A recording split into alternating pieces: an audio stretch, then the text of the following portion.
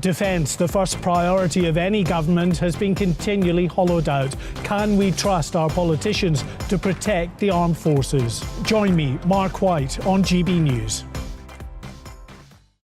We are GB News, the People's Channel. And right across the United Kingdom. You can find us on Sky Channel 512, Virgin Media Channel 604, Freesat Channel 216, Freeview Channel 236 and YouView Channel 236. You can also take us with you on DAB Plus Radio, with the GB News app and at the website gbnews.uk. We're absolutely everywhere. Come join us on GB News, the People's Channel, Britain's news channel.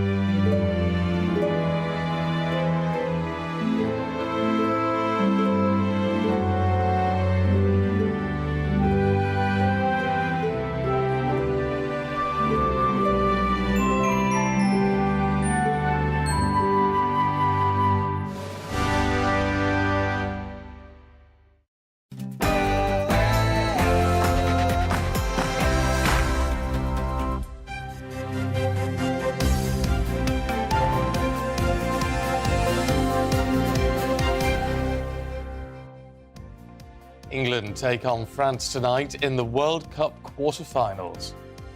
Good morning. It's 6 o'clock on Saturday, the 10th of December. This is Breakfast on GB News with Stephen and Anne. Here are your top stories then this morning. The Three Lions face defending champions France in Qatar in the World Cup quarter-finals tonight.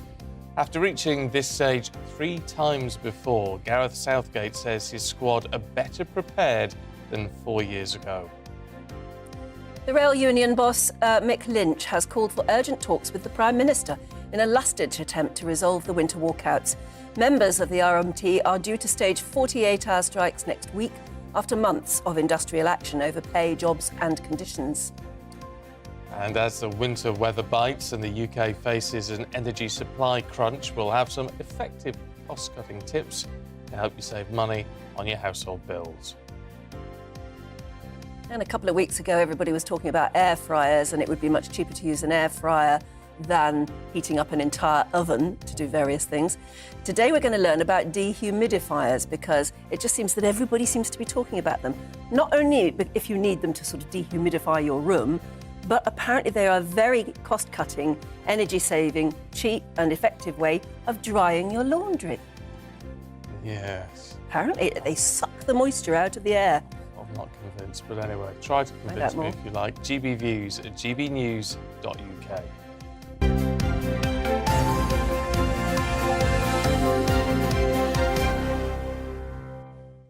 Now, you're sounding a bit croaky this morning. I'm a little bit under the weather, has to be said Yeah. today. Actually, it's not so much croaky, there's more depth to your voice. Oh, is there? Yeah, there's a sort of sexy growl about you this morning. Good morning. Don't get carried away.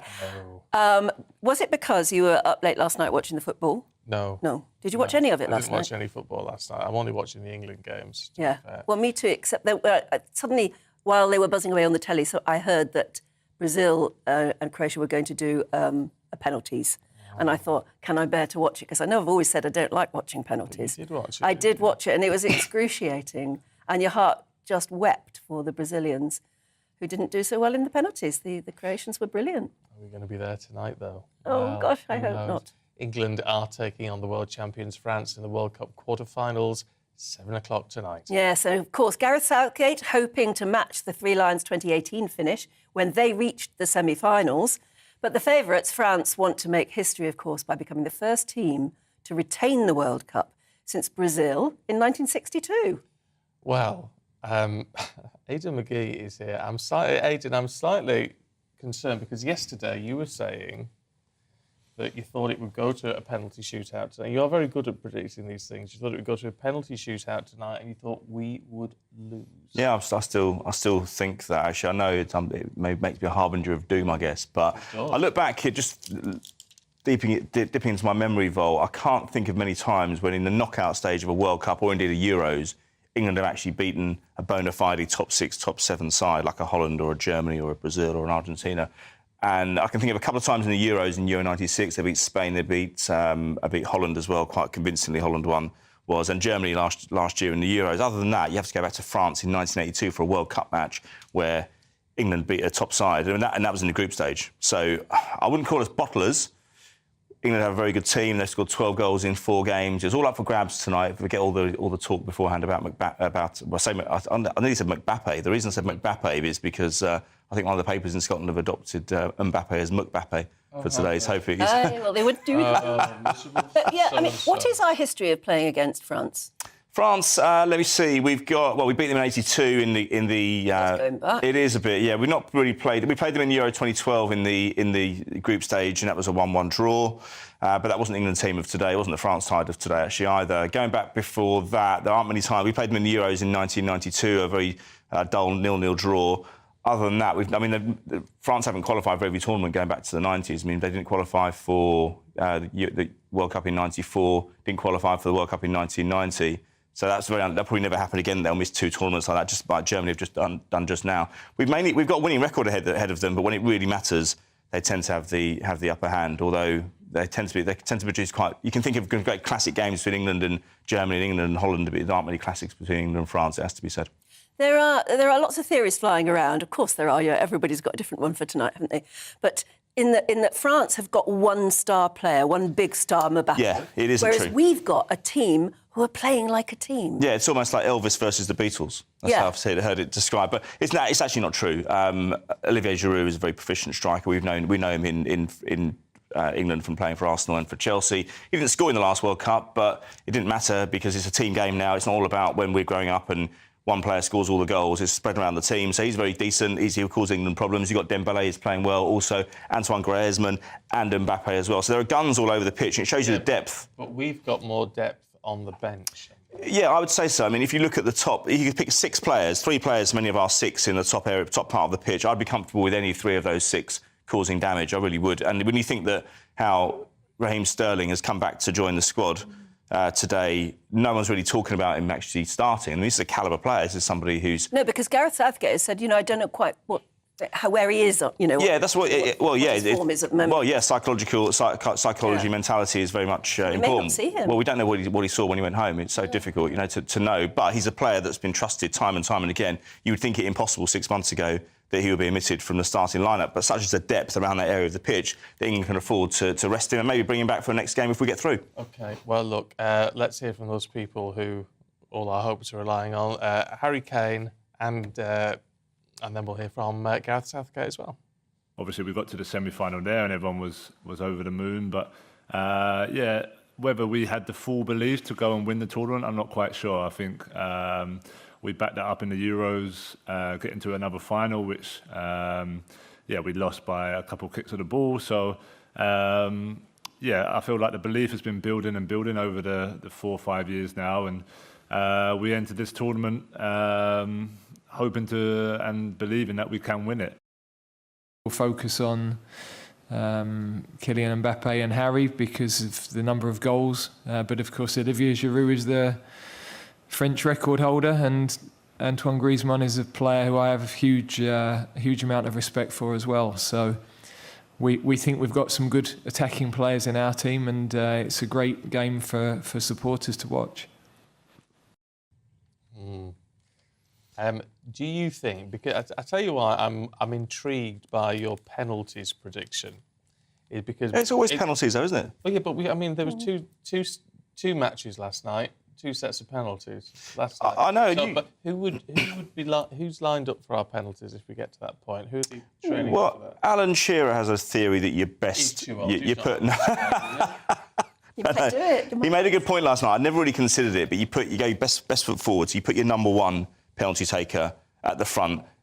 Holland didn't do that yesterday. They put Virgil van Dijk, their centre-back. He's their captain, but he missed in his first kick, whereas Lionel Messi, he doesn't have a great record in penalties, but you back him to score. Holland put their best penalty taker forward, and suddenly they get a 1-0 scoreline from the first 2 kicks. And that's important psychologically for the rest because the others are playing contact, playing catch-up. So Harry Kane would take the first one. Anyone from that top 6, whoever's on the pitch at the time, I don't think England will go down the route of bringing on specific penalty takers with a minute to go just to take the penalties because that's backfired in the past. You know, we've seen it happened the other night with, I forget who it was, I think it was Spain. They brought on a player later on in the game specifically to take a penalty. He actually missed his penalty in extra time. But it's about who's confident going into the kicks. It's about, sometimes you get players who are used to, don't necessarily take them for England, but they take them for their club on a week-to-week basis. So it's whoever's on the pitch. I think Harry Kane will be on the pitch. We can take that as read, barring any injury. He will take the first one. Beyond that, I think there's enough players there, whether it be from the 2 behind him or possibly even Declan Rice or someone like that would possibly. So what went wrong with the Brazilians last night then? I mean, all of the Croatians, I think all of their yeah, it was exemplary. Whereas Brazil seemed to fall apart, and yet they're good players. Yeah, they are. But you know, it's. I actually went down to Chichester College about 10 years ago and studied the science behind penalties.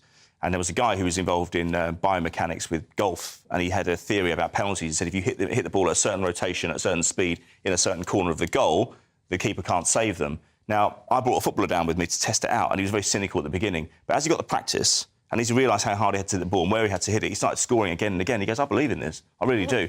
What you haven't got in a PE hall in the Chichester College is 80,000 people in the stadium. You haven't got all that pressure. You haven't got the whole the population of Brazil, which I think is about 100 million people, on your back, willing you to score. You have to remember the recent history of Brazil as well. They didn't do much at the last World Cup. They went out before in their home World Cup in 2014, having lost 7-1 at home to Germany in the semi-final, which many people in the country haven't really forgiven them for. So there's huge pressure.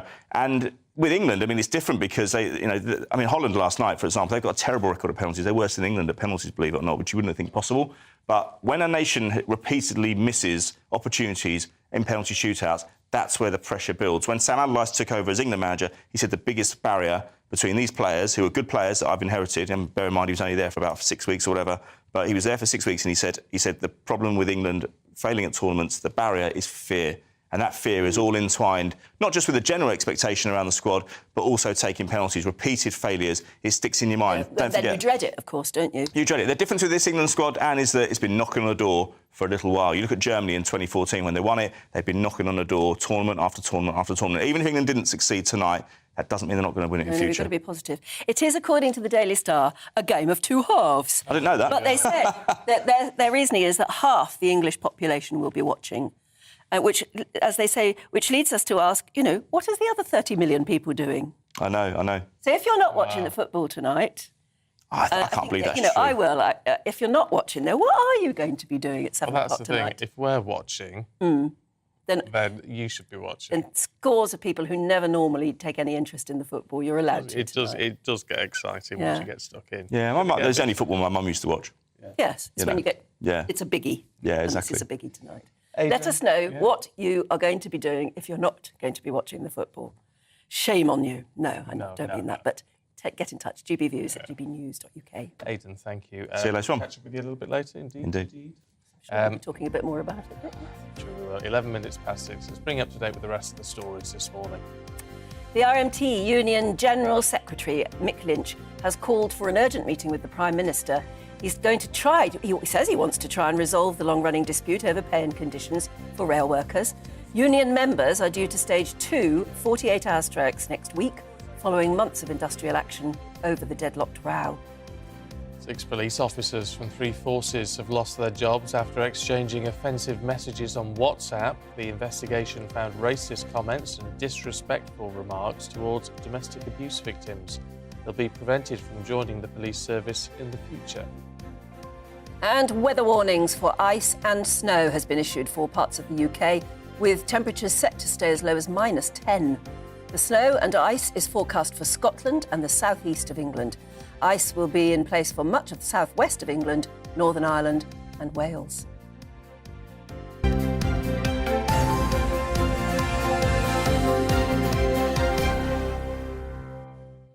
Well, let's return to a bit of striking, should we? Because as we were just saying, the General Secretary of the RMT, Mick Lynch, wants to meet the Prime Minister now in a last-ditch attempt to halt the rail strikes. And it comes as 4 days of consecutive train strikes are going to start on Tuesday and as Border Force officers continue to threaten a walkout over Christmas week.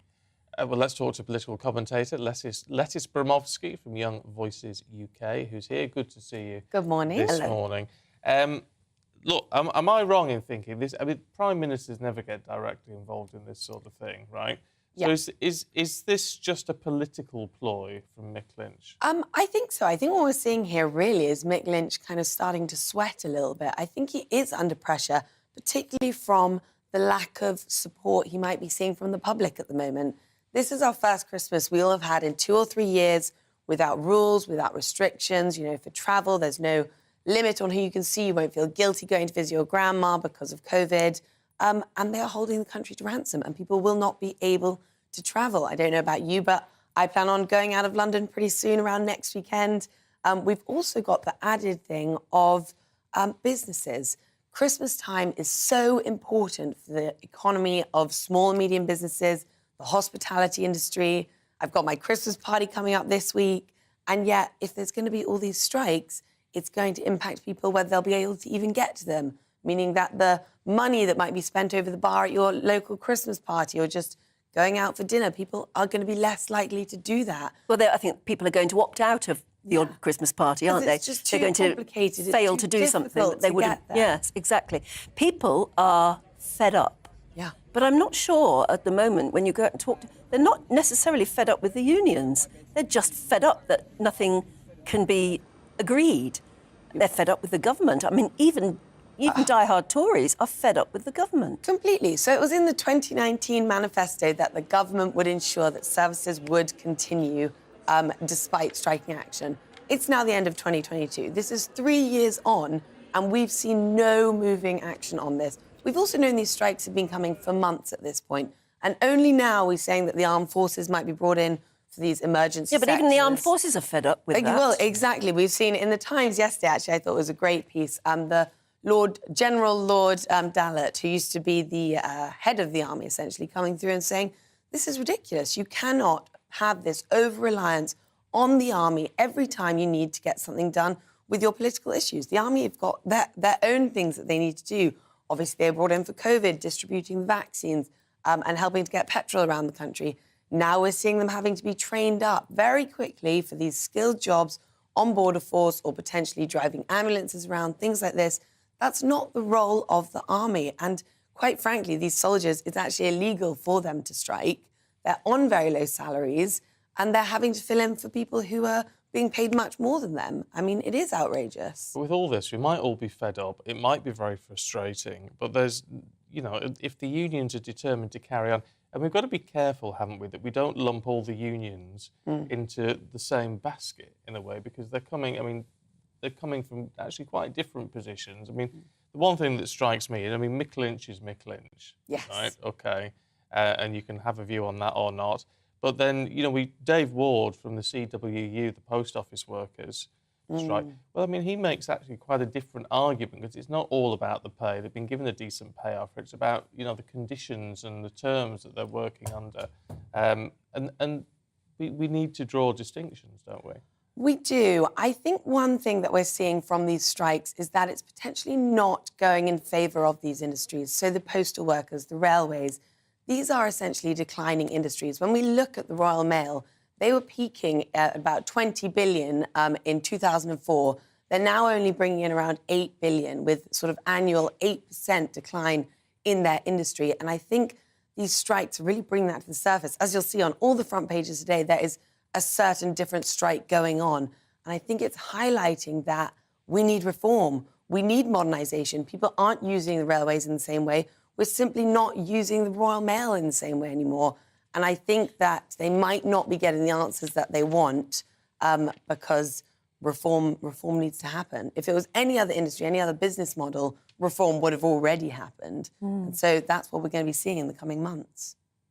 It's going to be a tough coming months, isn't it? There's no doubt about that. I mean, they're talking about maybe a continuing pattern of strikes going right through January, maybe, as well.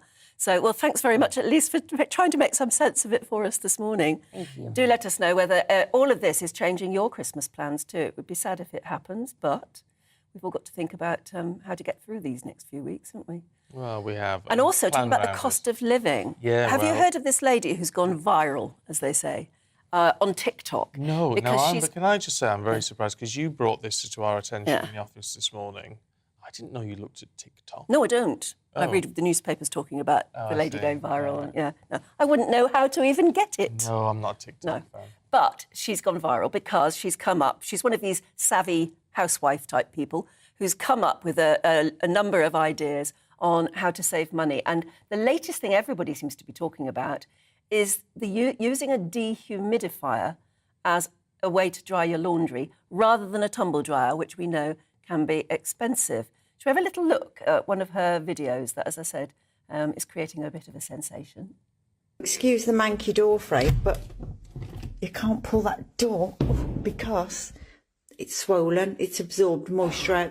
So I got the cheapest one I could get from Argos with the biggest capacity, and I've been running it for 4 hours. It doesn't cost very much to run. It's working out about 4p an hour to run it. Let me show you the actual dehumidifier. Let me show you. It was on for 4 hours. As I say, about 4p a minute. And it's a 10-litre capacity. It's nearly full, and that was only on for 4 hours. So all that moisture is just sitting on the walls and in the windows in the house without that. And that's with me wiping my windows down and having damp traps. I have got stuff on the heated area, so the moisture from that, I guess, is just evaporating into the atmosphere. That's getting sucked into this dehumidifier. Well, it's a nice range of underwear. I was going to say, that's a way of showing your dirty laundry in public, isn't it? But, well, apparently, according to experts, a dehumidifier rather than a tumble dryer is a very efficient and cost-efficient way of doing your laundry, of drying your laundry. But how much are you spending? She didn't say, did she, how much it cost her? No. 4p. No, it didn't say how much. No, 4p an hour. 4p an hour to run. After 4 hours, she'd got almost 10 litres of water out of the air in her house. But also, you get the impression she's living in quite a damp property. She's got damp traps and all the rest of it. If you've got, I mean, dehumidifiers, if you've got a damp house, great idea. But just to buy one just to do your laundry seems a bit odd. Except laundry is always a big problem in winter if you haven't got a tumble dryer. And even if you've got one at the moment, it is an expensive way of drying things. So you hang them in the room, makes the room obviously much more damp. Get a dehumidifier. But we'll have to look at how much they are. It's interesting she didn't say it. And it looked quite a big thing, didn't it? Big one. I shall do some Googling. Yeah. And find out. Anyway, so more on that. Let us know what you think. GBviews at gbnews.uk. I'm just a bit wary of all these new fads. Everyone's getting an air fryer and everyone's going to get a dehumidifier. Do we really need them? You were very cynical about the air fryer, weren't you? You never got one. I'm very, very cynical about all of these things. I'm not. I love it. I thought you loved a gadget.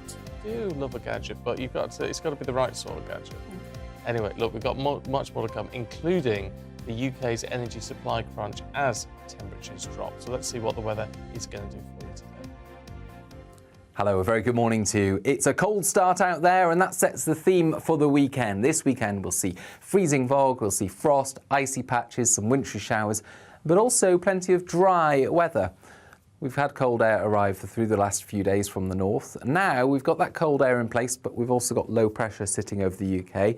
That will help to pick up some moisture from the North Sea and from other areas of water around the UK and provide some showers. But mostly those showers are affecting windward coasts, so northern Scotland continuing to see the snow build up.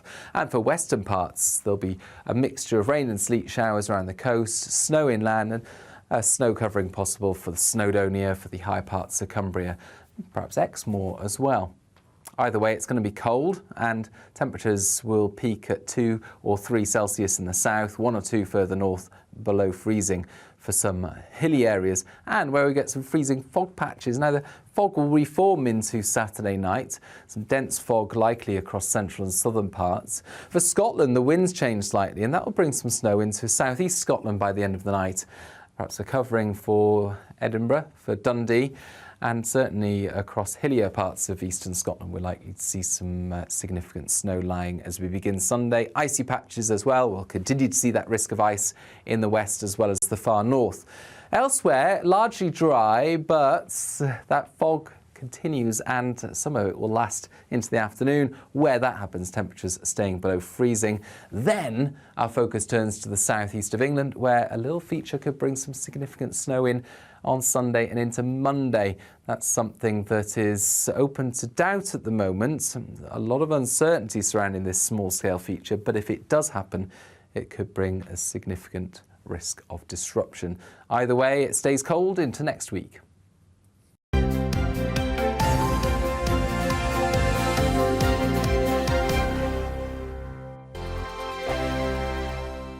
We are GB News, and we'd like to say thank you to each and every one of you for bringing us your conversations, for helping our great nation find its voice. We are here for you on radio, television, and online, across England, Scotland, Wales, and Northern Ireland. It's not the BBC, you actually get your facts right. We are proud to be GB News, the People's Channel, Britain's news channel.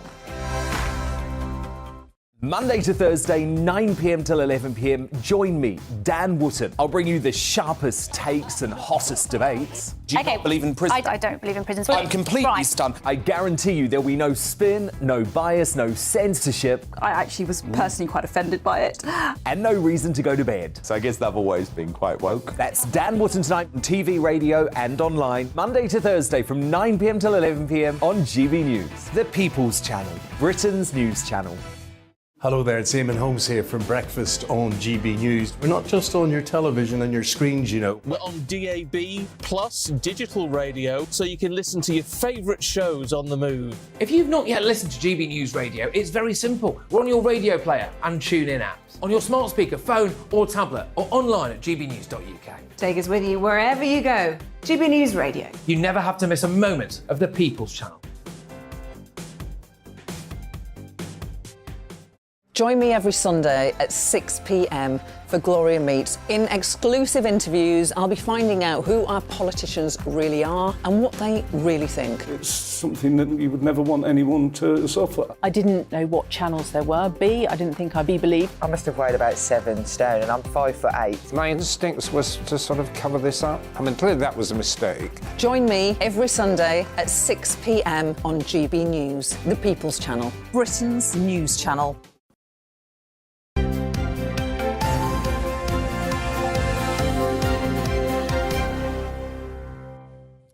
It is 6:25. Good morning to you, watching and listening to Breakfast with Stephen and Anne. Now, the National Grid is on standby to alert households to cut their electricity usage in the coming days amid a looming supply squeeze. Now, the Grid's operator warned that supplies will be tight this weekend, and that's partly down to low levels of wind across the UK. Yeah, what's happening? Joining us now for more is CEO of Energy and Utilities Alliance, Mike Foster. A very good morning to you, Mike.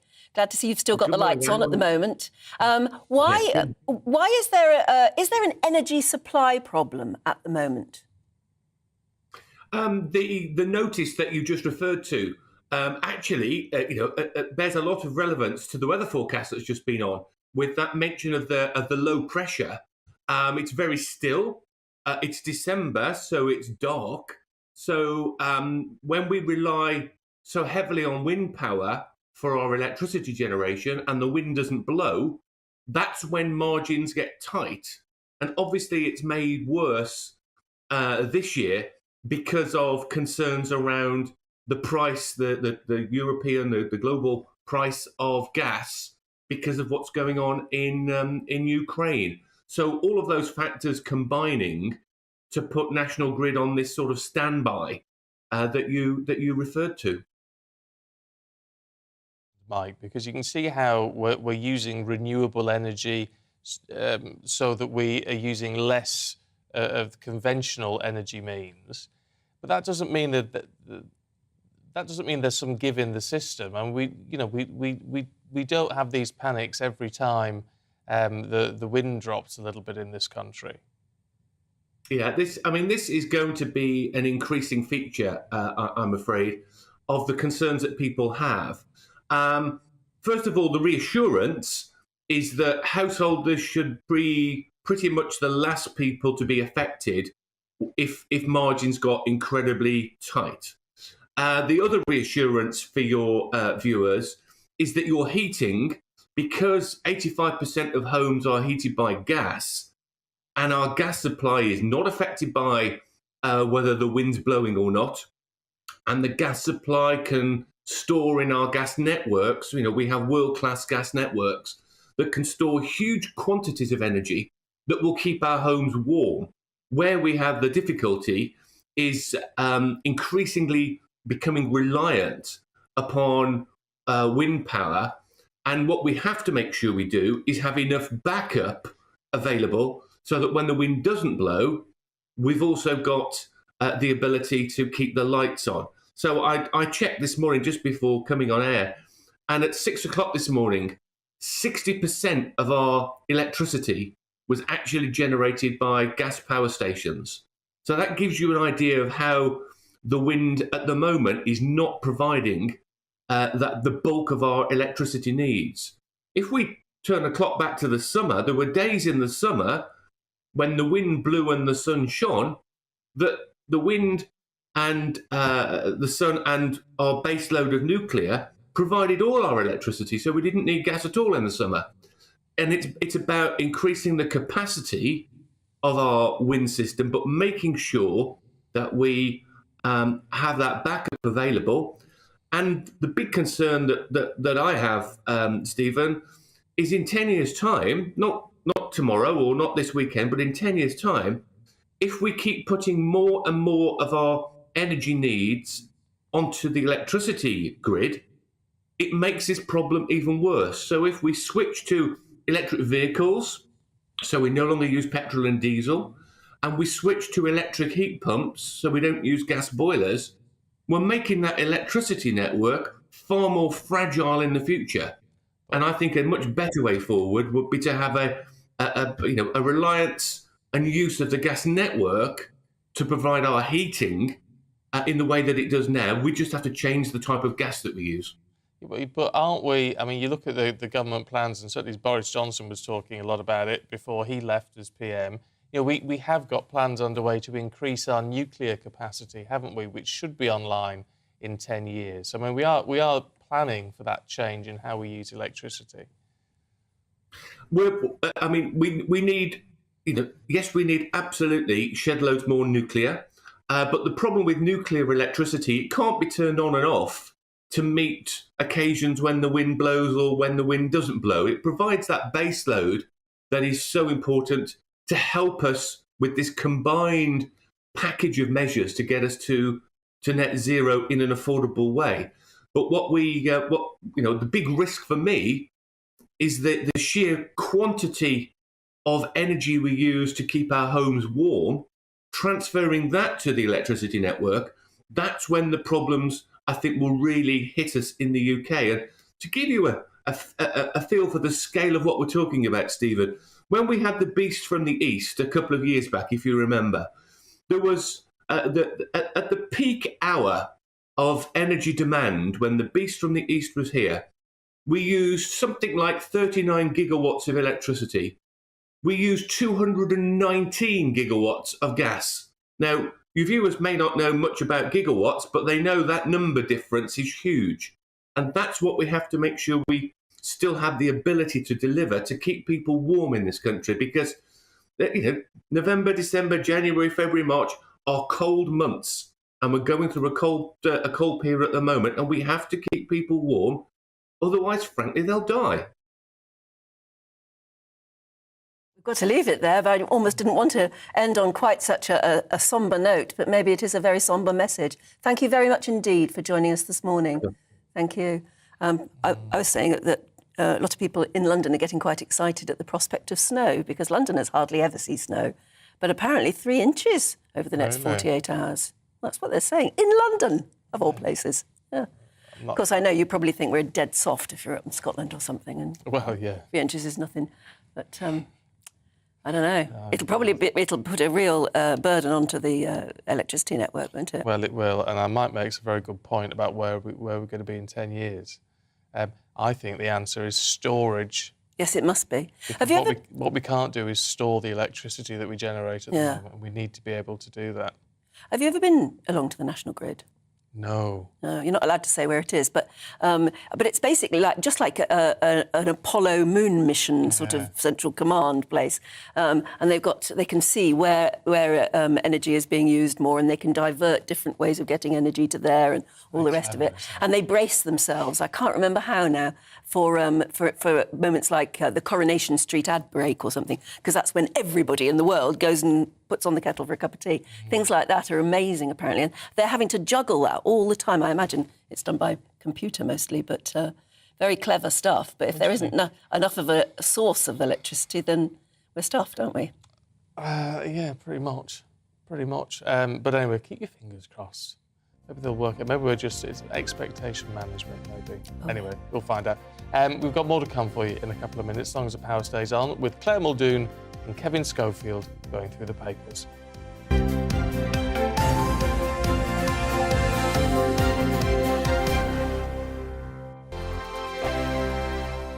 Monday to Thursday nights on GB News. At 6, it's Deems & Co.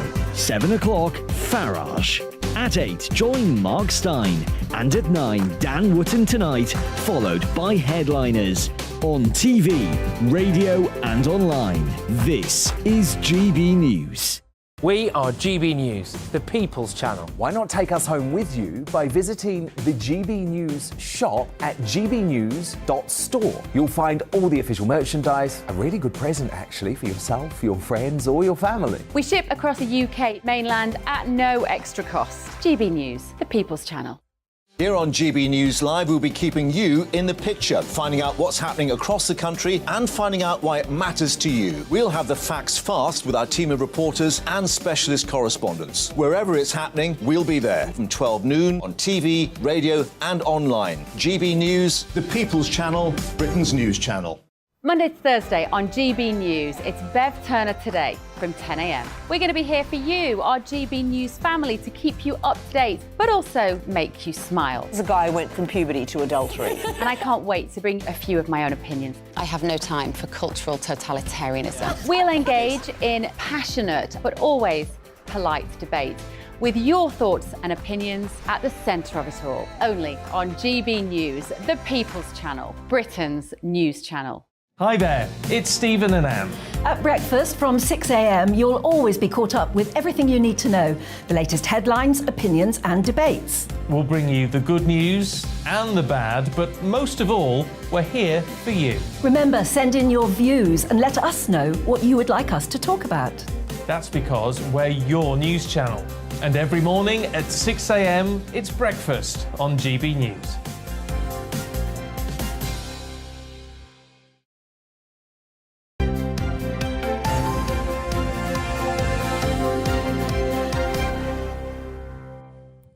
.36. Good morning to you. Watching and listening to Breakfast with Stephen and Anne. What's your favourite Christmas driving music? Oh, now you see, I know this one because there's a survey out, isn't there? Yeah.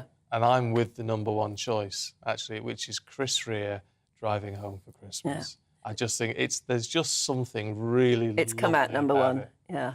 I think it's a fantastic tune. And funnily enough, my favourite otherwise would be what's come number 2, Fairy Tale in New York. Oh, really? I'm not a fan. Oh, I like it. I just love the jingly bit. The words are a bit peculiar, but I like the jingleness. And I tell you, they've got in there what number is that? Number 5.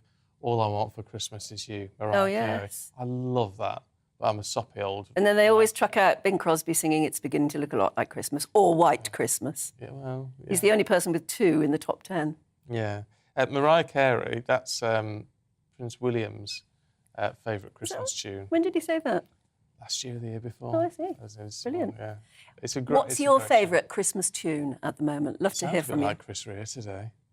Who does? I do. Yeah. I'm home for Christmas. Yeah, you've got that sexy growl. Sexy growl. I do not feel very sexy this morning, let me tell you.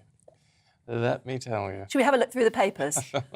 Let's take a look at the front pages then. Then the Times leads with the misery on the railways every day for a month. The Mail says, don't fall ill. Oops. Don't rely on trains and forget sending Christmas cards. Of a week of strike hell, will be holding Britain hostage. The Telegraph reports 15,000 operations will have to be cancelled because of the first national strike by nurses. The Guardian accuses the Health Secretary of being unwilling to negotiate with the leader of the Nurses' Union. And the Express continued their royal coverage this morning, calling Meghan and Harry patronising for attacking the Queen's work in their Netflix series, talking particularly about my brain's not working properly now. Yeah, no, talking about the Commonwealth. Oh, Commonwealth. Right. Because they had a go at the Commonwealth. The Sun says, now let's make French toast, lads, as they superimpose Harry Kane on. But the problem with that is... Yeah, because it's meant to be making the French toast, not Harry Kane toast. Yeah, and that isn't French toast anyway. No. French toast is what us Northerners would call eggy bread. Well, eggy bread. Yes, probably. Yeah. Or it could be... Yeah, I'm thinking of Melba toast. So, yes, I think French toast is what you're talking about. Yeah. This one I've got it wrong, but their readers will understand. The Mirror just says, yes, we can.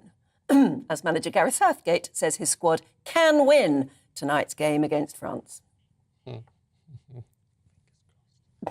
Let's go inside the papers now with broadcaster Claire Muldoon and political editor of HuffPost UK, Kevin Schofield. Good morning, you two. Morning. And Kevin, let's start with the Express. Should we, looking at the football, Harry Kane saying we can, well, he's got to say, yes, we can do it. Let's hope he's right. Well, he's got to believe it, doesn't he? Oh, no, absolutely, yeah. It's going to be a huge game for England. I think it's quite funny you've got two Scottish people on this morning when... I thought of that. I hadn't planned that very well. But, yeah, I mean, but the Express are pointing out the huge economic... It's a very odd picture, because it makes him look like he's got a mullet.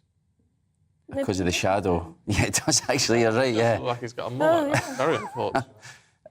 He probably he won't like that. He probably shouldn't get a mullet then, because I don't think he suits it. No, he doesn't. Judging by that picture. But yeah, I mean, I'm not sure how they ever work this out, but the economic boost from the game tonight, obviously with it being a Saturday night as well, I suppose adds to it. 12.2 million pints, apparently, will be drunk. Not in Qatar, they won't. During the game, which is £71.2 million for the nation's ailing hospitality industry. But on top of that, there'll be £23.5 million spent on sportswear, £7.8 million on souvenirs, and £19.7 on TV electrical. So it's as well as being a boost to the mood of the nation, I suppose. It's also an economic boost. But yeah, it's going to be huge. The whole country will be... A heck of a boost to the nation. The whole country will be watching it without a doubt. Well, no, see, the Star, it's interesting, the Daily Star says that only half the country is going to be watching. That's 30 million. What's the other 30 million going to do? Will you be watching? Oh, I'll be watching it, yeah. Will you be watching? Without a doubt, yeah. I'm out tonight, but otherwise I would have. You're out and about. I'm going out for dinner. Oh. You're on a date? No. Stop it, Stephen. Oh. Let the lady go for dinner. She's got that glint in her eye. Oh, that's interesting. Yeah, just thought, Anyway, let's go from that to The Guardian. Well... Bully Boy Barclay. Yeah, Pat Cullen is a remarkable woman. I think she's going to be hailed as a new Mick Lynch of nursing, actually, for the union. She's quite, we like Pat Cullen, actually. She's a very strong, independent thinking, very, capable woman. But the narrative that's been adopted here, I'm slightly concerned about, because she's coming out and saying that the Health Secretary, Steve Barclay, is a bit of a bully boy. I don't think terms like that ahead of negotiations in newspapers is actually going to help anything. She's implying that he doesn't really want to negotiate with her because she's a woman and she represents 90% of women in the union. That's one heck of a sort of allegation. Well, that's my point. And you would think if you were going into negotiations, you would want to be completely... not obviously, without balance, because obviously you're fighting for something, but you would want to get on the right side of the person that you were wanting to have the negotiation with. Now, Steve Barclay, I didn't even realise that was a health secretary, because he seems to be very well under the radar as health secretary, because we had Theresa Coffey beforehand in Liz Truss's administration. Now, do I agree? It seems to be odd, because there's been a lot of talk. I mean, they said they would have held off on the strikes if he'd at least come to the table. And when he did come to the table, he immediately said, apparently, take the money off the table. We are not discussing wages. We are not discussing pay increases. The NHS workers, with the exception of doctors and dentists, across the board had a 3% increase last year when all public service industry had been frozen. So they didn't have anything, public service workers. You're talking about local authorities, teachers, etc., etc. And yet the NHS workers had a 3% increase and also a almost £1,500 increase for cost of living crisis over this year.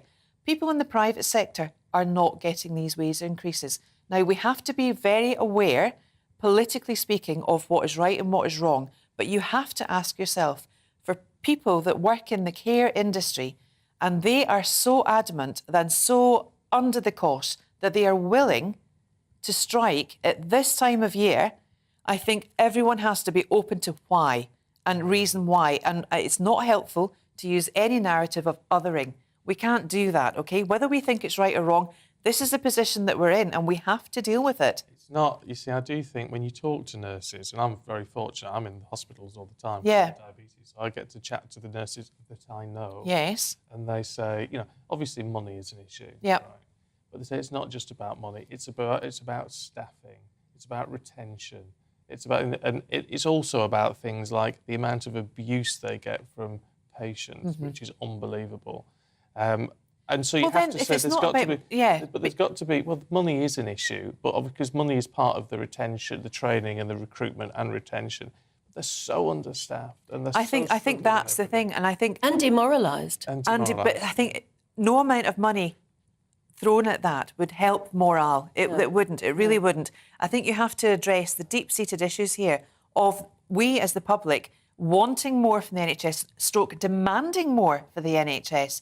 And you know, we need to bring in the army to help with this. The head of the security services, military service in this country is not in favour of soldiers having to drive ambulances. The police have said, we don't want to do it.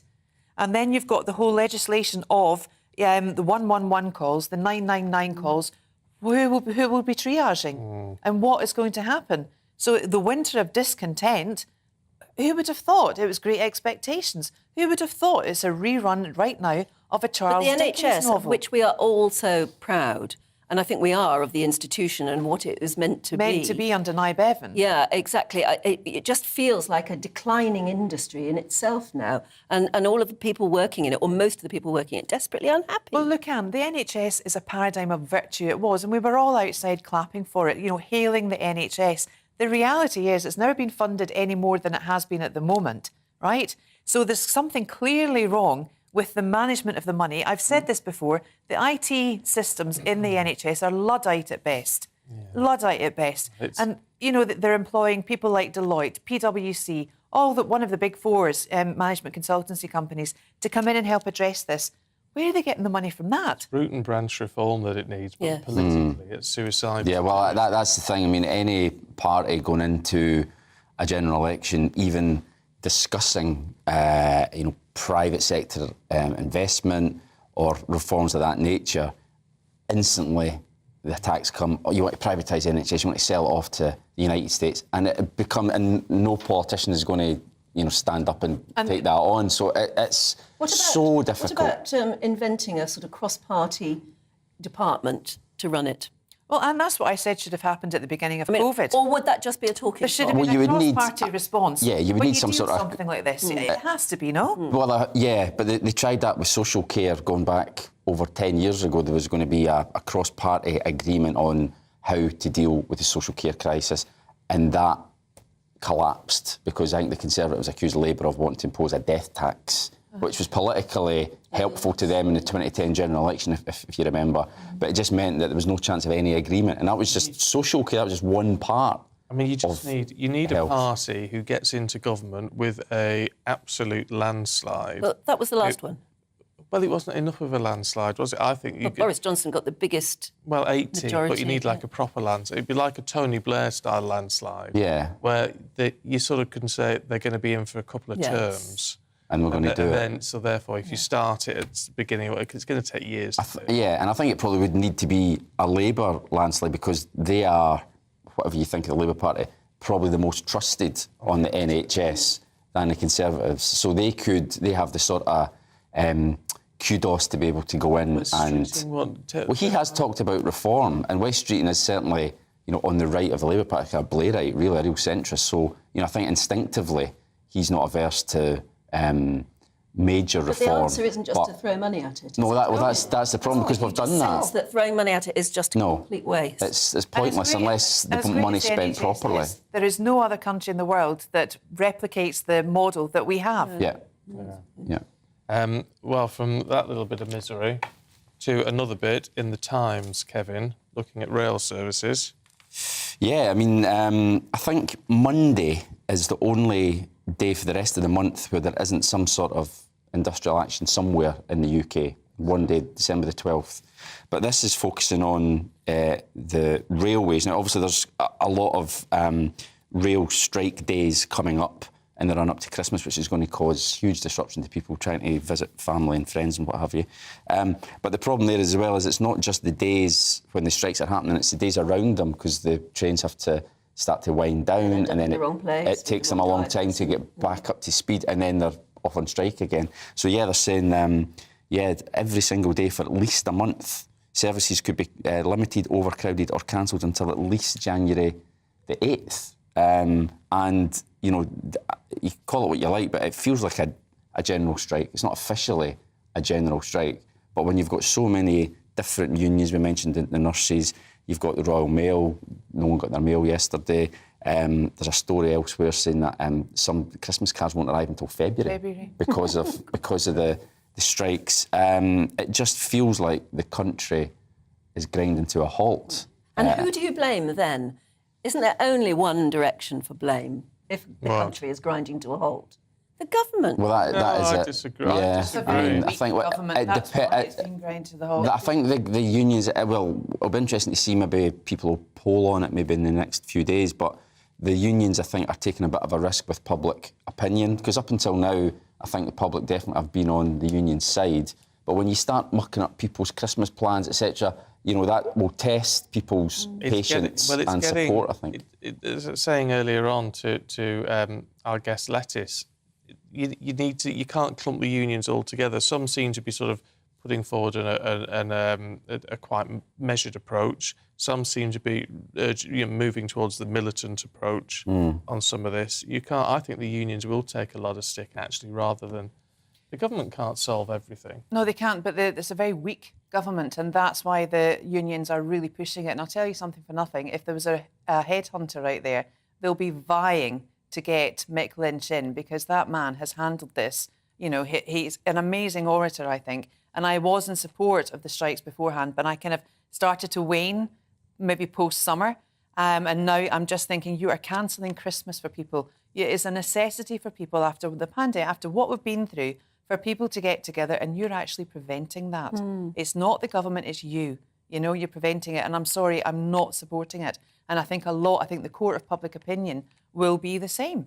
You cannot live your life by holding people to ransom like this. It's unfair and it's unjust. Well, that's one for you, though, isn't it? Yeah. Who do you blame? GBnews.uk. Well, it's a question of who blinks first, isn't it? Does the government decide, actually, we're getting the blame for this, so we better do something to make it stop? Or does the government try and hold it out and say, right, it's the unions to blame, and hope that the public agree? Awful. Well, it's just awful. You know, it's a finely balanced argument, I think. Get some nicer stories for next time. That's all miserable. Try our best. We need one or two goodies. No doom and gloom with Muldoon until now. Important to go through them. Kevin, Claire, thank you very much welcome, indeed. Thank you. Let's cheer ourselves up a little bit, should we? Yeah, and do get in touch, by the way, with your favourite Christmas driving music, because you may have to drive. Yes, this quite Christmas. a long time. Quite a long time, yeah. But anyway, look, with the England-France match kicking off tonight, fans across the country are praying that Gareth Southgate's squad can make it to the semi-finals. And one of these fans is a Yorkshire dad of 6 and a YouTube star, Danny Malin, who has released his very own festive single all about a Christmas wish for England to win. Yes, Red and White hopes to top the charts in time for Christmas, whilst also raising money for charity. Here's Anna Riley. I've been dreaming of a red and white Christmas. Victory is at the top of my wish list. 3 lions under the tree. Football's coming home to me. Santa's bringing glory for England this Christmas. After hitting top 10 in the charts with his charity Christmas single last year, Rate My Takeaway viral YouTuber Danny Malin is back. The Santa of the North is bidding for a Christmas #1 alongside victory for England in the World Cup, and made his new hit Red and White with DJ Toddler T. Now, obviously, with the World Cup being played in the winter this year, and everybody football with England, the country seems to go crazy a little bit, and it's basically football and Christmas all rolled into one, and it's about Santa bringing football home, bringing that trophy home for Christmas. Proceeds from the single will go to Mind and Trussell Trust, charities close to Danny's heart. I've suffered, mental health issues over the last few years with losing my partner, and Mind helped me out. There were things that I went on there and things I could access and look at, and I just think it's good for me to be able to give back and help others.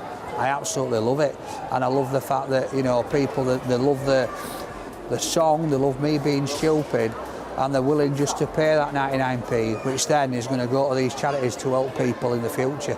The music video was filmed in locations across Yorkshire and features a butcher's in Leeds where Danny worked. And the staff there are hoping that England make it through to the final. We've got to do well this year, haven't we? They look amazing, don't they? The team's amazing.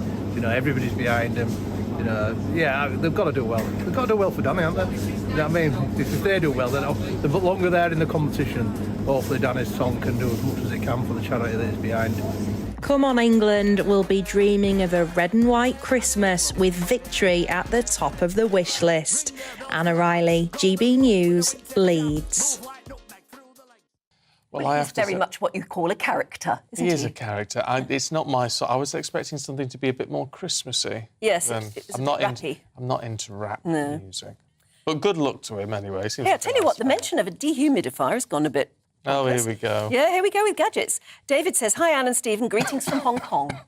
We use dehumidifiers all the time out here for drying washing, especially if it's wet and humid outside, and we can't dry our wet washing. Yeah, there you go. And Sandra says, a few years back, we bought 2 British-made ones, and the performance is excellent.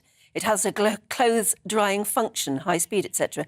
To be honest, they weren't cheap, over £200 each, but they have most definitely paid for themselves. My husband suffers from severe asthma, so it's also beneficial for his health. Yeah, well, that's the thing. There are times when you do need one, I guess. Look, we're out of time. We've got the weather forecast coming up for you. And that's very important. It certainly is. See how cold it is where you are. Hello, a very good morning to you. It's a cold start out there, and that sets the theme for the weekend. This weekend we'll see freezing fog, we'll see frost, icy patches, some wintry showers, but also plenty of dry weather. We've had cold air arrive through the last few days from the north. Now we've got that cold air in place, but we've also got low pressure sitting over the UK. That will help to pick up some moisture from the North Sea and from other areas of water around the UK and provide some showers. But mostly those showers are affecting windward coasts, so northern Scotland continuing to see the snow build up.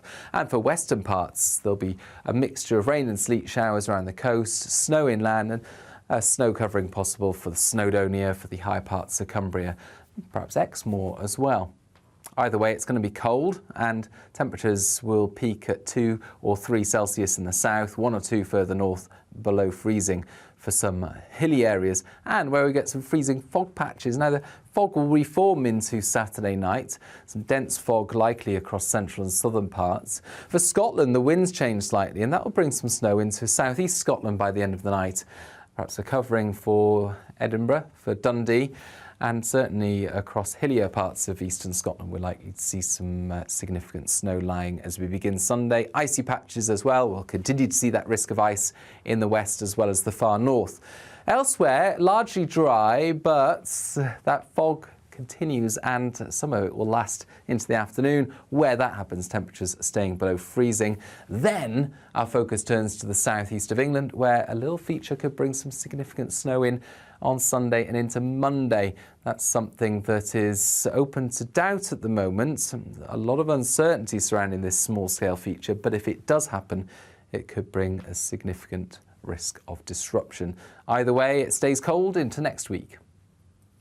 We are GB News, the People's Channel. And right across the United Kingdom. You can find us on Sky Channel 512. Virgin Media Channel 604. Freesat Channel 216. Freeview Channel 236. And YouView Channel 236. You can also take us with you on DAB Plus Radio. With the GB News app and at the website gbnews.uk. We're absolutely everywhere. Come join us on GB News, the People's Channel, Britain's news channel. I'm Michael Portillo. Join me on GB News on a Sunday morning for topical discussion, debate, arts and culture, and sometimes even ethical dilemmas. I don't always agree with you, Michael. Michael Portillo, Sundays on GB News, the People's Channel, Britain's news channel.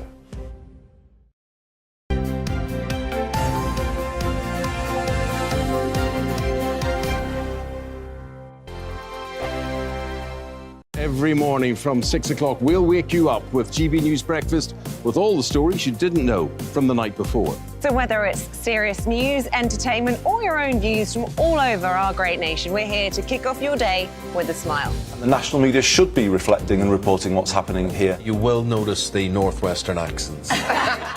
Whether you're with us on TV, radio, or online, every morning, it's breakfast from 6 a.m. Hope you can join us.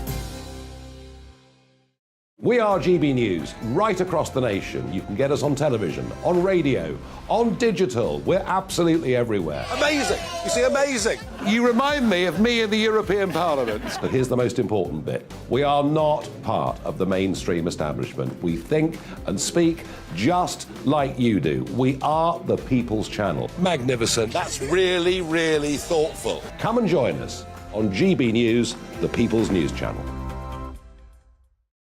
My name's Tom Harwood and join me 9:30 a.m. every weekday for The Briefing, your one-stop shop for everything you need to know about what's going on in politics today. I wonder if this is a deal that might need to be like the biscuits in this factory, twice baked. Is there not an opportunity here to win out against the extremes? Tom Harwood, GB News. What are you going to do about it?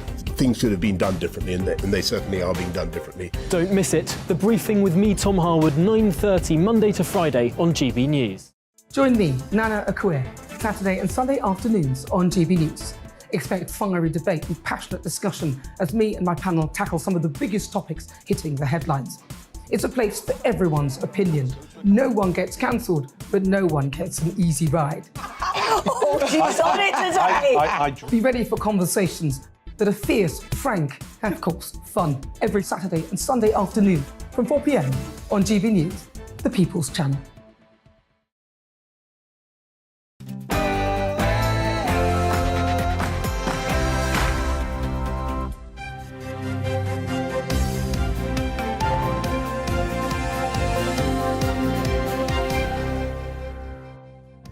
England take on France tonight in the World Cup quarter-finals. Good morning to you. It's 7 o'clock on Saturday, the 10th of December. This is Breakfast on GB News with Stephen and Anne. Here are your top stories then this morning. And as we were saying, the Three Lions face defending champions France in Qatar in the World Cup quarter-finals tonight. After reaching this stage 3 times before, Gareth Southgate says his squad are better prepared than ever. Rail union boss Mick Lynch has called for urgent talks with the Prime Minister in a last-ditch attempt, so he says, to resolve the winter walkouts. Members of the RMT due to stage a 48-hour strike next week after months of industrial action over pay, jobs and conditions. And as the winter weather bites and the UK faces an energy supply crunch, we'll have some cost-effective ways to help you save money on your household bills. Yes, mentioned dehumidifiers. Everyone's got emailing in about that one now this morning. You all like your dehumidifiers. But anyway, there you go. We'll run through some of those in a couple of minutes. And if you want to join in the conversation, please do. Drop us an email, gbviews@gbnews.uk.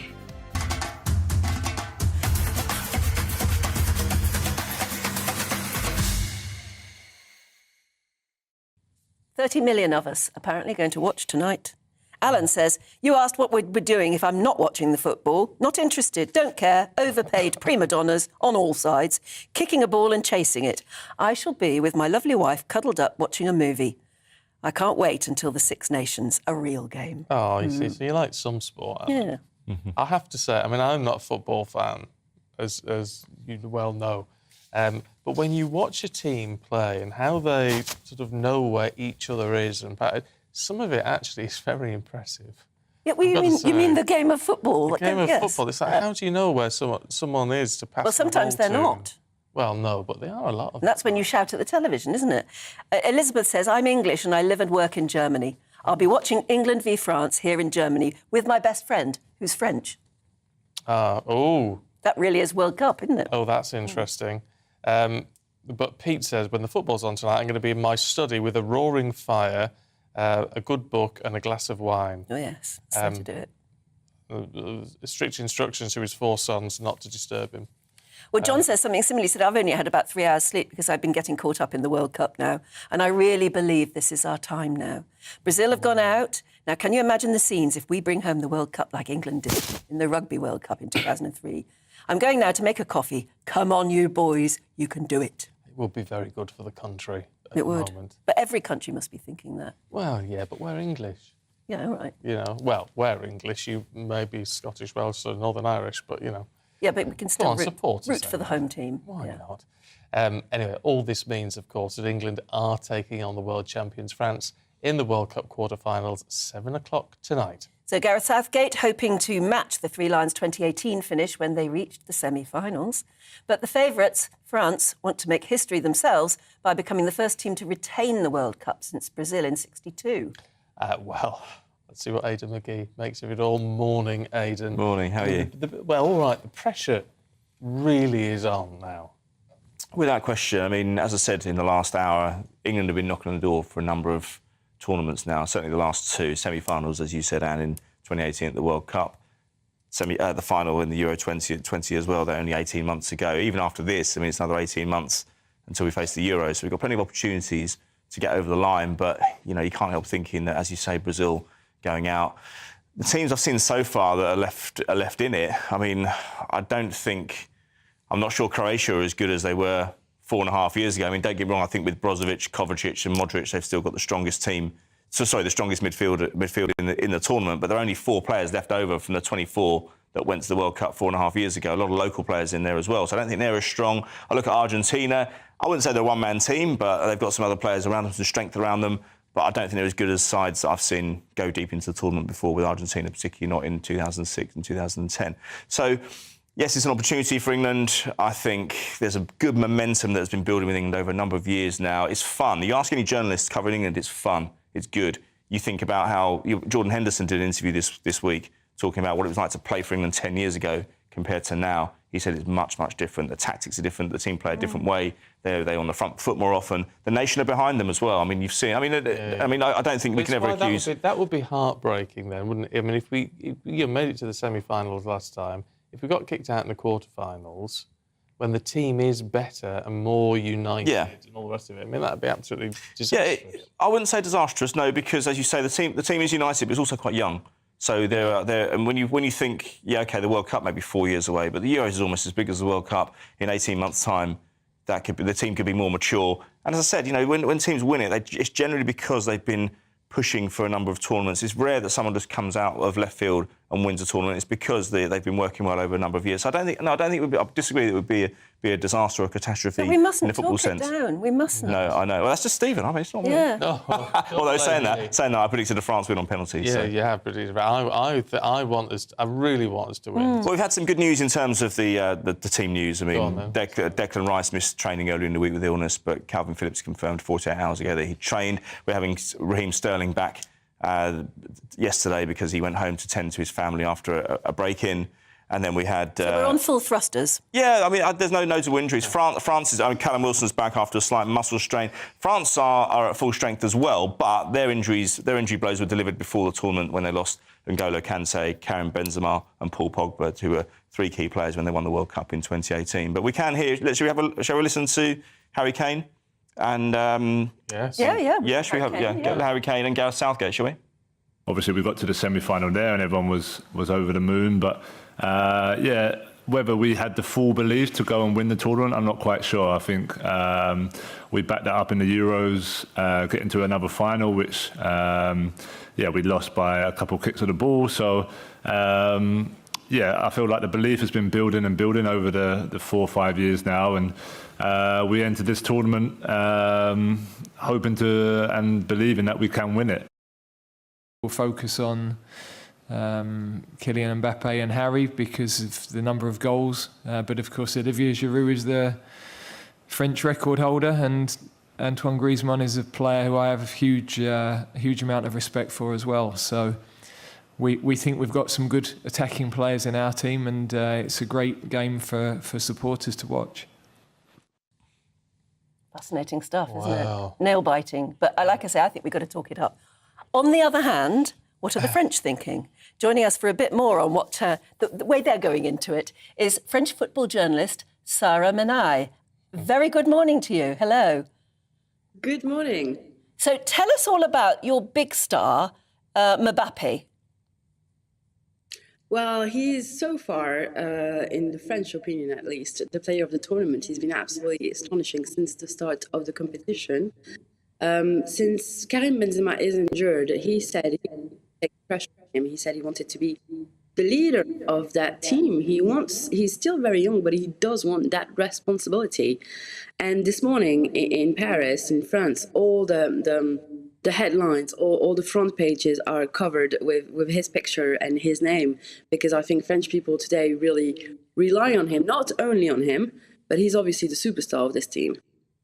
I mean, in terms of, over here, we've been looking very much at, just how tough it's going to be against France. Do the French think it's going to be tough against England? Yes, definitely. I really think the French fear England as well. I think it's wrong to think that the French are overconfident for this game, or think that it's going to be easy, or definitely think that they're going to qualify for the semi-finals. I think the French really fear England, and because they are aware of the quality of this team. We've all seen them play since the start of the tournament. We talked about Kylian Mbappé, but England has astonishing players as well. We could talk about Jude Bellingham, of course, Phil Foden, Bukayo Saka. England has a squad with high quality players. So I think the French are a bit worried as well.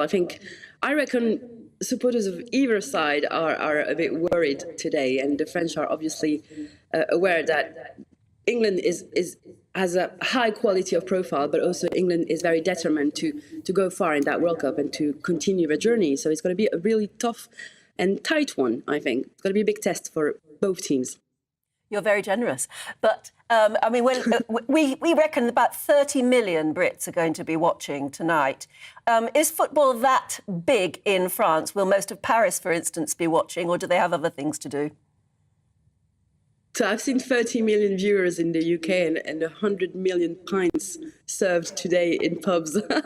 That's a lot. But football is obviously big. I think the French took a little bit more time to get into the World Cup because, as your reporter just said, we had a lot of injuries before the competition.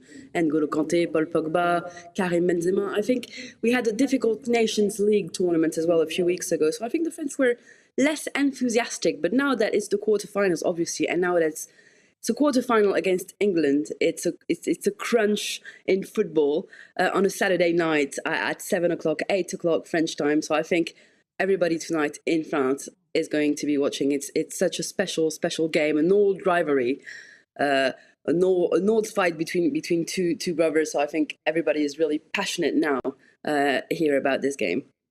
Okay, Sarah, good to talk to you. Bonne chance. Yes, indeed. Bonne chance, but only so bon. Yeah. By the way, we've spelt Mbappé there completely wrong, haven't we? Yes. We've spelt it Mbappé. So yes. Apologies for that, but we'll all know his name a lot better. Tweak that. Oh, it's disappeared. Well, in Scotland his name is Mbappé.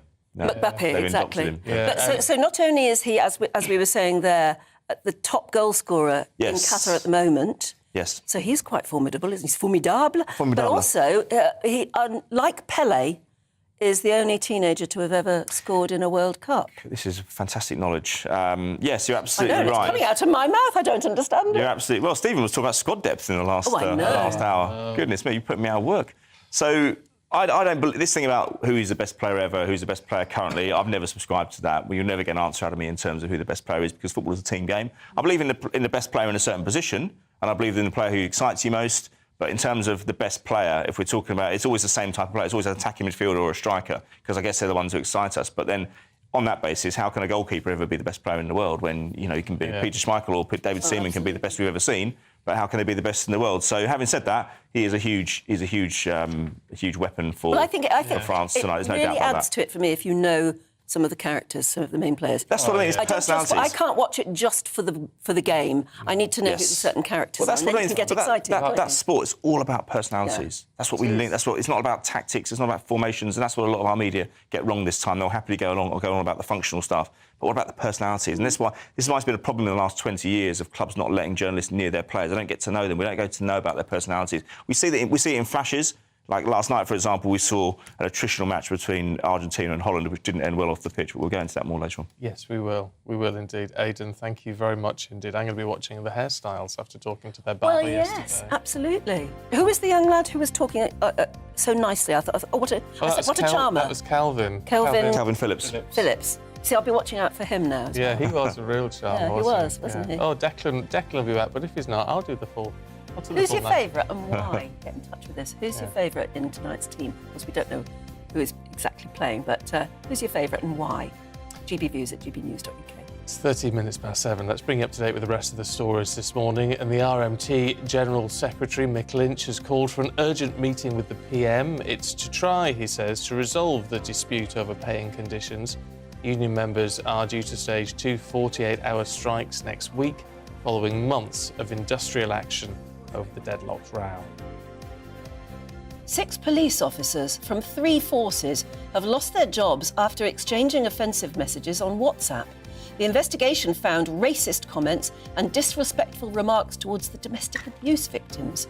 They will be prevented from joining the police service in the future. And weather warnings for ice and snow have been issued to parts of the UK. Could get as low as -10. Snow and ice forecast for Scotland and the southeast of England. Ice is going to be in place for much of southwest England, Northern Ireland and Wales as well.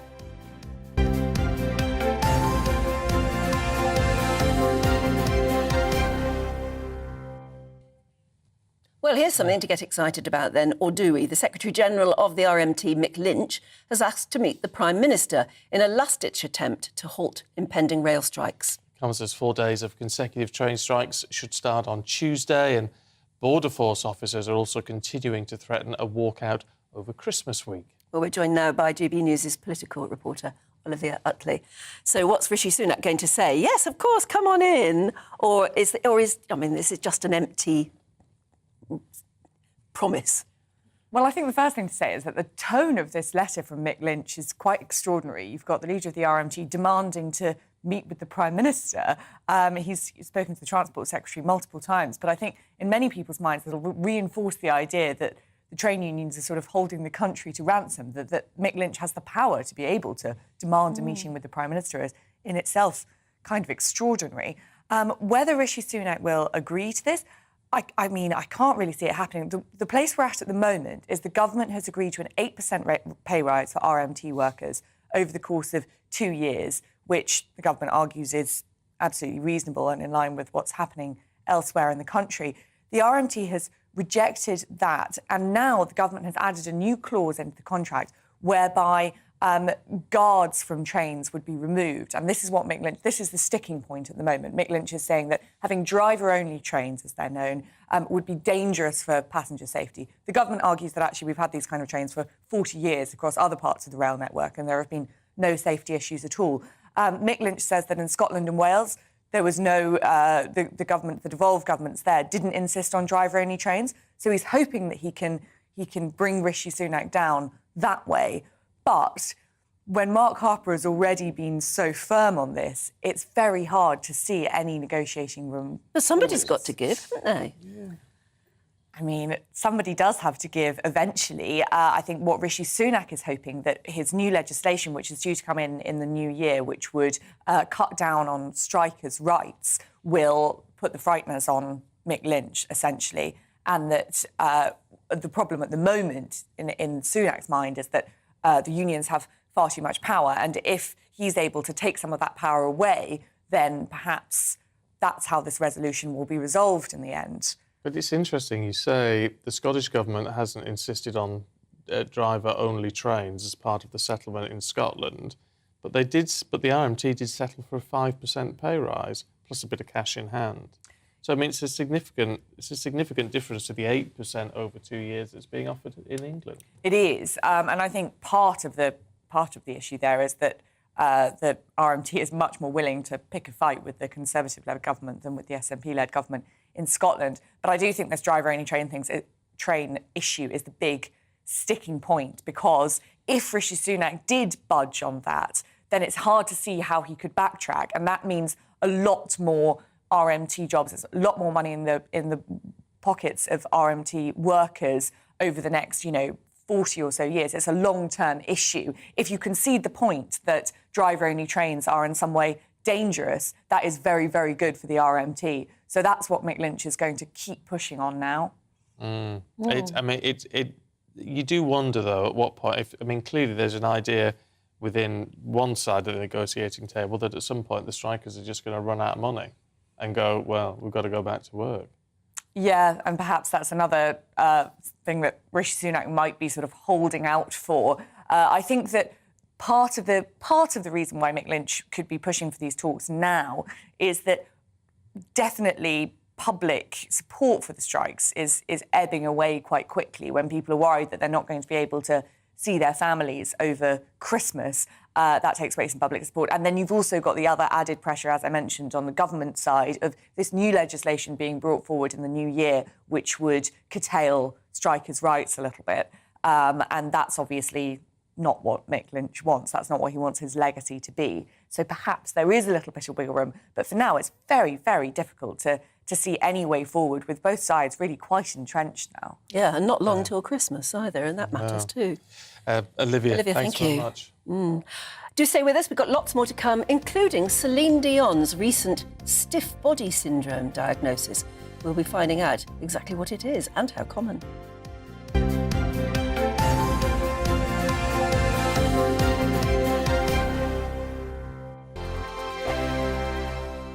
Monday to Thursday nights on GB News. At 6, it's Dubes & Co. 7 o'clock, Farage.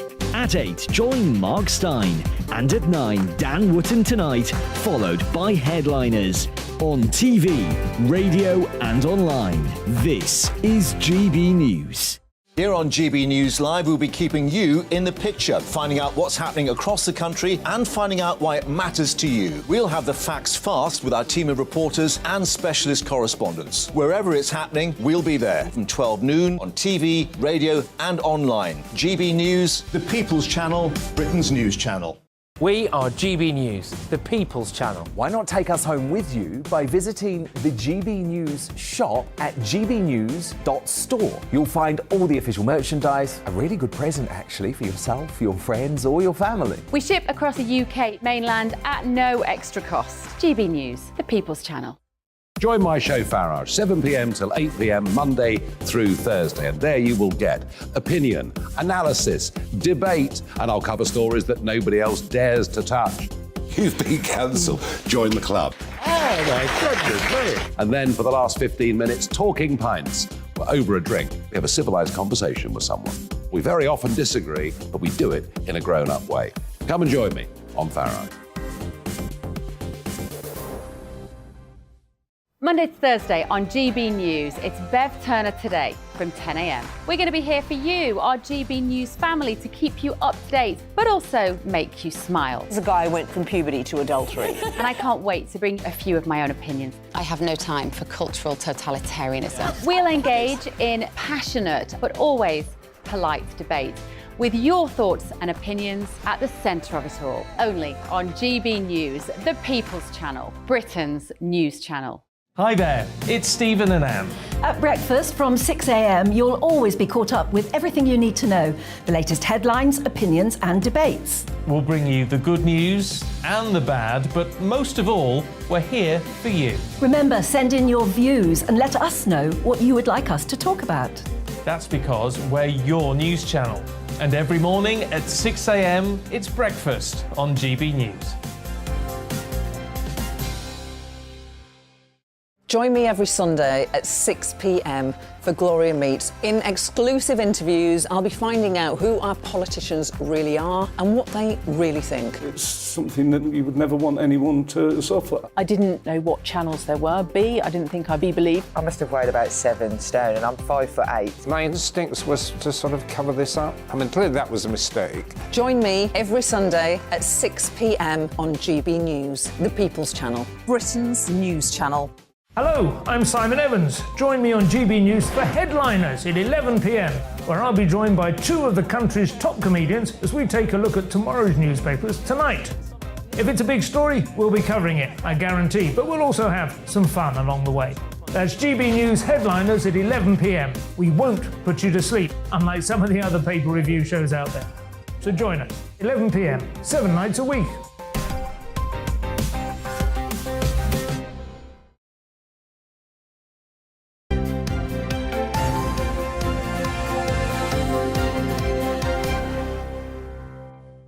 Now it's 7:23. One of my favourite artists is Celine Dion. It sounds a bit cliched in a way, 'cause it's been around for so long, but she's just got the most amazing voice and vocal range, and I just think she's a fantastic performer. But anyway, she shocked fans this week when she revealed she was suffering from a rare neurological disease called stiff person syndrome. Yeah, most people have never heard of it before. Anyway, she has now postponed her tour, and this is how she explained things to her fans. Recently, have been diagnosed with a very rare neurological disorder called stiff person syndrome, which affects something like 1 in a million people. While we're still learning about this rare condition, we now know this is what's been causing all of the spasms that I've been having. Well, Stephanie Tecci is here, and I mean, that's just a tiny clip of what she did. I mean, it's quite a long video she put out in which actually she's really emotional. It's heartbreaking to watch this, and, you know, for me as a Celine Dion fan and just also as a showbiz journalist, she is a mighty performer, and, you know, with any singer or any performer, the thing you want to do the most is get on stage and perform and sing, and not being able to do that because of your own body. Like, as she said, it's a condition which affects 1 in a million people. So the odds that she's got this is quite heartbreaking. You know, Celine's had a really tough 10 years, you know. Her health has always been an issue, hasn't it? It has been, and she's had to put her career on hold many times. You know, 2014 she announced, you know, because of her husband, Rene Angeli, he had cancer. She said she was putting her career on hold then, and she put her career on hold for about 3 years. Came back, then the pandemic happened, so she had to cancel most of her tour. But it was in 2021, before she was about to do her Las Vegas residency, she said that she was suffering from muscle spasms and she couldn't have control of her body. And now she's come out and actually said it's stiff person disorder. And the problem with this condition as well, the people who got it, they're very affected by stimuli.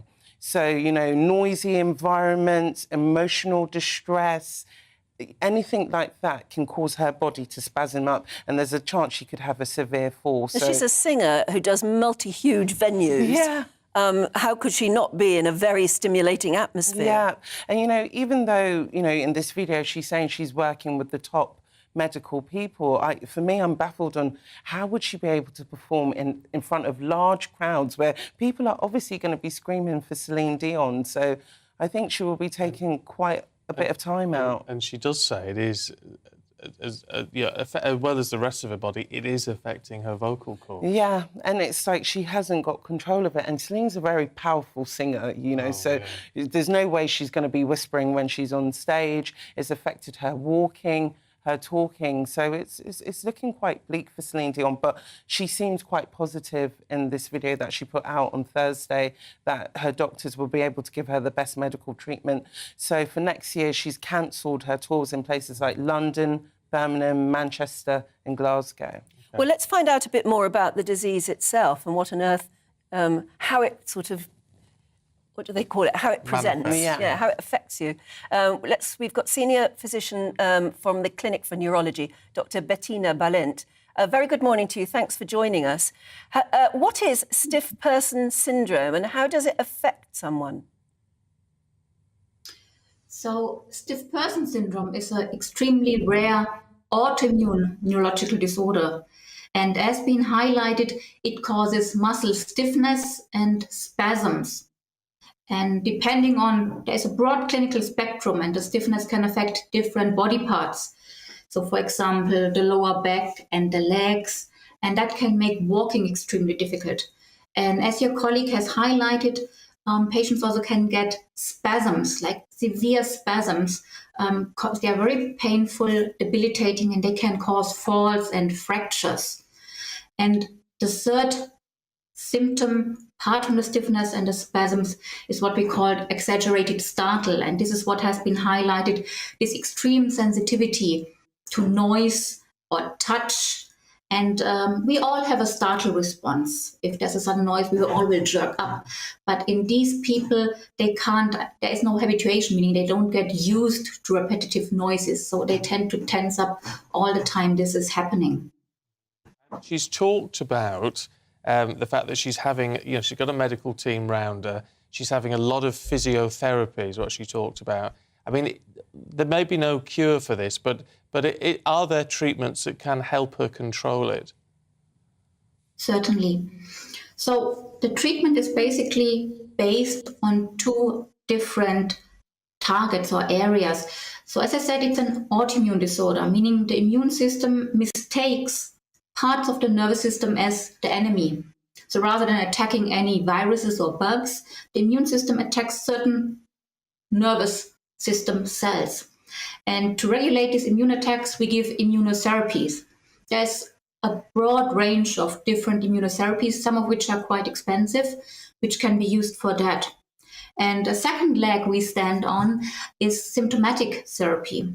We basically replace something which is missing in the nervous system of people with stiff person, which we call GABA. So treatments like muscle relaxants are coming into practice then. And with these two things, we can help people with stiff person syndrome. Again, there's a whole spectrum. So some people respond more beautifully to the treatment and some people struggle more.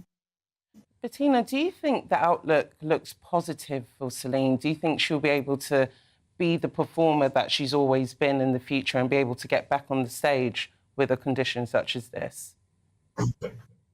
It's a hard question. And of course, we all wish that this will be the place and cross the fingers that it will happen soon. But as a doctor, it's always difficult to do a long distance diagnosis and giving a prognosis.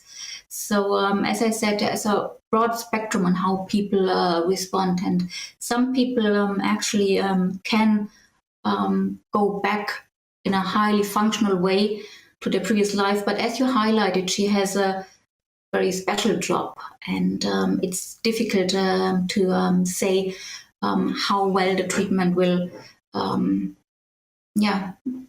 be able to put her back on stage. But it's not hopeless. It's not hopeless. It's so not I think there are forms of stiff person which are actually, there's a broad range, and there are forms of stiff person which are even curable. Depends very much on the subtype. So it's difficult to say, for instance. Something that she'll want to know is, even if she couldn't perform in a big sort of theatre or something, would she ever be able to sing again? Because as we were hearing, it can affect your voice, it can affect those muscles. So, I mean, even in a recording studio, do you think she'll ever be able to sing again? I think there's a good chance that this might be possible. Again, I'm guessing here, but I think it would be possible if she responds to a treatment in the way how most patients with stiff person respond. That's a positive way to end on that. Let's hope you're right. Dr. Bettina Berlin, really good to talk to you. Thank you very much indeed. And Stephanie, thank you. I mean, we've got to keep up. One thing she did say in the video was that she felt really buoyed by messages Yeah. to the public. Yeah. And so we do wish her well. She has got a big fan base, and I like that she's been honest. You know, over the past few years, we've had celebrities such as even Bruce Willis last year, who came out and said that he has this condition called aphasia, stuff that it's not on the public's kind of, forefront. And, for them to come out with stuff like that, knowledge is power, and we've become more aware of these things and conditions. Very true. Stephanie, thank you. Thank you. Do stay with us. There's lots more to come, including the papers, of course, with Claire Muldoon and Kevin Schofield. It's 7:32.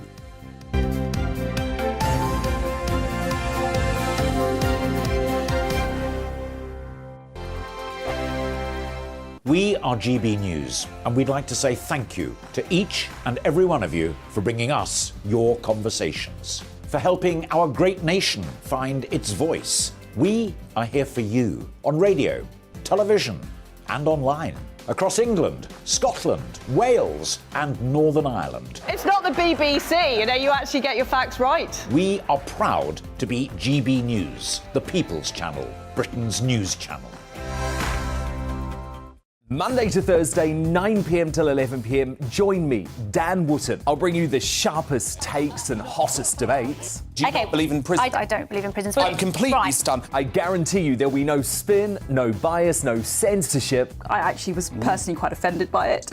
And no reason to go to bed. So I guess they've always been quite woke. That's Dan Wootton tonight on TV, radio and online. Monday to Thursday from 9 p.m. till 11 p.m. on GB News. The People's Channel, Britain's news channel. My name's Tom Harwood, and join me 9:30 a.m. every weekday for The Briefing, your one-stop shop for everything you need to know about what's going on in politics today. I wonder if this is a deal that might need to be like the biscuits in this factory, twice baked. Is there not an opportunity here to win out against the extremes? Tom Harwood, GB News. What are you going to do about it? Things should have been done differently, and they certainly are being done differently. Don't miss it. The Briefing with me, Tom Harwood, 9:30 Monday to Friday on GB News. Every morning from 6 o'clock, we'll wake you up with GB News Breakfast with all the stories you didn't know from the night before. So whether it's serious news, entertainment, or your own views from all over our great nation, we're here to kick off your day with a smile. The national media should be reflecting and reporting what's happening here. You will notice the northwestern accents. Whether you're with us on TV, radio, or online, every morning, it's breakfast from 6 a.m. Hope you can join us. We are GB News, right across the nation. You can get us on television, on radio, on digital. We're absolutely everywhere. Amazing! You see, amazing! You remind me of me in the European Parliament. But here's the most important bit. We are not part of the mainstream establishment. We think and speak just like you do. We are the People's Channel. Magnificent. That's really, really thoughtful. Come and join us on GB News, the People's News Channel. Join me, Nana Akue, Saturday and Sunday afternoons on GB News. Expect fiery debate and passionate discussion as me and my panel tackle some of the biggest topics hitting the headlines. It's a place for everyone's opinion.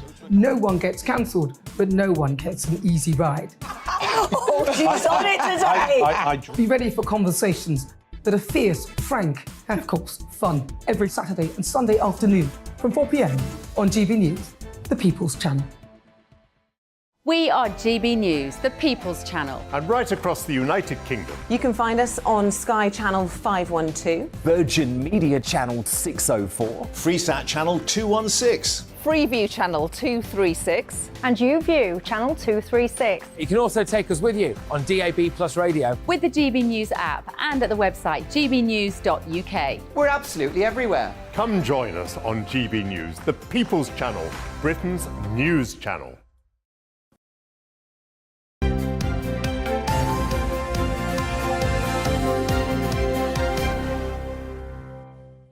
It's 7:36. Good morning to you, watching and listening to Breakfast with Stephen and Anne. We were talking earlier about your favourite Christmas song. Oh, yes. Alison says, I can't believe that Driving Home for Christmas tops the charts. It's so dreary. Yes, I personally like the upbeat songs, like All I Want for Christmas, Wombling Merry Christmas, and the like. Feliz Navidad. What's that? Feliz Navidad. Feliz Navidad. It's Happy Christmas. It's a good one, that. I've missed that one. Spanish. I want to wish you a Merry Christmas. All right. But your favourite hymn or carol is O Holy Night, isn't it? Oh, Holy Night's beautiful, Yes, absolutely. Well, actually, Sian says, call me old-fashioned, but I love carols from King's College London for driving at Christmas. It's peaceful, it's spiritual, gently festive and filled with hope. We do need a bit of that, don't we? Ian says Mick Lynch's car music can be the Monkees, the last train to Clarksville. Yeah. Anyway, there you go. Can't take a train. So, lovely stuff. Keep those coming through. Let's have a look at the papers for you. And we're joined this morning by broadcaster Claire Muldoon and political editor of HuffPost UK, Kevin Schofield. Morning, you two. Morning. Claire, let's start with the Telegraph, should we? And looking at benefits. Yeah, so this is quite a horrible, misleading headline in my view. Benefits trap as incentive for claimants to work just 2 days a week. Now, I'm sorry, they use the example of a single mother with children who pays £2,000 a month on rent. She could receive £36,663 a year in universal credit. That's not going into her pocket. That's £24,000 going into the pocket of a private landlord, leaving her £12,000, you know, to look after, to pay bills, pay council tax, feed, clothe her children, right? So this is, it's almost as if it's gladiatorial in essence. People like to use people for political gain in this country and for political comment. How dare we, you know, bait those less fortunate in society who are living in abject poverty? This is 2020. This is 2022. We are a developed country. We're not some backward state, and yet we're saying we're in another headline in the Eye actually. Claimants unable to afford phones have benefits cut. So on the one hand, you know, the Telegraph are producing figures of what you can get on benefits, and don't let's forget the benefit system was set up there to help, enable, to underpin. There is no way now people living in the rented sector on benefits will ever be able to move onto the housing ladder. There'll be our viewers will be saying, well, I have to work 40 hours to get £36,000. You're probably sitting in your own home. When you close that door, that is your door you're closing. Plus, you've got more security. You're living in the private sector, the rug can be taken from under your feet within 2 months. Can I just say, though, what? £2,000 a month in rent? Yes. God, is that what it's costing? Oh, my somebody? goodness. Yeah. Yes. Even Stephen. more in London. Yeah. Rents are going through the roof. They really are. Yeah. And that's absolutely ridiculous. And in that case, she was a single mum as well, so she's got children to look after. Yes. And I think instead of demonising people on benefits, and yet there was a report by the City and Guilds on Wednesday or Thursday of this week to say that I think it was 27% or 15% of young people did not ever think they would actually work. So they were quite content. That's a separate issue. I'm not talking about that. I'm talking about families who are needing help. We're all needing help. I think we are very quick to judge. We're so quick to judge. But I think the media does that a lot, don't Well, that is what they've just done. It makes a good story to just sort of demonise something. And it Certain whips, sections of the media. whips up definitely, frenzy. yeah. It's so wrong. And yet, if it's so easy for them to get their benefits cut, and yet it's very, very difficult to get it reinstated. And these are people who are pawning their phones because they don't have access to internet. Well, go to libraries, go to wherever. It's not as simple as that. It really isn't.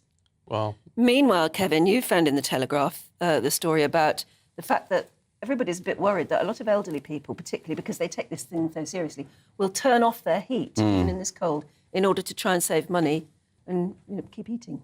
Well, yeah, that's right. I mean, if you remember, in November, it was a mild November, so people weren't probably putting their heating on as much, but now it's a proper cold snap, and it's kicking in, the fact that energy prices have, gone through the roof compared to last year and the year before.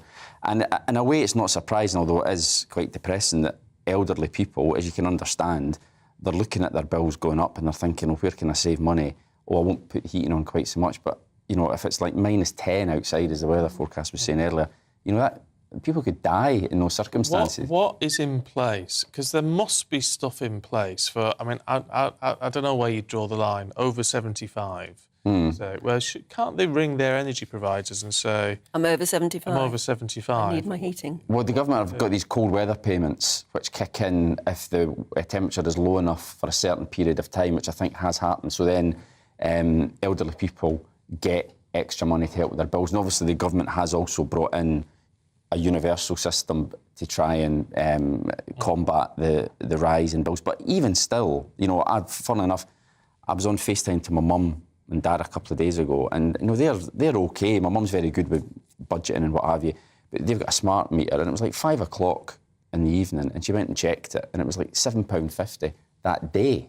So you work out that one day for the heat, you work that out over the course of a month. Smart meters will tell you that sort of thing, will they? Yeah, that's the whole point. Yeah, so so they're up to about like £250 a month. Yeah, and they're in their 70s, they're retired. You think, Jesus, how on earth, that's unsustainable. And my mum and dad are okay. It's not like they're not having to worry about keeping their heating off, thank God. But we go back to what Billy Connolly used to say when the priest used to come round to the house. Billy, would you get your feet out of the eider down, please? Because they were dressed in coats and bed. Yeah, but this level of cold, though, you try and be sensible and maybe wear a scarf or a woolly hat indoors or something, and it's still not enough. You find your nose is freezing and your fingers, not enough. And you can't function properly. Totally, yeah. And you can't have old people wearing extra jumpers rather than put the heating on when it is bitterly There cold. are always old people's deaths. There's always a statistic for it every year, isn't there? The winter, there are people who, I suppose, have all sorts of health issues which are exacerbated by the cold. Yeah. So there's always a statistic, but you do wonder how bad it's going to be. Well, this year in particular, yeah. Well, I think we all need to look out for our neighbours, especially the elderly ones, and have a bit of more of a community spirit, community care, and help. Be kind. Yeah. Can we have a look at pubs, Claire? Yes. In the sun? Yes, we can. Michael Gove, the Levelling Up Secretary. You're a big fan of going down. I thought you were going to say, you know that. No, you, Claire. Oh, cash for locals to rescue locals. Part of the Levelling Up form of Michael Gove. And what he's saying is £150 million pot to stop pubs shutting. And the whole thing is the pub is the community hub of neighbourhoods. Whether, I'm not condoning excess drinking or whatever, but it's lovely for people to be able to get together. Sports in pubs, where you were mentioning earlier, Kevin, about the economy being brought into the entertainment business because of the World Cup in Qatar at the moment. Well, that's going to go. That's going to end by Christmas. And we need to keep our local pubs open, I think. I'm a great bastion of it. But also, you said about the drinking thing. In fact, having a local pub and drinking in a pub is safer than drinking at home. Yeah, absolutely. You've got somebody to keep an eye on you as well, and a publican can actually refuse to serve you if he thinks you've had too many. So the idea is locals invest in their own pub and the government will help match contributions to it to save it. And I think when we're talking about community spirit, being kind, getting together. How will that work, though? Because aren't pubs privately owned by breweries? Brewers. Or maybe it's some of the independents. Locals are being handed government cash to help take over pubs in danger of closing. So it'll be the ones that are in danger of closing, not like Green King or Coolers or... Well, the brewery will probably look at it and say, well, that pub's not making any money. Let's just shut it. They're not interested in the local community aspect. Whereas if the community then can then get involved and keep it open... That would require a lot of money, though. Yeah, but it's I think it's really good to reinvest in communities. We have to do it. Otherwise, people are not going to be able to afford to stay there. We won't have the getting together of the parish council or even getting together raffle prizes for local schools or church fetes, or tomorrow I'm helping at the old age pensioners' Christmas lunch. We get together and help each other. Well, you think at a time when local banks are closing, all these things that are part of local communities, bank branches, post offices, libraries, all these things are shutting. And then what have you got left? But candy shops, estate agents and coffee shops, that's it. Yeah, and the shops. Well, of course, you can use pubs as a warm room. Yes, exactly. It would be great, wouldn't it? As a warm room. Yeah, you could go to your local pub, you could have a drink, watch a movie, and you're warm. Yeah. Yeah. Can we not use the phrase old age pensioners? Because I'm one. I don't like that phrase. OAP. What would you say? Elderly, you wouldn't want that either, would you? I don't want elderly either. Well, no, there has to be a classification. A senior citizen. No, that's worse. That is worse, but old age pensioner isn't. You're approaching middle age. Okay. You're in the prime of your life. That's what my parents. Not like that either. When they got to 70, they said we're now approaching middle age. Approaching middle age. That's You've got a good phrase. Let us know. I don't like OAP. OAP. No, you're not OAP. When on programmes I've done years and years ago, we used to around this time, especially if there was a cold snap, we'd have a sort of old and cold campaign. Oh. Isn't that awful, though? It's just the phraseology. It's so patronising. For anyone over 55, probably back then. Old and cold, it probably was, Let's have a look at what we need to... Where are we going we We need to start eating watermelon, Kevin. or not just watermelon, or any watery fruit, it says here. So the Sun has seen leaked documents on Project Yarrow, which is the government secret, basically planning for a crisis such as a water shortage or power outages, because it's hard to think of it now in the middle of winter. But if you remember during the summer... No, just Yarrow as in Y-A-R-R-O-W. What? Yarrow as in... As in, there's a place called, isn't there? Yarrow? Is that not a place? I'm thinking of Jarrow. Or Barrow? I don't know why it's called Project Yarrow, but anyway, getting slightly off topic here, but yeah, if there's water shortages... we are poverty-stricken, yeah. we're too cold to move, and there's no water, we can still go out to a posh shop and buy a watermelon. Apparently, yeah, or eating fruit high in water content, such as watermelon, and even drinking and washing in rainwater collected in buckets. Bit chilly at the moment to be doing that, I would suggest. But watermelons are like water batteries, aren't they? Yes. But, they're quite expensive to buy, I think. I don't know. But yeah, water batteries. Ah, right. Well, it also says here that you can, on the subject of pubs, drinking beer is OK. Not ideal, but it can help you keep hydrated, but not spirits, such as vodka. So don't have vodka and watermelon. Having watermelon all flooded with vodka, very nice. Yeah. Really? Ooh, very nice. But not if you want to be hydrated. No. Well, you wouldn't care if you were drunk. Exactly. This is no way to go. That's the way to look at it. Dear me. Well, I mean, I can see the. There is a logic there. There is a logic there. So if you remember during the summer, there was, there were water shortages. Approaching the point where we're going to have to start having watermelon, sucking on a watermelon. Not right now, I don't think. Have projects on standby, though, shouldn't we? But it also says in a heating crisis, as we were discussing, the nation will be told to go to bed early and basically stay in bed and for warmth under your eider down. No. the eider down, I love that. By 7 o'clock, It's a good way to diet, isn't it? Is go to bed early. Yeah. You just don't stay up and eat then. Wake up hungry instead. You just lie there hungry. A really good recommendation if you are trying to get to sleep, watch Harry and Meghan on Netflix, because it just does it. You just like... That's what everybody... So you haven't watched any of it yet? No, I wouldn't. It just puts anyone to sleep. It really does put you to sleep. You start thinking of other things you can do while you're watching it. You think, that's not a good TV programme, is it? Yeah, no good. I shan't be watching it. I just can't bring myself. Do you know, I feel so strongly about it now, I really want to cancel my Netflix subscription. Really? I like watching Friends on Netflix. But you've watched the first I know them inside out and back to front. Yeah, Friends. No, that's it. But you've I've watched the first 3. Yeah. Oh, well. So you watched them then? I watched yes, I've watched them, but they are mind-boggling. You're not going to watch the next 3? They're coming out. Is it next week they're coming out? I don't want to watch it. I bet I will. You will. I don't want to. Yeah. It's a guilty thing watching it at the moment. I think it's journalistic integrity. Well, yeah, that's what I was hoping you might say. So have you watched every one of them? No, I fell asleep. Yeah. And I've had too much on. I was I think 1.5 I've watched. I think unless you're a royal reporter or a showbiz reporter, I think citing journalistic integrity watching that is a little bit far. No, well, I don't know. You've got to know what's going on in the world. It's a big story, isn't it? It's a big story. All the bits you need to know are in the Sun or the Times or whatever. Anyway, that's just me. I refuse. And still give me that look. Anyway, Claire Muldoon. We may let you back in the next hour. Kevin Schofield, you're very welcome. Oh, thank you, Stephen. Now, calm down, everybody. But anyway, look, we'll move on. By the way, I'm having total brain fog at the minute. You must excuse on the subject of dehumidifiers, which is the big subject today, I think. Whatever you think. And you can have it Derek says, "Hi, Stephen and Anne. I've been using a dehumidifier for years in the winter to dry clothes in the spare room. The clothes dry in a few hours, and also there's no condensation in the air. Both myself and my wife hardly ever get a cold either. Far better than a tumble dryer." I like my tumble dryer, but they are expensive too. Condensing tumble dryer. Then you can use the water to water the plants. And your iron? Oh, and your steam iron? Yeah, I don't iron. Deionised? You got... I don't iron. No, leave that to the better half. Shall we move on to the football? Yes, let's. And prepare, not really a sing-along, but, with the England-France match kicking off later today, fans, of course, praying that Southgate's squad can make it through to the semi-finals. And one of these very keen fans is a Yorkshire dad of 6 and a YouTube star.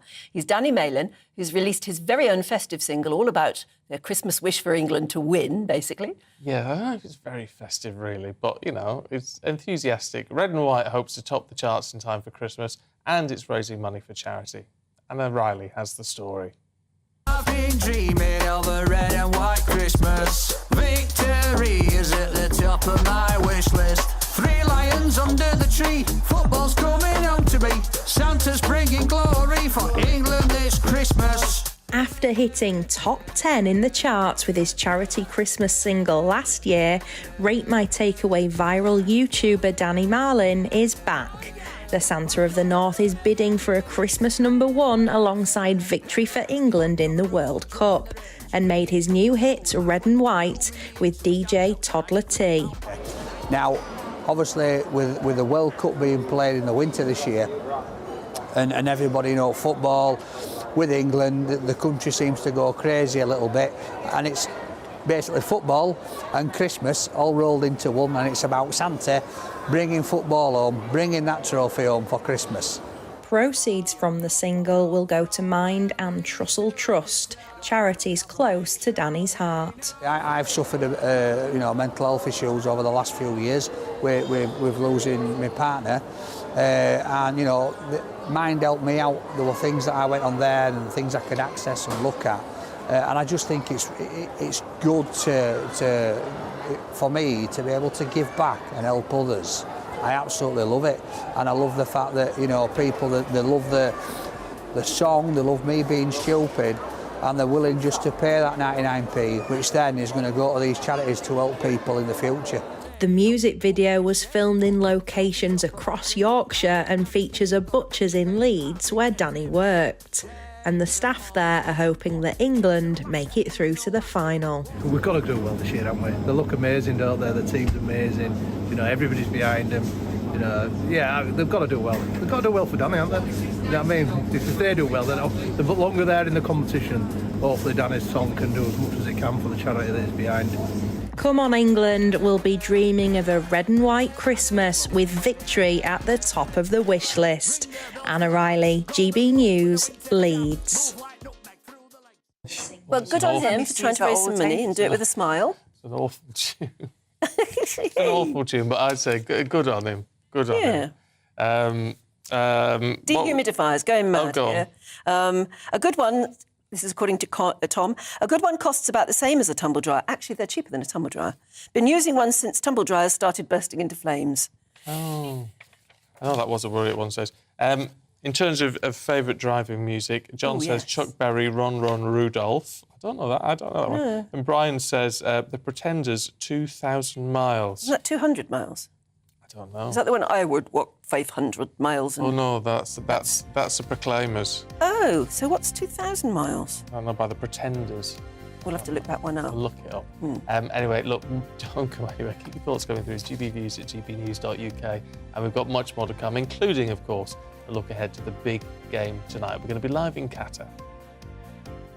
Hello, a very good morning to you. It's a cold start out there, and that sets the theme for the weekend. This weekend we'll see freezing fog, we'll see frost, icy patches, some wintry showers, but also plenty of dry weather. We've had cold air arrive through the last few days from the north. Now we've got that cold air in place, but we've also got low pressure sitting over the UK. That will help to pick up some moisture from the North Sea and from other areas of water around the UK and provide some showers. But mostly those showers are affecting windward coasts, so northern Scotland continuing to see the snow build up. And for western parts, there'll be a mixture of rain and sleet showers around the coast, snow inland, and snow covering possible for the Snowdonia, for the high parts of Cumbria, perhaps Exmoor as well. Either way, it's going to be cold, and temperatures will peak at 2 or 3 Celsius in the south, 1 or 2 further north below freezing for some hilly areas, and where we get some freezing fog patches. Now, the fog will reform into Saturday night, some dense fog likely across central and southern parts. For Scotland, the winds change slightly, and that will bring some snow into southeast Scotland by the end of the night. Perhaps a covering for Edinburgh, for Dundee, and certainly across hillier parts of eastern Scotland, we're likely to see some significant snow lying as we begin Sunday. Icy patches as well. We'll continue to see that risk of ice in the west as well as the far north. Elsewhere, largely dry, but that fog continues, and some of it will last into the afternoon. Where that happens, temperatures staying below freezing. Then our focus turns to the southeast of England, where a little feature could bring some significant snow in on Sunday and into Monday. That's something that is open to doubt at the moment. A lot of uncertainty surrounding this small-scale feature, but if it does happen, it could bring a significant risk of disruption. Either way, it stays cold into next week.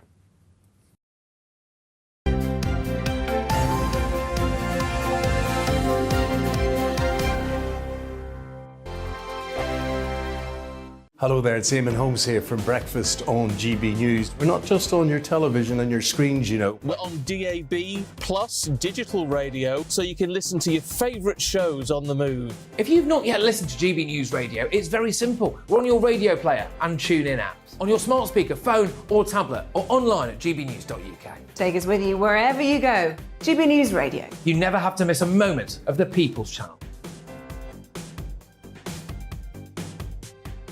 Monday to Thursday nights on GB News. At 6, it's Dubes & Co. 7 o'clock, Farage. At 8, join Mark Stein. And at 9, Dan Wootton Tonight, followed by Headliners. On TV, radio and online. This is GB News. Join me, Lawrence Fox, on GB News. Frank, fun, fearless and sometimes serious. Much as I love a Friday night punch-up, what I really want is a battle of ideas. I want to look at things differently. I want to hear different voices and engage with your unique experiences. Every Friday at 7 p.m. on GB News. Hello, I'm Esther McVeigh. And I'm Philip Davis. Whether you're watching or listening on TV, online or on radio, we handpick the latest stories, debates and expert opinions for your weekend. So whether that's politics, news or showbiz, we've got it covered. Join us every Saturday morning at 10 o'clock on GB News. Hello, I'm Michelle Dewberry and you can join me every weekday 6 till 7 on Dubes & Co. Me and my panel will get stuck right into the day's events and I can tell you, in fact, I can warn you, expect some robust debates, some strong opinions and perspectives from both sides of the fence. It's about you at home as well. I love to read out all of your comments, or at least as many as I can. So join me, Michelle Dewberry, Monday to Friday, 6 till 7 on Dubes & Co. I'm Mark Dolan. Join me at 11 on GB News for Headliners, in which I'll be joined by two of the UK's top comedians discussing tomorrow's papers. If it's an important story, we'll cover it, but we'll have some fun along the way. Headliners, the late night paper review that won't send you to sleep like the others will. 7 nights a week at 11 p.m. on GB News.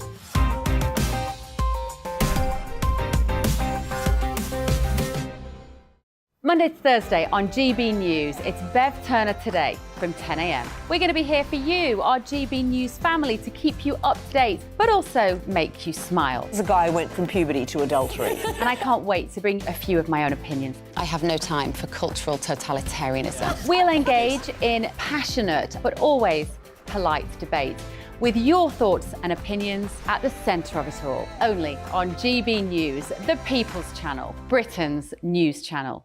I'm Mark White. As GB News Home and Security Editor, I cover those key issues that are so important to you. Our authorities, our communities doing all they can to combat violent crime. With the public services under unbearable strain, why are we still failing to control our borders? Defence, the first priority of any government, has been continually hollowed out. Can we trust our politicians to protect the armed forces? Join me, Mark White, on GB News.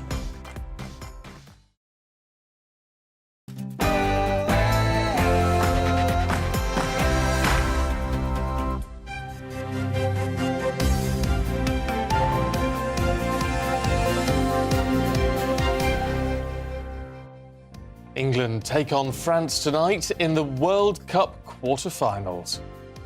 Good morning. It's 8 o'clock on Saturday, the 10th of December. This is Breakfast on GB News with Stephen and Anne. Here are your top stories this morning. Well, the Three Lions face defending champions France in Qatar in the World Cup quarter-finals tonight. Yeah, we're live in Doha at Doha Sports Club, actually, before Le Crunch. It's Le Crunch Petit, if I can call it that. The England fans are taking on the France fans. We'll also look back to yesterday's dramatic quarter-finals. And in other news, the rail union boss Mick Lynch has called for urgent talks with the Prime Minister in what he calls a last-ditch attempt to resolve the winter walkouts. Members of the RMT are due to stage 48-hour strikes next week after months of industrial action. And as the winter weather bites and the UK faces an energy supply crunch, we'll have some cost-cutting tips to try to help you save some money on your bills. And as ever, I'm sure you know, you can join in any of our discussions, please do, by emailing gbviews@gbnews.uk.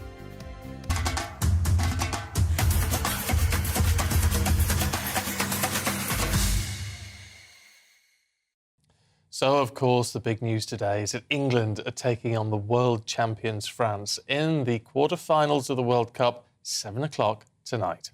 Now, Gareth Southgate will be hoping to match the Three Lions 2018 finish when they reached the semi-finals. But favourites, France, want to make history themselves by becoming the first team to retain the World Cup since Brazil in 1962. Well, gotta say, where else, if you're a real England fan, where else would you want to be? But Qatar, Paul Hawkins, got to send out there. He must be having a whale of a time. Morning to you, Paul. I mean, come on, this has got to be a pretty good gig for you. Yeah, it's all right, I have to say.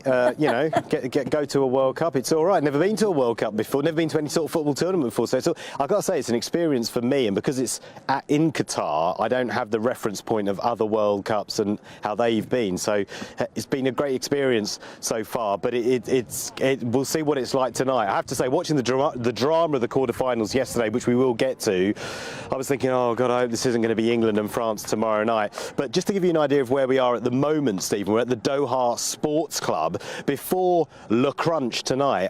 And my English is, my French is very, how do you say, Del Boy. Is it Le Crunch Petit? It's the one, the starter, if you will, because the France fans here are warming up. They're about to take on the England fans who are getting changed at the moment. I have to say, the England fans who are just coming around, here come the boys, actually. There you go, warming up. Come on, England.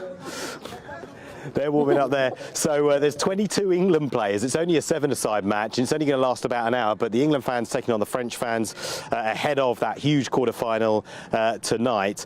Gareth Southgate, by the way. Here comes the England fans now. Hello. Hi. You're right. How are you feeling? Good. Very You're confident, right? yeah. You're feeling confident about this game? About both games. About both games. Yeah. And you've got England have got 22 players. Roughly. Bigger squad than the French. Yeah, well, I mean, we've probably organised it a bit better than the French. I mean, it has been a bit not last minute, but it's all been arranged in the last couple of days. So grateful that they've been able to put a team out, and it's just a way of bringing the fans together. But we do this on a regular basis with England fans. My name's Garth Ben. I'm the founder of England Fans. We've been doing it for 15 years. Yeah. We normally do 11 aside, but it really is probably not wise to do that. I mean, the weather's taken a turn for the worse. Yeah. So when you say the worst, it's actually more England-France. Well, it's temperate for us, yeah. But it is what it is. I mean, that's going to suit both teams if it stays like this. But I think it's still going to be a reasonably healthy 18, 19 degrees Celsius at kick-off, I believe. So it should be all right. And match prediction for later? I think it'll be a tight game. I mean, obviously France are the world champions, so I'm not predicting a comfortable win by any stretch of the imagination. It could be one of those nights where the pendulum swings both ways, and you know, but we know where their danger lies, and they know where our danger lies. And I think both teams will be having the same worries about each other, if you know what I mean. I mean, obviously, Mbappe and Griezmann and Giroud, great players, but we've got our own talent. Bellingham, Foden, Rice. There's going to be goals. There's going to be goals from both sides in this game. Yeah, exactly. Yeah. Right. But confident we'll win it. I mean, you know, we've invested a lot of time and money in this, so we're not going to come out here and say it'll be all doom and gloom. having a great time. Everything's been fantastic, and we're looking forward to it. Great, I'll let you get back to it. Good to talk to you, too. Paul, nice to meet you. Nice to meet you. So let's hear now then from Harry Kane. Harry Kane, he's got, yes, the cameraman is a Forest fan, that's right. See the benefits of live TV. Listen, let's hear from Harry Kane talking about how confident England are ahead of that match this evening. Obviously, we got to the semi-final there, and everyone was over the moon. But yeah, whether we had the full belief to go and win the tournament, I'm not quite sure. I think we backed that up in the Euros, getting to another final, which yeah, we lost by a couple of kicks of the ball. So yeah, I feel like the belief has been building and building over the 4 or 5 years now, and we entered this tournament hoping to and believing that we can win it. We'll focus on Kylian Mbappe and Harry because of the number of goals, but of course Olivier Giroud is the French record holder, and Antoine Griezmann is a player who I have a huge amount of respect for as well. So we think we've got some good attacking players in our team, and it's a great game for supporters to watch. Yeah, so Harry Kane and Gareth Southgate are feeling really confident. The France manager, Didier Deschamps, yesterday saying England have no weaknesses. So the French know that they are in for a game tonight. You probably make them marginal favourites, given their experience, given the fact they've got the world's best player. But England have the tools in their armoury to cause the French a lot of hurt. And both the England fans and the French fans, they're feeling confident about a decent encounter. Crossed. Paul, thank you very much indeed. Enjoy that game as you wait for the big one tonight. Meanwhile, let's join our London reporter, Alice Porter, who's at the Kirby estate in Bermondsey, which we think could be the most patriotic spot in the country, where the flags are already flying, Alice. They really are indeed. It's quite an extraordinary spectacle. For those of you who are watching, we've got around 400 England flags very proudly draped across the Kirby estate. Not just England flags, though. I've been told that any countries which are competing in the World Cup are allowed to put up their flags as well. And the one man who knows everything there is to know about the Kirby estate is Chris Dowles, who joins me now. I have to say, I'm going to just say, in your T-shirt, I am in a ski jacket. You are in a T-shirt. Yep. You're very brave. I have to rep the estate, don't I? It's not that bad. It's not that cold, is it? A little bit. And do you think the weather, I mean, I have to say, there is frost on all the cars. This is a little chillier than what Paul is experiencing in Qatar. Has that made a difference to the sort of celebrations and the build-up to the World Cup? Well, it's made a difference to what we're actually going to do on the estate, watching the games and stuff. But other than that, no, the preparation to put the flags up, you can see Christmas lights, we forgot to turn some of them off last night. But in regards to actually watching the game, if it stays like this, it might be a bit tricky to do something. But if we get to the final, we are going to have to try and do something at least once in this competition. Have to.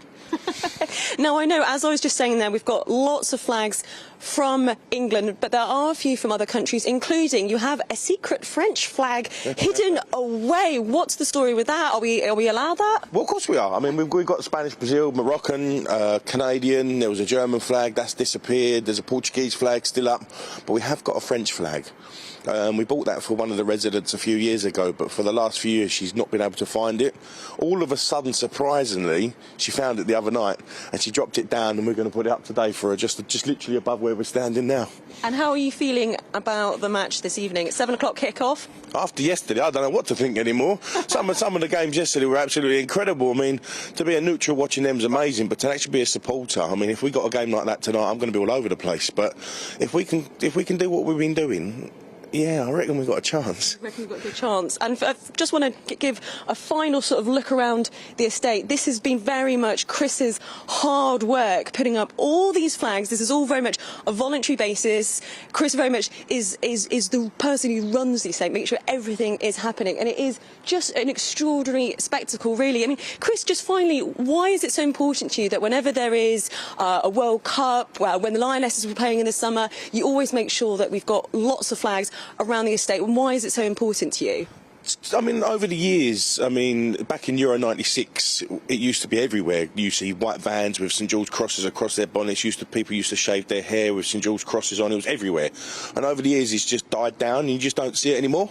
And then for us, just to show our support for Gareth and the boys and the Lionesses, no matter where they are, we feel that we've got to show that we're there for them. Do you think, I know you've said to me previously, you have had some backlash from some people who don't like seeing England flags. I mean, I know you said that's a real minority. I mean, has that sort of surprised you that there are people who are uncomfortable with seeing England flags very proudly displayed? I find it strange that an English person would mock an English person putting an English flag up. But no, I mean, when I've seen the negative comments, I've always gone to toe with them. I mean, I feel if you're going to say something negative, expect to be took to task. And when I actually speak to people, I say, until you come to this estate and see for yourself, don't make an opinion you know nothing about. Well, I love coming here, and also you've promised me a cup of tea in a Kirby Estate mug, so I won't forget that promise, because I need to keep warm, because it is absolutely freezing. But it is lovely to have the hospitality back on the Kirby Estate, and it's great to be back, so thank you so much, Chris Dowles, who is very much organising all the superb flag display here on the Kirby Estate ahead of kick-off at 7 o'clock tonight. Oh, is that when it is? Looks fantastic. Yeah, actually. it does. It looks. I'm glad everybody's behind it. Yeah. It's interesting because we had an email from somebody a bit earlier on who said, "Oh, I'm not watching." And Danny says, "Please tell your miserable viewer that England doing well lifts the whole country, and they're paid this much because they generate that much. They chase a ball because that's the game. I'd like to see him try it." Yeah. Well, there's a fair point to that, Danny. I understand people who get a bit irritated by it all, but it is good for the country, actually, at the end of the day. It's a bit of fun. I tell you what, let's get the predictions of former football manager Harry Redknapp, who joins us now. And Harry, you'll be pleased to know your mate Aidan is here as well, so he's going to chip in a minute. What do you reckon, Harry? I mean, everyone's being, cautiously optimistic is the best way of putting it, I guess. I'm optimistic. Oh. Harry, we're going to have to leave it there because just the sound's a bit dodgy, I'm afraid, Harry. But hopefully we'll get it, we'll sort it out. Not often you hear Harry that quiet, do you? No, absolutely. Let's hope we can get Harry back up. But you're mates, are you? I wouldn't say mates, but I mean, he's always been very good to me. Known him for a long time and interviewed him when he was at Tottenham. When managing Luka Modric, who played yesterday at Croatia. He managed my team, QPR. I interviewed him at Tottenham, West Ham, right at the start of my career. He was just always very... He didn't really know me. He didn't really know me, but he was always very kind to me, always very good. He didn't have to be. He was up there. I was an absolute nobody coming into it. I'm not going to pile on the praise on the Redknapps particularly, but Harry always seems like a really nice fella. Yes, he does. Jamie is a really nice fella. I last saw him last year in a restaurant, and he made a point of having a chit chat. Yeah, well, he retired. He retired in 2005. People forget what a good player Jamie was as well. He was in the Euro '96 squad for England. Came on and changed the game against Scotland. So. Yeah, good family, good football traditions as well. Yeah. And, Backbone of England. Well, yeah, I mean, Carey had an excellent career as a West Ham player as well, don't forget. He played with Bobby Moore, Martin Peters, Jeff Hurst, all those guys. So, very good. But in terms of his predictions, we didn't hear it with them, but I'm still sticking with France on penalties, I'm afraid to say. Oh, ashamed to say, almost. You can't say it. Talk it up. I know. I'm talking it up. I mean, I still think it's going to be a big game. I know you don't influence the outcome by talking it up, but it just makes everybody feel at least positive for a whole day. I think there's a lot of people in England today thinking they're going to win. Things I just... It's not out the question, though, is it? That's the no, this is the thing. It is, we're playing against a formidable side, don't forget, who have some excellent players, not just Kylian Mbappe or Kylian Mbappe, as he's known as in Scotland today. They've adopted him just for the evening. But... I mean, look at the trajectory of England in the last few tournaments. I think they've been knocking on the door for quite a long time. There was some good news in terms of the team news this week. Declan Rice has recovered from illness. He's trained the last couple of days. Raheem Sterling had to nip back to England to tend to his family in Surrey after the break-in. So we wish all the best. Hopefully he can take his place on the bench this evening. And Callum Wilson, the Newcastle striker, who's an able deputy for Harry Kane, we hope. He's had a muscle strain, so we're hoping he gets back in the squad as well. Yeah. Fingers crossed. Aidan, thank you very much indeed. We will catch up with you a little bit later on. No joy with Harry, I'm afraid. No, that's a shame. Connection's just not holding up. Penny has been in touch. She says, you asked with incredulity what the other 30 million people would be watching tonight. Well, for my part, absolutely anything. If it wasn't for the fact that I'm such a fan of GB News, which talks about it a lot, I wouldn't watch or listen to anything about football. Yeah. Now, I must say, I might have thought that a few weeks ago, but I'm beginning to just sort of... It's funny how you do get into the swing of it. Sometimes I'm one of those people with a lot of things, and people say, oh, you must do this and you must do that. I'm determinedly do the opposite. Yes. I'm a bit stubborn like that. Yeah. And sometimes you've just got to go, do you know what? I'm going to go with the flow. And then there can be a real pleasure in feeling part of the bigger community, enjoying something. And I know nothing about football. Me either. And I know a lot of people are upset about the fact that it's still, that it's in Qatar. But maybe you have to get past that for just this game and just cheer on the lads. It would be so brilliant if they did well. It would energise everybody, even if you're not into football at all. Yeah. Cool. Yeah. Anyway, keep your thoughts coming through. gbviews@gbnews.uk. I should say Mark says, if England mess this up, do not come home. Oh, don't get like that. Oh, no, that's They've done a bit well harsh. thus far. That's a bit harsh. I mean, you can't, it's not a science in that sense, is it? But they'll give it their best shot. You can be guaranteed of that. On the subject of strikes, you've been getting in touch. Elliot says the government need to bring the cost of living back down to 5% in line with the pay raises they've been offering. Well, that'd be Wouldn't that be wonderful, nice? But how do you do It's it? a It's a global yeah. crisis. David says, when will people start to realise that the whole situation we're currently in is being deliberately engineered to collapse the government? We cannot have a system where unions and the media can affect government. Proportionate representation is the only answer. And Chris says, I've never crossed a picket line in my life, but I will now. Shameful and greedy state of affairs. Oh, well. Strong views there. Let us know what you think. Meanwhile, sticking with the strikes, the General Secretary of the RMT, Mick Lynch, has now said he wants to meet the Prime Minister to try to halt the impending rail strikes. And this comes as 4 days of consecutive train strikes are expected to start on Tuesday, and as Border Force officers continue to threaten a walkout over Christmas week. Well, let's talk to former advisor to the Conservative Party, now a councillor, Claire Pearsall. Claire, good to see you this morning. A lot of people trying to pin all this on the government. Some others saying, well, actually, the public's getting fed up with the unions in all of this. Where do you think the finger is going to point when it comes to the blame game? I think Mick Lynch is now realising that the finger is pointing firmly at him, and he's becoming the sort of pantomime villain of Christmas. He's making this worse than it needs to be. He is dragging it out. And then by demanding to see the Prime Minister, you sort of now start to look at it and say, is this more about Mick Lynch and less about workers' rights, as he claims? He is just doing this for the attention. I think the government have been around the table. Negotiations should be ongoing, but that's what those ministers are for. And to demand an audience with the Prime Minister, I think is now just going too far, and he's realised he's lost public support. Yes, and maybe he's worried about that being so near Christmas, but what will be the government's likely response? I mean, will Rishi Sunak say, all right, well, come on in then and let's talk? Not going to happen, is it? I hope he doesn't. I really hope he doesn't. I think that he needs to hold strong on this. The Prime Minister needs to let those ministers who have those roles within government that are there for negotiation, like the Transport Secretary, continue to take these talks forward. Because I think if you start to cave in to these grand demands from one person, then it's going to just collapse everything. What the country needs is for these strikes not to happen. It does seem as if every single industry is just out to bring the government down, as one of your viewers has just stated. It does feel like a coordinated attack, and it is a general strike in all but name.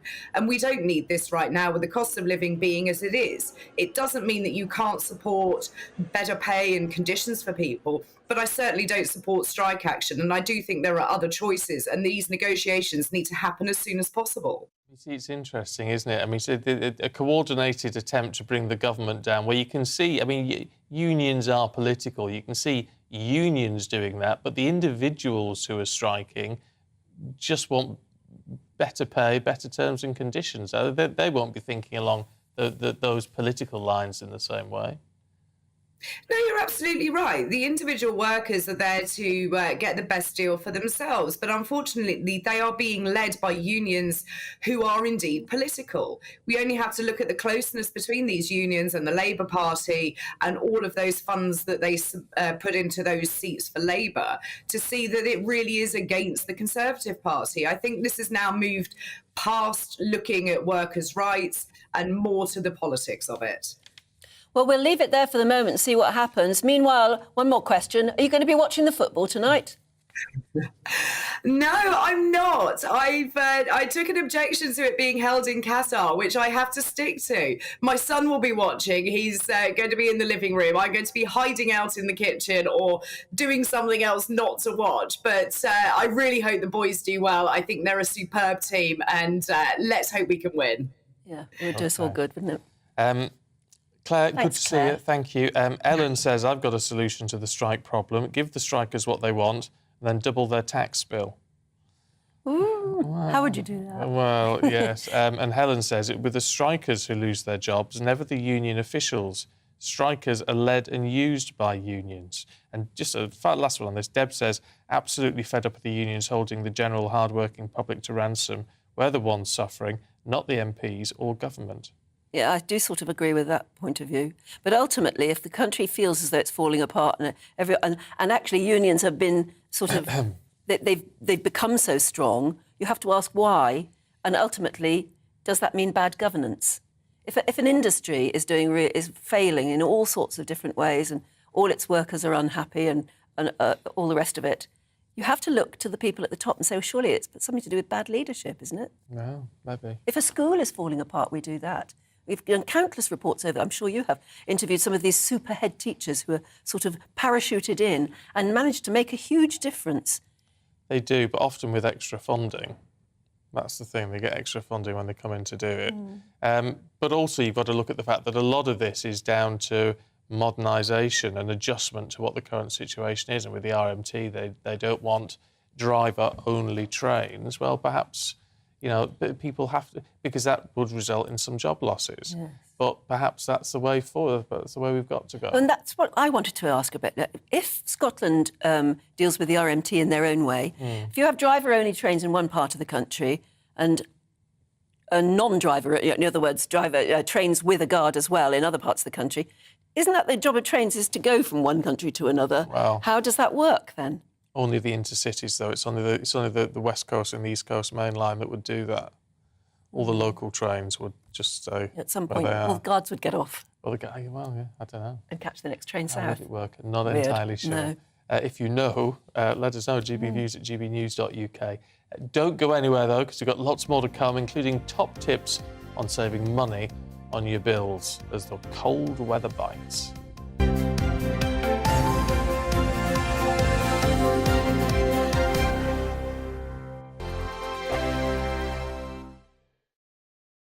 Monday to Thursday nights on GB News. At 6, it's Dubes & Co.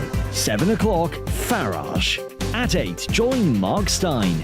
And at 9, Dan Wootton Tonight, followed by Headliners. On TV, radio and online. This is GB News. Here on GB News Live, we'll be keeping you in the picture, finding out what's happening across the country and finding out why it matters to you. We'll have the facts fast with our team of reporters and specialist correspondents. Wherever it's happening, we'll be there from 12 noon on TV, radio and online. GB News, the People's Channel, Britain's news channel. We are GB News, the People's Channel. Why not take us home with you by visiting the GB News shop at gbnews.store. You'll find all the official merchandise, a really good present actually for yourself, your friends or your family. We ship across the UK mainland at no extra cost. GB News, the People's Channel. Join my show Farage, 7 p.m. till 8 p.m. Monday through Thursday. And there you will get opinion, analysis, debate, and I'll cover stories that nobody else dares to touch. You've been cancelled. Join the club. Oh my goodness me. And then for the last 15 minutes, talking pints. Over a drink, we have a civilised conversation with someone. We very often disagree, but we do it in a grown-up way. Come and join me on Farage.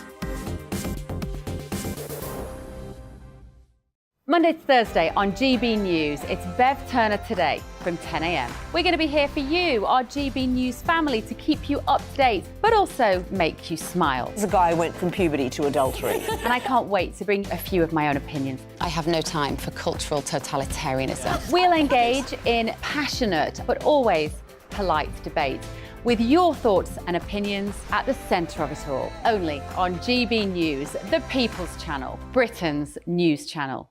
Hi there, it's Stephen and Anne.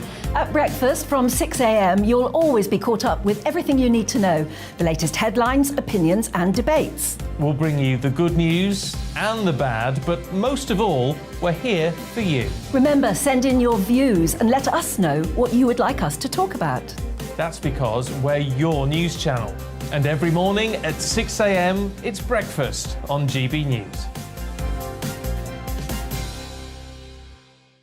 Join me every Sunday at 6 p.m. for Gloria Meets. In exclusive interviews, I'll be finding out who our politicians really are and what they really think. It's something that you would never want anyone to suffer. I didn't know what channels there were. I didn't think I'd be believed. I must have weighed about 7 stone and I'm 5'8". My instincts was to sort of cover this up. I mean, clearly that was a mistake. Join me every Sunday at 6 p.m. on GB News, the People's Channel, Britain's news channel.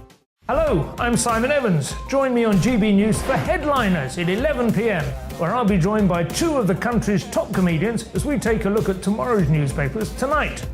If it's a big story, we'll be covering it, I guarantee, but we'll also have some fun along the way. That's GB News Headliners at 11 p.m. We won't put you to sleep, unlike some of the other paper review shows out there. So join us, 11 p.m, 7 nights a week.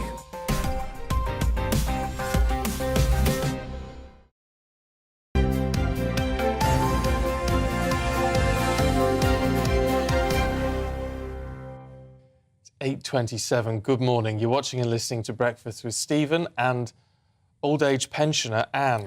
Yes, we've had quite a reaction to... I was saying earlier that I don't like the term old age pensioner because, frankly, I am one, except that I don't feel like one. No, well, you There don't has to be a better way of putting it. You don't have to be one. You're a coffin dodger. Oh, that's not very nice. Says Andrew. I proudly refer to myself as a coffin dodger.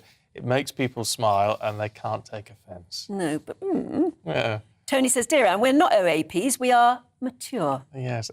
I love this from Sam, who says, Anne, community elder is a great alternative. It connotes wisdom and commands respect, two things elder folk should be afforded. And that's from Sam the Younger. Sam the Younger, I like that. I like that, community elder. Elder. I don't know about community, because that still implies that there's just a great bunch of you. Yeah, but elder... But an elder? Yes. Elder statesman? That does have respect. Yes, that's not bad. Yeah. Eric says, in France, an older lady is described as a lady of a certain age, very dignified. It's true. Phil says old is gold. Oh, yeah. Gold. You see, Janet... Golden girls. I'm half with Janet and half not. She says, I prefer to be classed as in my golden years, which I like, or twilight years, which that sounds a bit on the way out. That impends, that sort of suggests the darkness is looming. Lorraine says, morning, guys, love the show. My husband has just bought me a cup of tea. Anne was on screen and he said, oh, that's the lady from years ago on the telly. Oh, heck. He said, how good you look. Thank you very much. But she says, Anne, I'm the same age as you. Hi, Lorraine. We still rock it. Yes, elder rocker. No, it doesn't work. Tell you what, I tell you what's healthy. And it's a relationship between young people and their grandparents. Yeah. My grandma lived with us when we were growing up, and she was born in 1908. And you do have, I think you learn as a child. Then you learn you do learn a real respect. Yes, I think for your elders. That's very good. Maybe not so many families do that anymore. But yes, as a child, you'd always learn that elderly person sitting in a chair in the corner, which is how I remember my great aunt Lil. They always had certain things of wisdom to say. Yeah. They'd seen it before. They were calm. They didn't used to get as upset as your parents. Yeah. They would have a much calmer view on the world. And so instead of thinking of older people as just this mob of people that have to be classified in a certain way, you actually do recognise that just because you're older doesn't mean you just want to be herded into a great conglomerate. Yeah. You are still an individual and different in all sorts of different ways. You've got life experience, and you've hopefully occasionally got interesting things to say. It's one of the real blessings of my life was having Grandma there. My great-aunt Lil, she was wonderful. Used to sit in a corner and always have something to say. Oh, yeah. She used to grumble at the television all the time. Oh, yeah. She would completely disagree with anything happening on the television. Right. And she had a little locket. Have I told you about this before? She used to wear a locket that was in the shape of a little envelope, little silver envelope, and you could open it up, and she always kept stamps in there. Oh, that's So if you were ever sending anything like that, she'd say, "I've got a stamp for that in the locket. Oh, is that nice? I've got the locket now." Oh, that's lovely. Anyway, if you've got any stories like that... Couldn't afford to put stamps in anymore, could you? No, £1 a piece, very nearly. GBviews at gbnews.uk. Talking of money, actually, millions of us are looking to cut back on costs and reduce our power consumption over Christmas. And earlier we showed you a TikToker's tips, easy for me to say, on how to dry your clothes by using a dehumidifier. But she also has advice on what type of bedding to use. The biggest concerns people have got is getting the bedding dry. So when it's cold and wet outside, you don't want to use the tumble dryer. You're drying your bedding, if you like, because you've got 3 double beds in the house. As you can see, it's super soft. What do you think of it, Salem? Yeah, he likes it. It's super soft. It's very warm as well. And the best thing is, put it on an extra spin after you've washed it. It comes out practically dry. Takes an hour to dry compared to... This is my old cotton bedding. That would take nearly 48 hours to dry, hanging over the banisters. And she's got a point there, because cotton bedding, while it's lovely to have, does take a very long time to dry, doesn't it? And then it's all creased as well. Basically, her point was there that anything fleecy, and I think you found that if you wash a fleece jumper, and if you spin it, maybe an extra spin, as she said, or a very high spin, they come out almost dry. Well, it's a good tip. Let's see if we can get some more for you. Consumer expert Evelina Gali joins us now. Good morning to you. It's nice to see you. I mean, that is quite a nice tip. The problem with a lot of these tips, though, I think, is that they involve spending money. You know, there's an initial outlay, which, I mean, you've got to then recoup that somehow.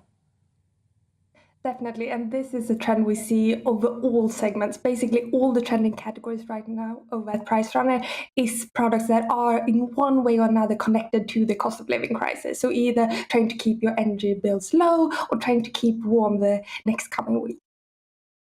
We've seen a lot of tips over recent weeks for instance, not using your oven, but using instead an air fryer. But of course, you've got to actually buy the air fryer. And then this morning about this dehumidifier, which many of which can cost up to £150.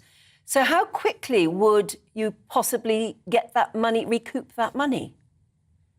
So interestingly enough, air fryer, for instance, you can save a lot of money on your energy bills if you only use your air fryer. If you do your potatoes in the air fryer and then your roast in the oven, obviously you're still going to have a very high energy bill, and you've also bought an air fryer. But a lot of people swear by the air fryer, think it's very good and gets very nice food. So maybe it's a good idea. Another interesting trend right now we are seeing is when it comes to light bulbs. So the same period of time last year, I could see that, sort of the expensive models, the smart light bulbs that you can control with your phone, those were the most trending ones. But this year we see these low energy LED cost efficient alternatives really spiking in popularity. And you can see why, because they are way more efficient and also they do last longer. So you don't have to buy as many light bulbs. Stockholm, are there any, I mean, what sort of tips can we get from our Scandinavian friends? Because obviously you have lovely summers and things, but you do have very, very cold winters. So you're used to dealing with cold weather in a much better way than we are. Maybe we are. I'm very flattered that you say that. But yeah, we've had some time to sort of acclimatize to this snow. So one thing we see that Brits are also picking up on are wood burners. They're also very festive and very cozy this time of year. I would say look up how you use one. They are a fire hazard if you don't know how to use a wood burner. Also, sort of long johns like thermal clothing are really spiking popularity right now. And that's also something that we in Sweden are very used to wearing this time of year. What about Christmas lights? Do they use up much energy? And could we all save a penny or two by, well, literally switching them off when we're not there for a start, or maybe just keeping them to one area of the house? Definitely. So Christmas lights are one of the categories that we do see a decrease in popularity for this year compared to last year. So it might get a bit darker this Christmas than last year. But switching to an LED alternative instead of the old ones can really save you a lot of money. And like you said, turning them off when you are not home. So there are plenty of smart sort of gadgets that you can use and connect a timer to your fairy lights or Christmas lights to make sure that they're only on when you're home. Okay. Evelina, lovely to talk to you. Have a lovely white Christmas, Yeah. which I'm sure you will do over there. It looks lovely. Thank you very much indeed. Kim's got a good point I think everybody ought to know about. She says, Stephen just posed a question during the paper review. Oh, did I? There must be some sort of protection for the elderly in this cold snap. Winter fuel and cold weather payments were discussed, but there is a vulnerable register. The Priority Services Register ensures that energy suppliers provide extra help to vulnerable energy customers. Elderly and anyone considered vulnerable can register, and it will ensure that no essential supplies are disconnected. I've just checked there, and if you Google Priority Services Register, it comes up on the Ofgem site. And that will tell you much, much more about it. But according to Kim, you can register. She says, P.S. I live in Spain, and believe it or not, we struggle to keep our home warm during the winter months. Yeah, I can believe it. Kim, that's a really handy piece of advice. We'll look into that. The Priority Services Register. Yeah, so I say it means at least you won't be cut off, which is, means you can have to sort the bills out at a later point, but at least it gives you some breathing space, which is very, very useful. Betty says that. She says, I put a post on my social media asking people not to turn off their heating. I'm 77 years old and I've got no intention of dying from hypothermia. Let the greedy fat cats wait for their money. It's bitterly cold and we should all be warm and comfortable in our own home. Fair point, Betty. Let us know what you think. gbviews@gbnews.uk, and we've got the papers heading away in a couple of minutes with Claire and Kevin.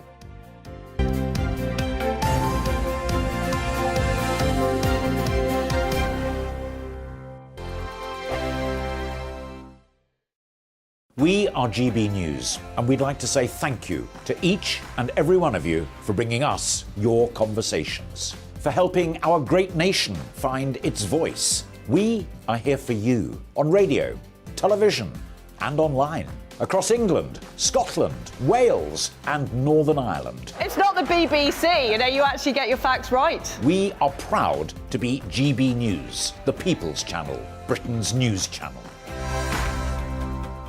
Monday to Thursday, 9 p.m. till 11 p.m. Join me, Dan Wootton. I'll bring you the sharpest takes and hottest debates. Do you not believe in prison? I don't believe in prisons. I'm completely stunned. I guarantee you there'll be no spin, no bias, no censorship. I actually was personally quite offended by it. And no reason to go to bed. So I guess they've always been quite woke. That's Dan Wootton tonight on TV, radio and online. Monday to Thursday from 9 p.m. till 11 p.m. on GB News. The People's Channel, Britain's news channel. My name's Tom Harwood, and join me 9:30 a.m. every weekday for The Briefing, your one-stop shop for everything you need to know about what's going on in politics today. I wonder if this is a deal that might need to be like the biscuits in this factory, twice baked. Is there not an opportunity here to win out against the extremes? Tom Harwood, GB News. What are you going to do about it? Things should have been done differently, and they certainly are being done differently. Don't miss it. The Briefing with me, Tom Harwood, 9:30 Monday to Friday on GB News. Every morning from 6 o'clock, we'll wake you up with GB News Breakfast with all the stories you didn't know from the night before. So whether it's serious news, entertainment, or your own views from all over our great nation, we're here to kick off your day with a smile. The national media should be reflecting and reporting what's happening here. You will notice the northwestern accents. Whether you're with us on TV, radio, or online, every morning it's breakfast from 6 a.m. Hope you can join us. We are GB News, right across the nation. You can get us on television, on radio, on digital. We're absolutely everywhere. Amazing! You see, amazing! You remind me of me in the European Parliament. But here's the most important bit. We are not part of the mainstream establishment. We think and speak just like you do. We are the People's Channel. Magnificent. That's really, really thoughtful. Come and join us on GB News, the People's News Channel. Join me, Nana Akue, Saturday and Sunday afternoons on GB News. Expect fiery debate and passionate discussion as me and my panel tackle some of the biggest topics hitting the headlines. It's a place for everyone's opinion. No one gets cancelled, but no one gets an easy ride. Oh, she's on it today! Be ready for conversations that are fierce, frank, and of course, fun. Every Saturday and Sunday afternoon from 4 p.m. on GB News, the People's Channel.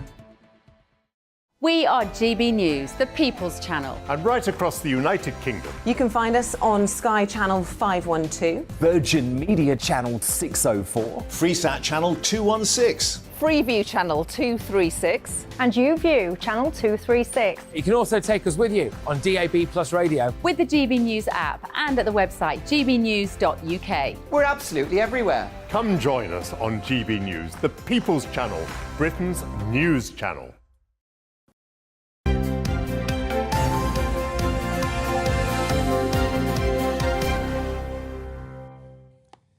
It is 8:40. Good morning to you. You're watching and listening to Breakfast with Stephen and Anne. Shall we take a look at today's papers? Are we going to go through the front pages, shall we? Tell you about the front pages? The Times leads with the misery on the railways, I'm afraid. Every day, they're saying, for a month. Yes, not very. There's Bellingham on the front, keeping our hopes alive for tonight. The Mail says, don't fall ill, don't rely on trains, don't forget, and forget sending you Christmas cards. Because a week of trials, it says something or other. Something like that. It's about strikes. It's all doom and gloom. The Telegraph reports 15,000 operations will have to be cancelled because of the first national strike by nurses. The Guardian accuses the Health Secretary of being unwilling to negotiate with the Nurses' Union. And the Express continue their royal coverage of Meghan and Harry, saying the whole documentary was patronising for attacking the Queen's work, particularly to do with the Commonwealth. It's football for the Sun. Let's make French toast, lads, as they put Harry Kane on a slice. And the Mirror says, yes, we can. Very clever use of French there.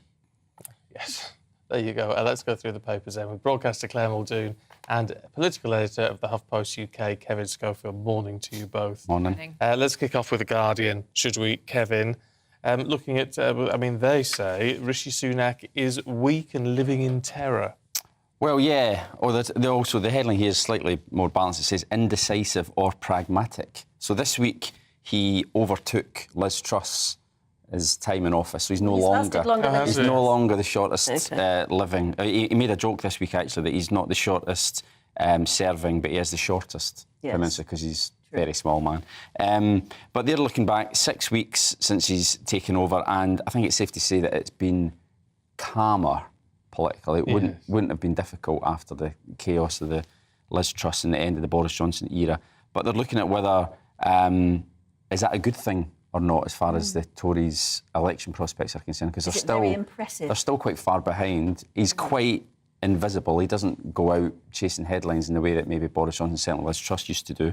He's had a couple of high-profile U-turns, one on house-building targets, dropped them because of a rebellion, and also on onshore wind farms as well.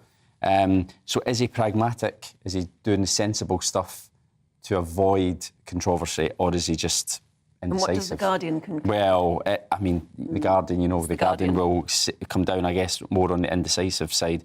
But I think Conservative MPs are still giving him the benefit of the doubt. They elected him, basically. He got in thanks to them.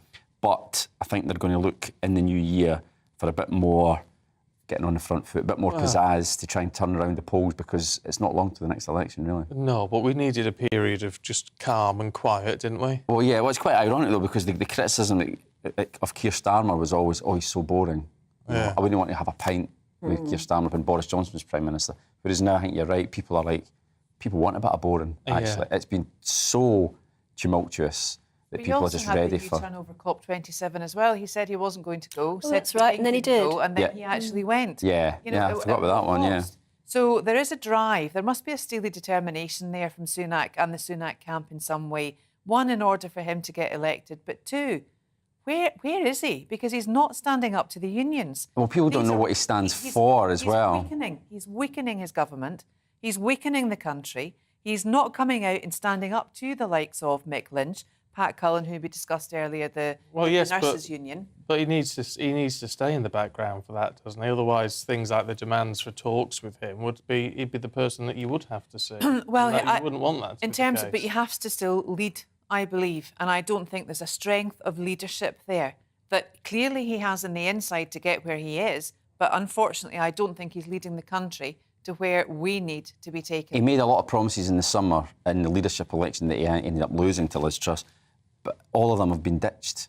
You know, so those were the things that he supposedly believed in and that he would run the country based on. Is that he lives in constant terror of his own backbenchers. Well, and isn't that the problem at the moment? So pernicious. Well, that's it. You know, even though they've got a healthy majority still, around about 70, they've lost a few seats because of by-elections, they're still a very divided party, you know. Yeah, but we're a very divided country. Well, they are a very divided country, but it doesn't take a lot of them to force him into U-turns, and it doesn't scream strong leadership. He's not mentioned, he's not even stood up to Nicola Sturgeon either, who wants, even after the Supreme Court ruling, she still wants a referendum, a de facto referendum on the next general election. Yeah, but what would you want him to do? I mean, it's almost, a bit like the royal family, isn't it? You know, the sort of just not commenting at the moment. I mean, does he need to be seen on every TV screen every day saying we are doing X, Y, and Z? He's clearly leading in the cabinet. Do you think so? Yeah. I can't see any evidence of that. And it's not actually having to see it. But what evidence do you have that he's not leading? Because he's allowing the strikes he's allowing the government to be held to ransom. Well, the fact that he's flip-flopping on stuff. Exactly, you know, I mean, and the amount of U-turns he's done. Yeah. That would indicate to me it's not a man of integrity nor strength. I mean, onshore wind is a classic example. In the leadership election, he said he would not allow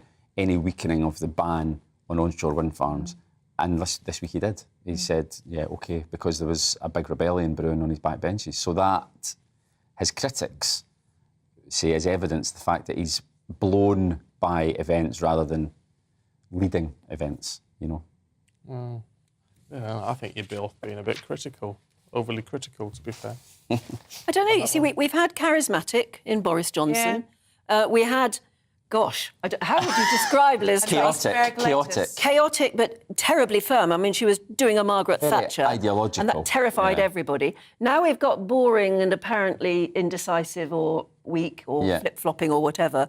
What is there left? You wonder... You know what there should be? I think there should be a Prime Minister who, you know, enlights his party, enlights his government, enlights his cabinet. One leader, one man does not, or one woman, does not a country make.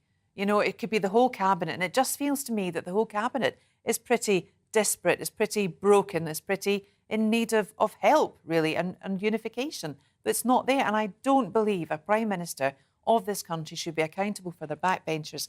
They should be accountable to us, the electorate, and those that voted for the Conservative Party. Well, they're going to be when it comes to the next general election. But why should we have to wait that long? They should be living day in, day out, serving the country. I don't know. You see, I have to say, I don't know what you want. Listening to that, I don't know what you want.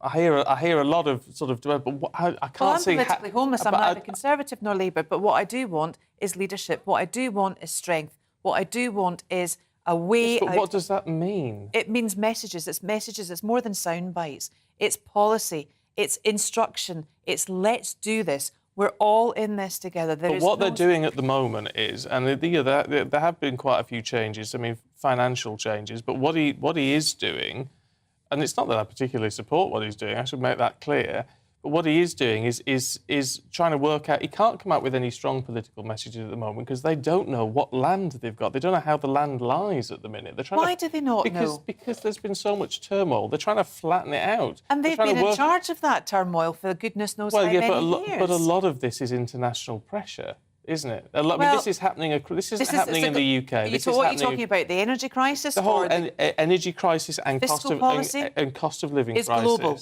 Is global, and so we need to work out where all that lies, and then come the spring statement. Perhaps then it'll be able to actually give us a path, a direction out.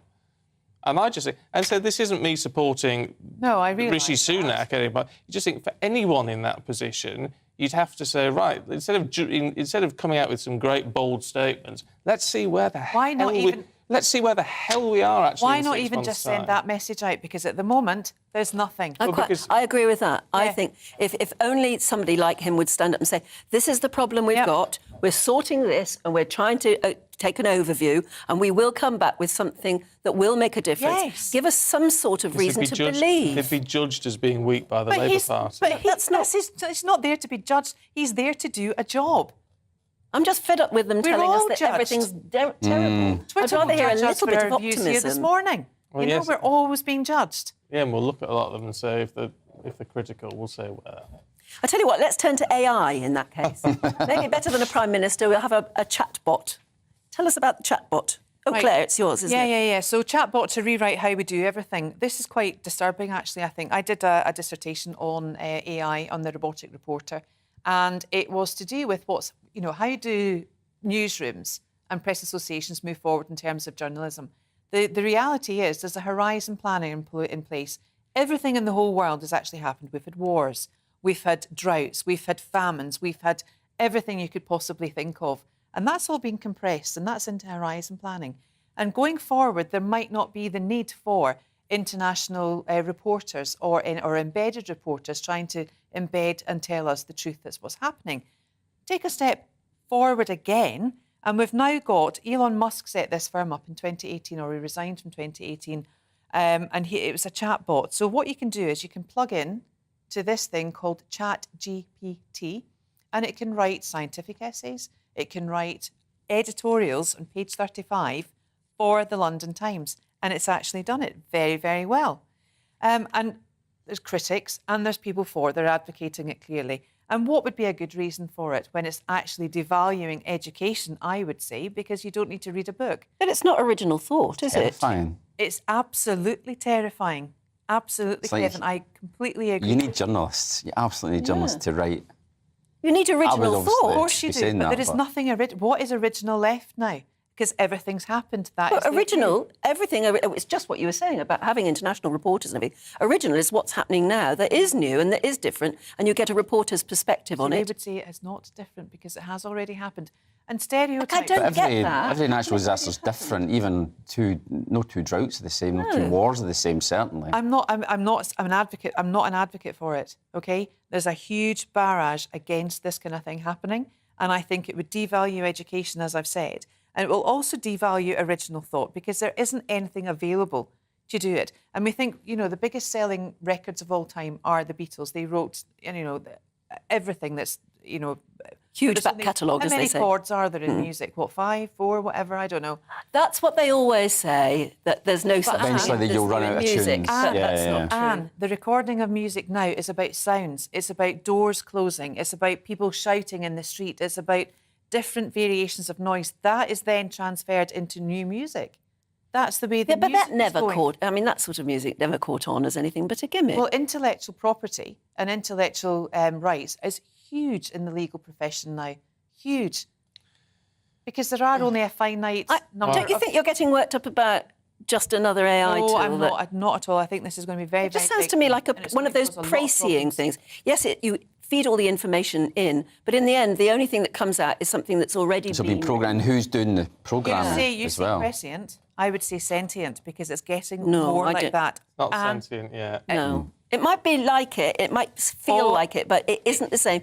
You bring Paul McCartney in right now, and I bet you he could write an original song that's nothing to do with anything on that AI. I hope so. I hope so. I hope so. Put it through the Turing test, see if it's sentient or not. Nothing's passed that yet. That's right, no, absolutely. So, very quick look at the Times, Kevin.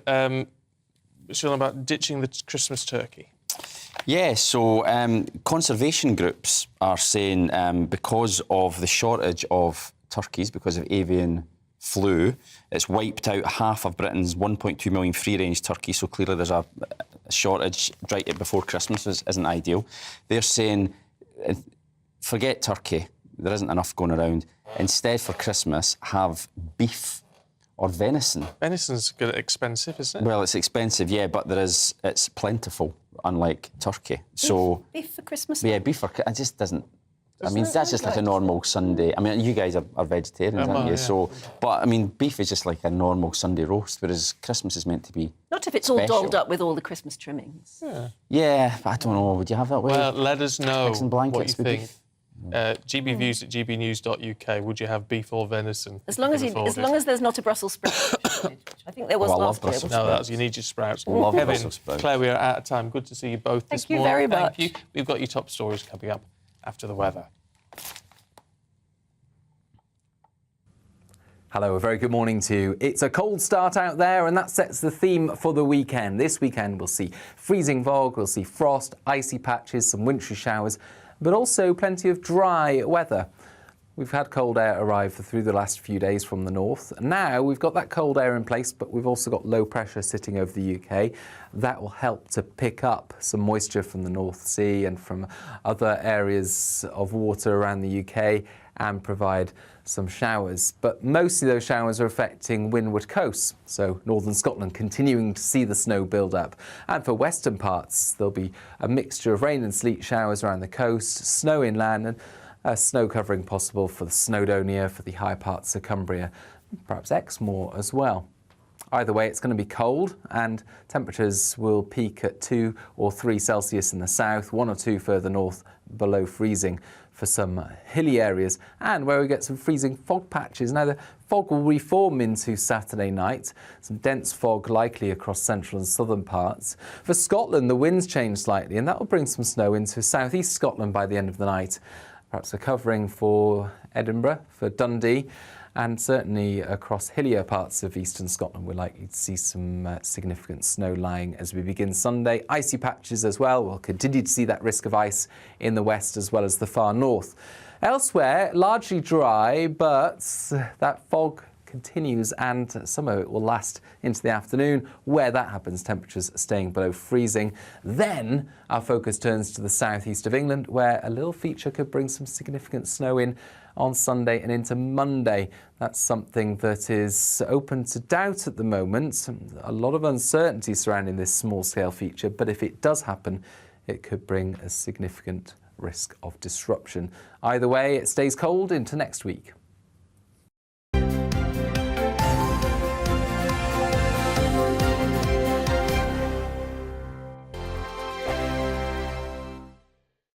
Hello there, it's Eamon Holmes here from Breakfast on GB News. We're not just on your television and your screens, you know. We're on DAB plus digital radio, so you can listen to your favourite shows on the move. If you've not yet listened to GB News Radio, it's very simple. We're on your radio player and tune-in apps, on your smart speaker, phone or tablet, or online at gbnews.uk. Take us with you wherever you go. GB News Radio. You never have to miss a moment of the People's Channel. Monday to Thursday nights on GB News. At 6, it's Dubes & Co. 7 o'clock, Farage. At 8, join Mark Stein. And at 9, Dan Wootton Tonight, followed by Headliners. On TV, radio and online. This is GB News. Join me, Lawrence Fox, on GB News. Frank, fun, fearless and sometimes serious. Much as I love a Friday night punch-up, what I really want is a battle of ideas. I want to look at things differently. I want to hear different voices and engage with your unique experiences. Every Friday at 7 p.m. on GB News.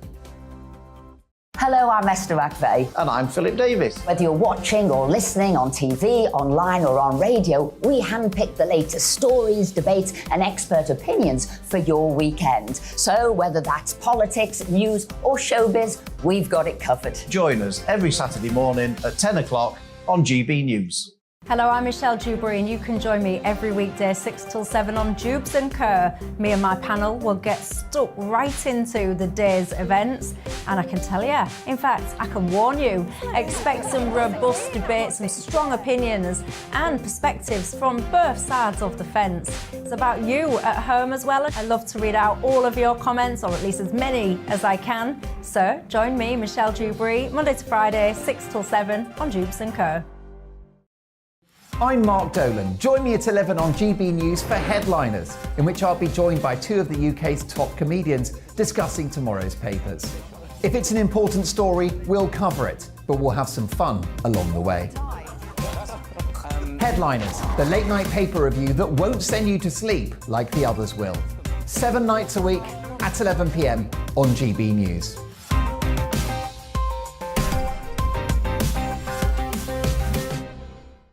Monday to Thursday on GB News, it's Bev Turner Today from 10 a.m. We're going to be here for you, our GB News family, to keep you up to date, but also make you smile. There's a guy who went from puberty to adultery. And I can't wait to bring a few of my own opinions. I have no time for cultural totalitarianism. We'll engage in passionate, but always polite debate, with your thoughts and opinions at the centre of it all. Only on GB News, the People's Channel, Britain's news channel. I'm Mark White. As GB News Home and Security Editor, I cover those key issues that are so important to you. Our authorities, our communities doing all they can to combat violent crime. With the public services under unbearable strain, why are we still failing to control our borders? Defence, the first priority of any government, has been continually hollowed out. Can we trust our politicians to protect the armed forces? Join me, Mark White, on GB News.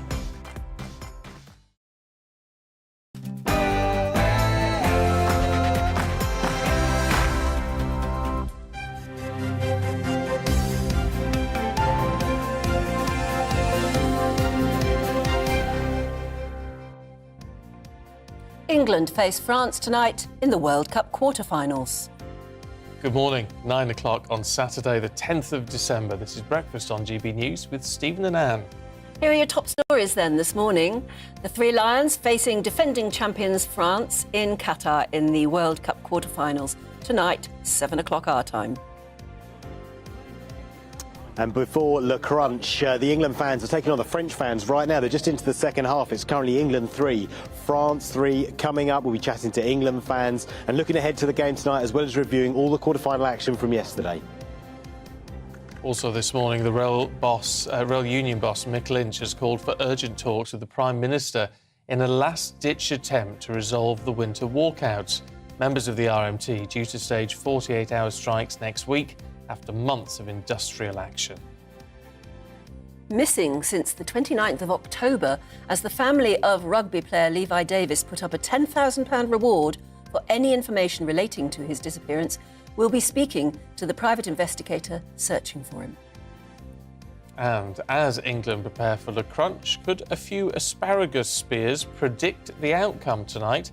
We'll be finding out with the country's only asparamancer, known as Mystic Veg. Or Veg. Mystic Veg? Yeah. Mystic Veg, oh, well, yeah. That's what it's about, I think. Oh, right, yeah. Well, we'll see. Messed that one up, didn't I? We'll see if throwing asparagus up in the air and then reading something into the way it falls will actually predict the outcome of tonight's match. I'm not convinced. Nor me, and I think that's a terrible thing to do to a decent asparagus as well. Well, yes. Anyway, we'll find out what our asparamancer thinks a little bit later on.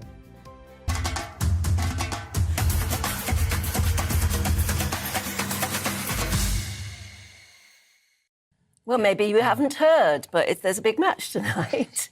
England are taking on the world champions France in the World Cup quarter-finals tonight. Well, of course, Gareth Southgate hoping the Three Lions will get through to the semi-finals as they did in 2018. But the favourites, France, want to make history by becoming the first team to retain the World Cup since Brazil in 1962. It's all to play for, as they say. Should we head over to Doha in Qatar now to speak to our reporter, Paul Hawkins, who's practising. Oh, look, it's blown up a wind there. Your hair's all on end. Yeah, it's windy today. It's quite cool, and it's overcast, frankly. It's perfect conditions for an England-France game, just like the weather in the two countries. We're actually at the England-France fans game, so let's just show you what's happening at the moment. It's currently England 3, France 3. Check out the guy with the beret just near us. Can you see him wearing a beret while he's playing? I love the fact he's done that, and you might also recognise the referee, which is actually our producer, Toby. So it's 3-3 at the moment, and I'll be honest, it's been getting a little bit tasty as well. Not quite so entente cordiale, shall we say. There's been a few challenges flying in, but it is 3-3 at the moment, which, you know, if it's going to be like that tonight, it's going to be quite exciting. Let's chat to some England fans now. What's your name? Josh. Josh, how are you feeling about the game tonight? Pretty confident, to be fair. I mean, I've been here since the start of the World Cup, and I don't think any other team has been better than England so far. Even France lost to Tunisia. They had the second team out, but at least, you know, depth in squad, you've got to be able to show that throughout the World Cup, you know. Yeah. Any injuries or anything like that, you know. Are you worried about, as the ball just goes into the corner? Apologies for some of the language. It is live football on a Saturday morning. How are you feeling about the French, though? Because they're world champions. They've got quality players. They do have quality players, but I think at this moment in time, you go on form. I think England just look that a bit better, to be honest. Yeah. I back us to win 2-1, to be fair. Right. Yeah, I back 90 minutes. I don't think it'll go extra time. I don't think it'll go pens. And I'm just confident. I've been confident since the start of the World Cup. Yeah. And we just, every other game, especially after the Holland-Argentina game last night, we look even better now, I think. And, you know, Argentina, they showed their flaws. They're letting a couple of late goals. You're kind of saying that it's maybe one for the underdogs. And in this match, we are the underdog. Yeah, I suppose if you go on record, them being world champions at the moment, we are the underdogs. However, I think going on form, we are, in my opinion, favourites. Yeah. Because, you know, Declan Rice, Jude Bellingham in the centre, you can't beat it at the moment. Jude has been unreal this tournament. Yeah, he's been very good. And what are you making of the fans' match today? Have you played yet? Have you been on? I'm not playing today. I'm just here as a spectator, just enjoying, watching. Okay. It's been quite a feisty one, to be honest. More and more dirtier challenges flying in. Sure. Do you want to come in? Have you been out there today? How you found it this morning? Yeah, it's been good fun. Well, I say fun, we do still want to win. Yeah, but there's a few tasty challenges going in. Yeah, it's the French, isn't it? That's what it's always like.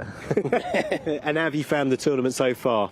Yeah, it's been good. I've been a lot. I mean, we've been to a few before, and Come on. Well done, Matt. Well won. I'd say it's been a lot better than I've heard. Before I came out, what the reports are saying, it's going to be like nowhere to drink, nothing to do, but it's been a lot better than I thought it was going to be. Yeah, exactly. Yeah, it has been. And how are you feeling about tonight? Positive, worried, anxious? I'm pretty confident, to be honest. Yeah? Yeah. Yeah? It's the best way to be. Yeah. And score prediction? 2-1 England. 2-1 to England. Great, thanks for speaking to us, guys. Really appreciate it. LeBlanc. Allez LeBlanc instead of Allez Le Bleu, which is the French phrase for, well, it's what they sing on the touchlines, the French fans. Listen, let's hear from Gareth Southgate and Harry Kane, feeling very confident about tonight. Obviously, we got to the semi-final there and everyone was over the moon, but yeah, whether we had the full belief to go and win the tournament, I'm not quite sure. I think we backed that up in the Euros, getting to another final, which, yeah, we lost by a couple of kicks of the ball. So, yeah, I feel like the belief has been building and building over the 4 or 5 years now. And we entered this tournament hoping to and believing that we can win it. We'll focus on Kylian Mbappe and Harry because of the number of goals. But of course, Olivier Giroud is the French record holder, and Antoine Griezmann is a player who I have a huge amount of respect for as well. So we think we've got some good attacking players in our team, and it's a great game for supporters to watch. So, yeah, England are feeling confident. Remember, they haven't been in France in a competitive match since 1982. They've beaten them much more recently, plenty of times in friendlies, but not when it counts at those big major tournaments. So you make England the marginal underdogs, but they've still got enough to really hurt the French. Oh, as England scored just there, the England fans. Fantastic goal, actually. So that's they're winning 4-3 now. Is that right? England winning 4-3? Yeah, England are winning 4-3, which bodes well for this evening. Just a quick word about yesterday's games as well. Brazil, the favourites to win it, 5 times champions, knocked out by Croatia. Extraordinary match. Went into extra time, that one, 1-1. Then on penalties, Brazil getting knocked out. And then after that, Netherlands, Argentina, 18 yellow cards in that match. The most yellow cards for any World Cup match ever. A really feisty affair. The Dutch hanging in there with an incredible free kick that took the Argentinians by surprise right at the end of extra time. And then it went to penalties and Argentina squeaked through. So Argentina are through to play Croatia in that semi-final. And then, of course, we'll have the outcome of today's matches that will match up the other quarterfinals. So if England do beat France tonight, they'll play either Portugal or Morocco. Paul, thank you. I know you're going to go and find another fan. Before you do, can you, cameraman, just get us a nice close-up of Toby? He's right behind you.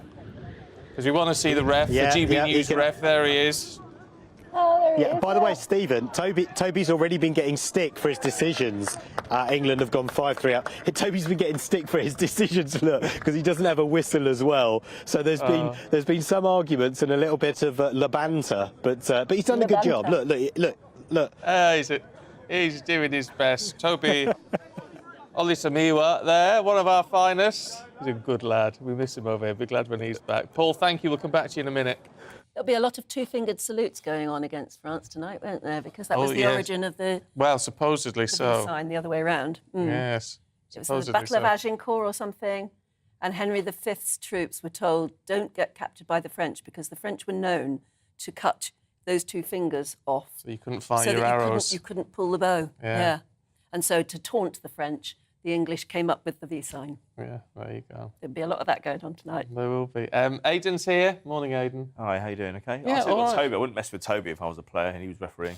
Oh, cracking. He only went out there for a holiday to actually watch the football. got Then he collared. got pulled in, to GB do News. some production, and now News he's been spirit. pulled into ref. I hope we're going to pay his airfare now. but anyway, look, I mean, we're liking to be cautiously optimistic. You're not. He's trying to be realistic and serious. Yeah, I'm trying to isn't he? call it, as my job is to call things as I see it, Stephen and Anne, and I just think, at the risk of sounding like a party pooper, it will be an incredibly close game. I think England, when they get to the latter stages of tournaments, as with any big nation, and we are a big nation football-wise, sometimes it gets a bit cagey. The big games see teams retreat into themselves. They'll have the tactical planning gets more detailed and more meticulous. We identify the problems on it, or the threats on each side, and we do our best to nullify them, and that can affect the game in a way that maybe doesn't happen as much in the group stage. And that's why I think a goalless draw and France are taken on penalties. But why would they be better at penalties than us? Because England have a wretched record in penalties. We've won, in my lifetime, we've won 2 penalty shootouts, and that was against Colombia in 2018 and way back in Euro 96 against But that's a long Spain. time ago. We've got different guys there now. In 2018, no, it's similar. It's similar. I mean, don't forget, more recently in 2018, we lost in the final. So France's record, I can't remember France having. I remember France winning back in '98. They beat Italy in the quarter-final. They've not been involved in loads of penalty shootouts, but I think we had Euro '96. We're going back quite a long time, but not recently, not quite as many that I can remember. But it's about pressure. France don't have as much pressure on them because they're the world champions. Yes, there's pressure within their nation. They want to win it again. But England have that sort of... That's underdog, though, isn't it? And we're better when we're underdogs. Oh, well, we're usually underdogs when we get to this stage, to be honest with you. But we've got threats all over our squad. Who knows? 12 goals in 4 games. They've got momentum with them, there's no question about that. We've got a very likeable manager, a likeable team. It's fun covering England now, where it didn't used to be. How good's our goalie? He is, he's very good. I mean, he was in goal. Jordan Pickford was very good. That's another. You're pulling out the knowledge today, I tell you. Oh yeah. Well, no. I mean, Jordan Pickford's he's a tremendous fellow. So you see him getting so worked up during the match. Yeah, you do. But he was the hero in our last penalty shootout, winning against Colombia in 2018, back in June 2018. So that was the first one we won since Euro '96. And he did everything asked of him in the last one in against Italy. He saved 2 penalties. And he was excellent throughout the match. He arguably plays better for England than he does for his club, which is a quite difficult thing to do. Oh, Aidan, thank you. But back to you probably later on this hour. Thank you. Yeah, we are. I'm coming back. I believe I'm coming back. Oh, good. Keep believing. Meanwhile, let's head to the Kirby Estate in Bermondsey. Alice Porter is there. And the Kirby Estate is, we think, the most patriotic spot in the country. And the flags are already out, the people getting geared up for tonight, Alice. They are indeed, yes. I think it's the most patriotic estate possibly in the whole of the United Kingdom. I mean, look at it. It looks absolutely brilliant. And there are 400 flags which are all painstakingly put up whenever England are playing. And I'm joined by 3 of the flag ninjas. Now, flag ninjas are on the Kirby Estate. They're very important people who in the dead of night put up these flags and get into the World Cup spirit. And all 3 happen to join me now. Thank you so much. Good morning to you all. Is that for me? I heard there might be a cup of tea. Go on then, you can. There you go. Thank you. That's some Kirby Estate hospitality. Now, for Geraldine, I know you're the original flag ninja. What does that mean? So I originally put a flag up years and years ago, and then Alan put a couple up, and then it's just snowballed from there. Chris got on a board, and it's just absolutely snowballed from there, really. Now, Geraldine, I've got to ask, because you get into the World Cup spirit, you get all the flags up, but, spoiler alert, Geraldine never watches a game. Why is that? Superstition. Every time I watch them, they lose. So I don't. Even when we've got the big screen up downstairs, I'll go for a walk in the park, come back at half-time, disappear again, and just come back about 5 minutes from the end if we're winning. How unlucky are you? What have you done in the past? What's happened to the England team thanks to you? Every time I watch them play, they lose. Every single time. So you're not going to be watching this evening. How are you, Alan, how are you feeling about England's chances later on today? Very, very good. I think we're going to win. I think, as I said before, I was talking to these, that we're going to win 2-0. I'm very confident in the 90 minutes. That's very specific. I predicted the score last game, 3-0. I said I got it right last one, yeah. So I'm very confident that our boys are going to pull it home. Okay. Any other predictions, Chris? See, I've got a weird one. I'm going for 3-2, and there's going to be a penalty involved somewhere, and it's going to be to England as well, and we're going to win. 100%. Now, I'm going to have to, one thing I've got to mention about the Kirby estate, it's looking very patriotic, but it is looking quite festive as well. Who's the chap behind you that is beautifully inflated in England? Look at that! That's Father Christmas. He's just wearing an England kit for now. It was on the sale, we had to buy it. It was in sale, we had to buy it. I absolutely love it. Has it been strange having the World Cup over a winter sort of period? Well, yeah, because normally we would be having a barbecue, everyone would be coming down watching the game together. But nice obviously bouncy castles going on. Bouncy castles, yeah, but it's a bit cold at the Wearing moment. shorts and t-shirt, not like we are now. Well, I say, Chris. So what have you had to do to kind of what will you be doing on the estate tonight to sort of get into the spirit? You can't do the barbecue in the same way you might do in the summer. What are you going to be doing to kind of get that? I'll be walking around with electric blanket plugged in, I know that. We've been watching it indoors, I'm afraid, just for now. I mean, when we score, it seems to be a case that everyone runs out their front doors and starts screaming, then we quickly nip back inside.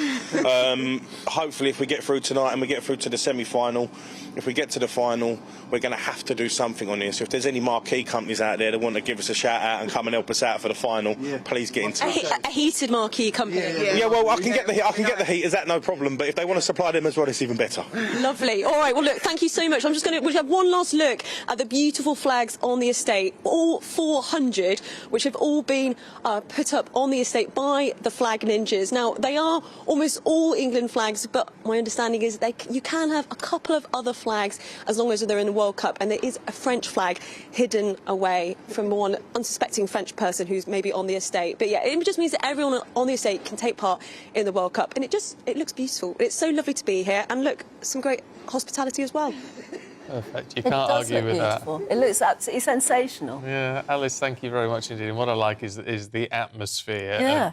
And including the French resident and all the rest of it. That's really nice. Let's go back to Qatar, should we? Because I think Paul's got some French fans there. Paul? Yeah, I have. And it's currently England 6, France 3, which bodes well. Just have a look at the keeper, the French keeper. Look, all you need is a baguette and some onions, and he'd be perfect. Look, so France are getting in the spirit of things, and have a look over here as well on the far side. Look at the England bench. How many substitutes England have? So perhaps not surprising, England are winning 6-3, whereas the French squad looking a little bit thin. But let's have a chat to some of the France subs at the moment as the game progresses. Guys, thanks for speaking to us. First of all, how are you feeling about the fans' game? Yeah, it's a good game. It's a good game. Yeah. Too much physical, but it's okay. Yeah. Too much physical, you think? Yeah. Yeah, but it's England-France, isn't it, right? Yes. We are artists and they are butcher. I see what you're saying, yeah, boucherie. Yeah, butcher, How are you feeling about the game tonight? Tonight it's okay, It's going to be another battle. It's going to be another battle, you think? Yeah, same. Like the first half. Very close to each other. Yeah. No one knows. You mean the game tonight is going to be like the game here today? Yeah, it's like the first half, very close, very intense. Yeah. A lot of battle. Yeah. In the midfield. Yeah. Yeah. And and are you worried? Are France worried about the England players at all? Do you think? Yeah, everybody is okay in England. We have many battles of tonight. You have Shaw against Dembele. You have Mbappe against Giroud against Maguire. Yeah. Kane against Lloris. Yes, they play together. Yeah, it will be a good game. It will be a good game, but we win. We win. We're not worried, but just we're not underestimating the English team. It's it's a good team. I mean, we've seen a lot of surprises yesterday. Brazil got knocked out from the tournament. It can happen to us. Of course, people think that we should win the game, but at the same time, if we underestimate the English team, they have been playing great recently. Final the Euro, 4th place, the last World Cup. So it's not a surprise to find them here. And for me, it's probably the strongest team still left at the moment. So? Even stronger than Croatia and Argentina? Stronger than Croatia and Argentina. Okay. It's they play as a team. I mean, France play great, but it's a lot of top players playing individually, making their miracles per game. But you feel that the team, if Kane is down, like Saka will score, or the bench is great. We don't have the same English bench. So I see, yeah, because eight players have scored England's goals, haven't they? So you're saying France, I think we have 3 or 4. Mbappe's either scored or assisted. Mbappe 5, Giroud 3, and I think Rabiot the last one. So. Yeah, so you're saying keep those sort of core players quiet. I mean, to be honest, we have only 2 midfielders. Like, if one of them is out, we're done. Yeah. Allez le blanc or allez le bleu? Allez les bleus. Allez les bleus. Score prediction? 2-1 for us. As yesterday, penalty kick. Yeah. No. Penalty kicks. Like English, I hate that. we hope that Deschamps train this one, but maybe penalty kicks. Yeah, maybe, peut-être. Yeah, merci. Thank you very much. For you, thank you very much for speaking to us. So that gives you a flavour of how the French are feeling. I think they're worried about England, but they're confident they've got enough to beat England tonight. It's going to be a fantastic encounter. At the moment, though, it's England 6, France 3 in this fans match. If only that could be replicated tonight. Paul, thank you very much indeed. There's a lot of bon ami there, though, which is nice. And I think everybody on both sides feels the same, doesn't it? They're quietly confident in their own side. They know it's going to be tough, but they're quietly confident that they're going to win. Yeah, you've got to be. You've got to be optimistic. They're having a lot of fun out there, which is nice to see, actually. It's just pleasant, isn't it? Yeah. How are you going to watch it? Are you gathering the whole family together, or are you just going to snuggle up in front of the telly? Yeah, snuggle up. With a hot water bottle, which you probably need. Hot water bottle. You don't need that out there, do they? I think that'd be very nice. Anyway, look, don't go anywhere. We've got much more to come, including the very latest on the rail strikes, as Mick Lynch demands a meeting with the Prime Minister.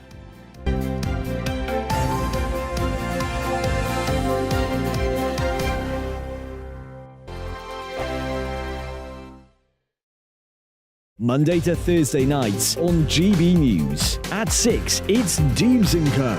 7 o'clock, Farage. At 8, join Mark Stein. And at 9, Dan Wootton Tonight, followed by Headliners. On TV, radio and online. This is GB News. Here on GB News Live, we'll be keeping you in the picture, finding out what's happening across the country and finding out why it matters to you. We'll have the facts fast with our team of reporters and specialist correspondents. Wherever it's happening, we'll be there from 12 noon on TV, radio and online. GB News, the People's Channel, Britain's news channel. We are GB News, the People's Channel. Why not take us home with you by visiting the GB News shop at gbnews.store. You'll find all the official merchandise, a really good present actually for yourself, your friends or your family. We ship across the UK mainland at no extra cost. GB News, the People's Channel. Join my show Farage, 7 p.m. till 8 p.m. Monday through Thursday, and there you will get opinion, analysis, debate, and I'll cover stories that nobody else dares to touch. You've been cancelled. Join the club. Oh my goodness me. And then for the last 15 minutes, talking pints. We're over a drink. We have a civilised conversation with someone. We very often disagree, but we do it in a grown-up way. Come and join me on Farage. Monday to Thursday on GB News, it's Bev Turner Today from 10 a.m. We're going to be here for you, our GB News family, to keep you up to date, but also make you smile. The guy went from puberty to adultery. And I can't wait to bring a few of my own opinions. I have no time for cultural totalitarianism. We'll engage in passionate, but always polite debate, with your thoughts and opinions at the centre of it all. Only on GB News, the People's Channel, Britain's news channel. Hi there, it's Stephen and Anne. At breakfast from 6 a.m, you'll always be caught up with everything you need to know, the latest headlines, opinions and debates. We'll bring you the good news and the bad, but most of all, we're here for you. Remember, send in your views and let us know what you would like us to talk about. That's because we're your news channel. And every morning at 6 a.m, it's breakfast on GB News.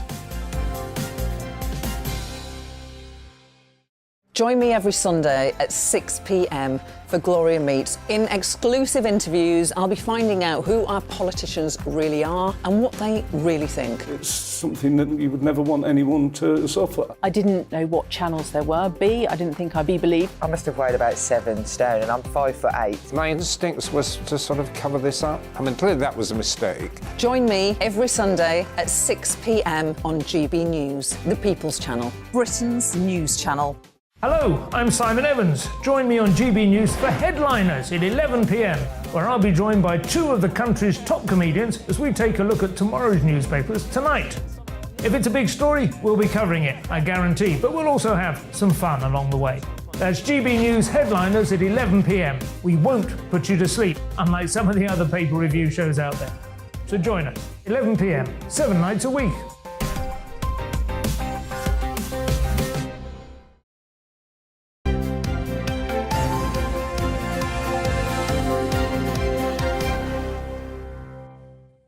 It's 9:25. Good morning to you. You're watching and listening to Breakfast with Stephen and Anne. Now, the Secretary-General of the RMT, Mick Lynch, has asked to meet the Prime Minister in what he's sort of making it look as though it's a last-ditch attempt to halt the impending rail strikes. Well, it comes as 4 days of consecutive train strikes are expected to start on Tuesday. Border Force officers are also continuing to threaten a walkout over Christmas week. Well, we're joined now by GB News' political reporter, Olivia Utley. So, Mick Lynch demanding a sort of audience with the Prime Minister. Is that just posturing, or could it result in something? Well, there are a couple of ways of looking at it. One of them is that Mick Lynch is getting a bit nervous because public support for the rail strikes is definitely ebbing away. At the beginning, there were members of the public who felt sorry for train drivers, but when people are worried that they're not going to be able to spend Christmas with their family, that patience begins to wear quite thin. The other pressure on Mick Lynch from the government side is Rishi Sunak's talking about bringing in new legislation in the new year, which would curtail the rights of strikers. So Lynch is under some pressure, and it is possible that he does genuinely want to see the strikes averted. On the other hand, he hasn't said anything so far about what sort of compromises he would be prepared to reach. And we know that the 8% pay rise that the government's offering, 4% one year, 4% the following year, was unacceptable to him. And Mark Harper has made it clear that the government isn't keen to offer any more. The other sticking point are these driver-only trains, so cutting some of the onboard staff from RMT trains, RMT network trains. So Mick Lynch says that this is dangerous, and the government says that it's not, and there have been plenty of these trains going for sort of 40 years. And this is the big sticking point, because if Rishi Sunak does concede that point, then obviously it will be impossible to take any of the staff off trains in any time in the near future. And it doesn't sound at all as though Mick Lynch is going to back down on this. He keeps talking about the fact that Scotland and Wales have not taken any of the staff off the trains. So without any sort of movement there, it is very hard to see how this meeting could result in any sort of breakthrough. But who needs to blink first on this? I mean, presumably Rishi Sunak or the government is in a stronger position, in a sense. In some senses, yes, and I think this threat of new legislation is pretty powerful. But on the other hand, you know, Rishi Sunak is not a particularly popular Prime Minister. Labour have been in the lead in the polls for months now. We've obviously had a pretty turbulent time for the Conservative government.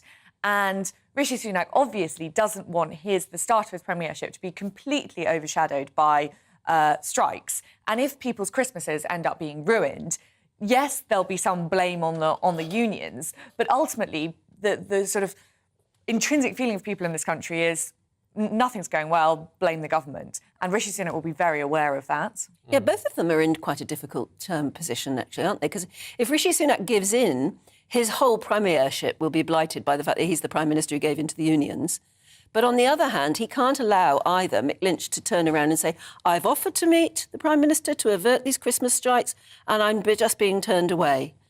Well, yes, exactly. I mean, I think that the argument that Rishi Sunak could make is that Mick Lynch has been speaking to the Transport Secretary time and time again, and that's the appropriate person to be having those negotiations with. And there's also, it feels a little bit as though Mick Lynch could be sort of trying to drive a wedge in the heart of government. Mark Harper is a close ally of Rishi Sunak and a close friend. And if Lynch manages to sort of, Harper says no to him and then he goes to Sunak and finds a way for Sunak to say yes, it helps the narrative of a sort of divided Conservative government, which is quite powerful for Mick Lynch. So there are a number of reasons why he could be doing this. Where's ACAS in all this? Where's, sorry? ACAS. ACAS, The conciliation service. Yeah. They always used to... You always used to say, used to say the union and the government, they've gone to ACAS. Yeah. Yeah, God. Do they not exist anymore? I don't even know. Because if they do exist, they're being ever so quiet. Yeah. We're not using that phrase anymore. No. But if they need conciliators in there, you need somebody to go to Mick Lynch and say, right, let's sort through what your priorities are and put them in a list and see what we can... And then do exactly the same to the other side. Yes. And see, get some sort of bargaining going on. Because otherwise we do have a situation of just who is going to blink first They and throw why. a stroppy fit at each other. Exactly. Yeah. Oh, interesting. Very good point, that. We'll find out about ACAS. We Maybe will they try. are beavering away in the background, but Don't know. you don't hear, do you? Well, Olivia, for now, thank you very much indeed. Now, I think we're going to go... Have we got a break first or not? No, I don't we're think not. so. I mean, this is such a planet. difficult story. Yes, Actually, this is very upsetting. It's about the rugby union star and Celebrity X Factor singer Levi Davis. Now, he's been missing since the end of October after leaving the Old Irish pub in Barcelona. And this week, his family and friends have stepped up the search for Levi, offering a £10,000 reward for any information that might lead to his discovery. They've also taken on a private investigator, Gavin Burrows, who's volunteered to help find him, and he joins us from Barcelona now. Gavin, good morning to you. Look, I mean, what have you got so far? Is there anything to go on? Yeah, we have some significant leads that, I mean, I've only recently just come into this, but we have got some significant leads which we're following up right now and locally and with the police and with our guys back in London. That's more cyber and whatever else. There are a number of clues here on the ground which we're looking at now. But my main appeal today is when he left Barcelona when he left Ibiza on the 29th of October by ferry, he must have spoken to somebody on the ferry during that time. It's a 7-hour, 8-hour journey. He must have spoken to somebody when he came to Barcelona. He had arranged to meet somebody in Barcelona. That person's never come forward. And he disappeared. He left the Hard Rock Cafe, which we're not far from now. He went straight to the train station and switched his phone, lost signal. He's not used his bank cards. He's not been in touch with anybody. For the family's sake, can we please just, there must be somebody out there who knows somebody. Did he actually go and meet this person? We're just appealing to the media and your help, and anybody who may have just seen Levi in the last 6 weeks or a possible sighting, can they please contact us or the local police unit here? He did have some interesting, he did experiment with recreational drugs. He did have quite a big social life. So maybe in passing, if people can just go back through, maybe he did mention something to somebody that they just haven't really thought of. It really is just an appeal for help at the moment. And whilst we continue with the evidence that we've got to hopefully bring a successful conclusion to it over the next few days, if not weeks, but we hope it's not going to be that long because of the pain the family's going through. It's just, it's 6 weeks now. It's nearly 6 weeks today. Is there anything to indicate that he might have gone missing voluntarily? In other words, he just sort of wanted to shrug off one life and start another? Or do you think that there's something's happened here? Well, we think by now he would have at least been in touch with somebody, and logic would suggest if you were going to deliberately disappear, you'd empty your bank account and then disappear.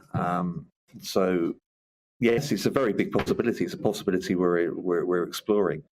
It's even been suggested he might have just got into Portugal literally by hitchhiking and walking. It's been suggested he could have done the same going into France. But we are under the police are definitely under the strong impression that whatever's happened has happened in Barcelona. And the person I'd really like to talk to is the person that he's arranged to meet. And anybody that spoke to him in that last period of time, that last, from the moment he got on that ferry in Ibiza to now, I'm interested, very interested. I can't, it's absolutely no leads, but we're keeping an open mind. And hence the appeal, and hence while we're here, we're just trying to piece it all together as quickly as we can for the family, but obviously as thoroughly. Well, yeah, absolutely. Look, really good to talk to you this morning.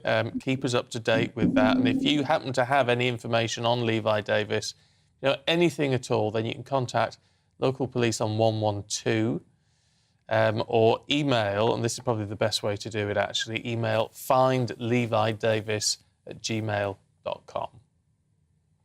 Meanwhile, at 9:34, do stick with us, more to come, including, would you believe, a look back at the last moon landing, which was 50 years ago.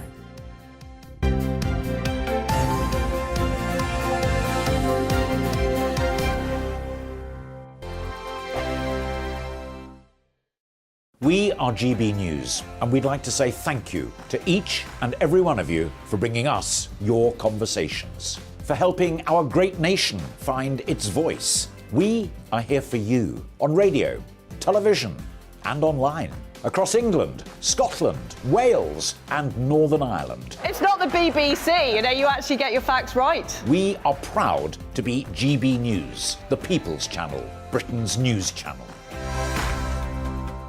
Monday to Thursday, 9 p.m. till 11 p.m. Join me, Dan Wootton. I'll bring you the sharpest takes and hottest debates. Do you not believe in prison? I don't believe in prison. I'm completely stunned. I guarantee you there'll be no spin, no bias, no censorship. I actually was personally quite offended by it.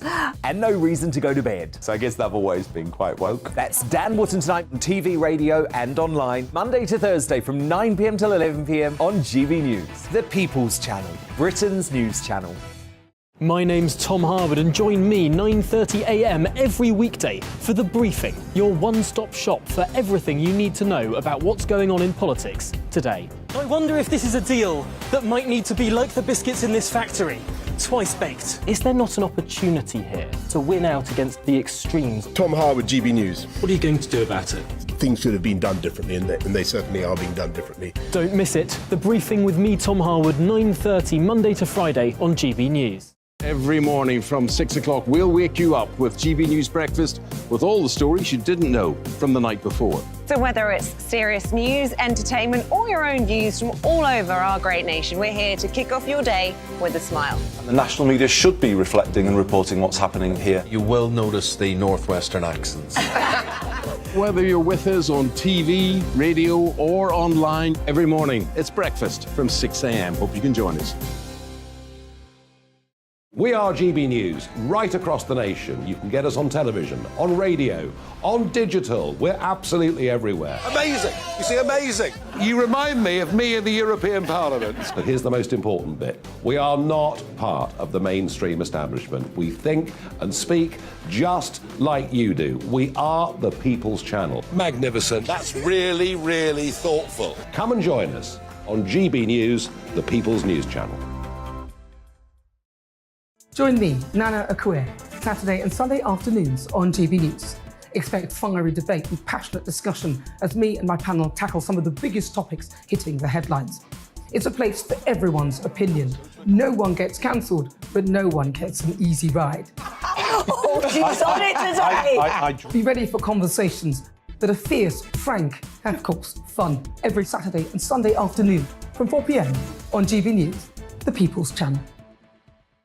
We are GB News, the People's Channel. And right across the United Kingdom. You can find us on Sky Channel 512. Virgin Media Channel 604. Freesat Channel 216. Freeview Channel 236. And YouView Channel 236. You can also take us with you on DAB Plus Radio. With the GB News app and at the website gbnews.uk. We're absolutely everywhere. Come join us on GB News, the People's Channel, Britain's news channel.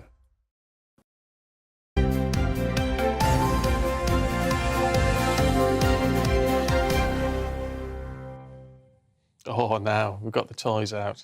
This is going to be our most favourite part of the programme, we think, because it's been 50 years, believe it or not, since astronauts last launched to the moon. NASA's Apollo 17 lifted off on December the 7th, 1972. I wasn't even born when we were last on the moon. Oh, my goodness. I was. I remember watching it and thinking it won't be long now. We'll all be walking around in silver space suits and there'll be holidays to the moon. And it didn't happen. Oh. Joining us now to discuss the anniversary of this amazing date is space and planetary scientist Andy Lounge, who's one of our favourite people. It's lovely that you've actually come into the studio. Oh, it's lovely to be here. Nice to see you. And brought some of your toys. Of course, plenty of toys. I mean, these are amazing. Because, I mean, the nice thing is, as we look back on half a century since we were last there, it's about going back now. The focus has finally shifted to going back. It is. I mean, this is the important thing. I mean, a lot of people have said, you know, it's 50 years is an awful long time. But to be honest, we got to the moon a bit before, really, we had the capabilities to do it. We were really pushing the very edge of our technology to do it. It's incredible that it happened so successfully. It's staggering. Very well, no microprocessors or anything like that at the time, all relays and things like that being used. But it was Kennedy's speech really challenging the Soviet Union at the time to essentially a scientific battle to get to the moon.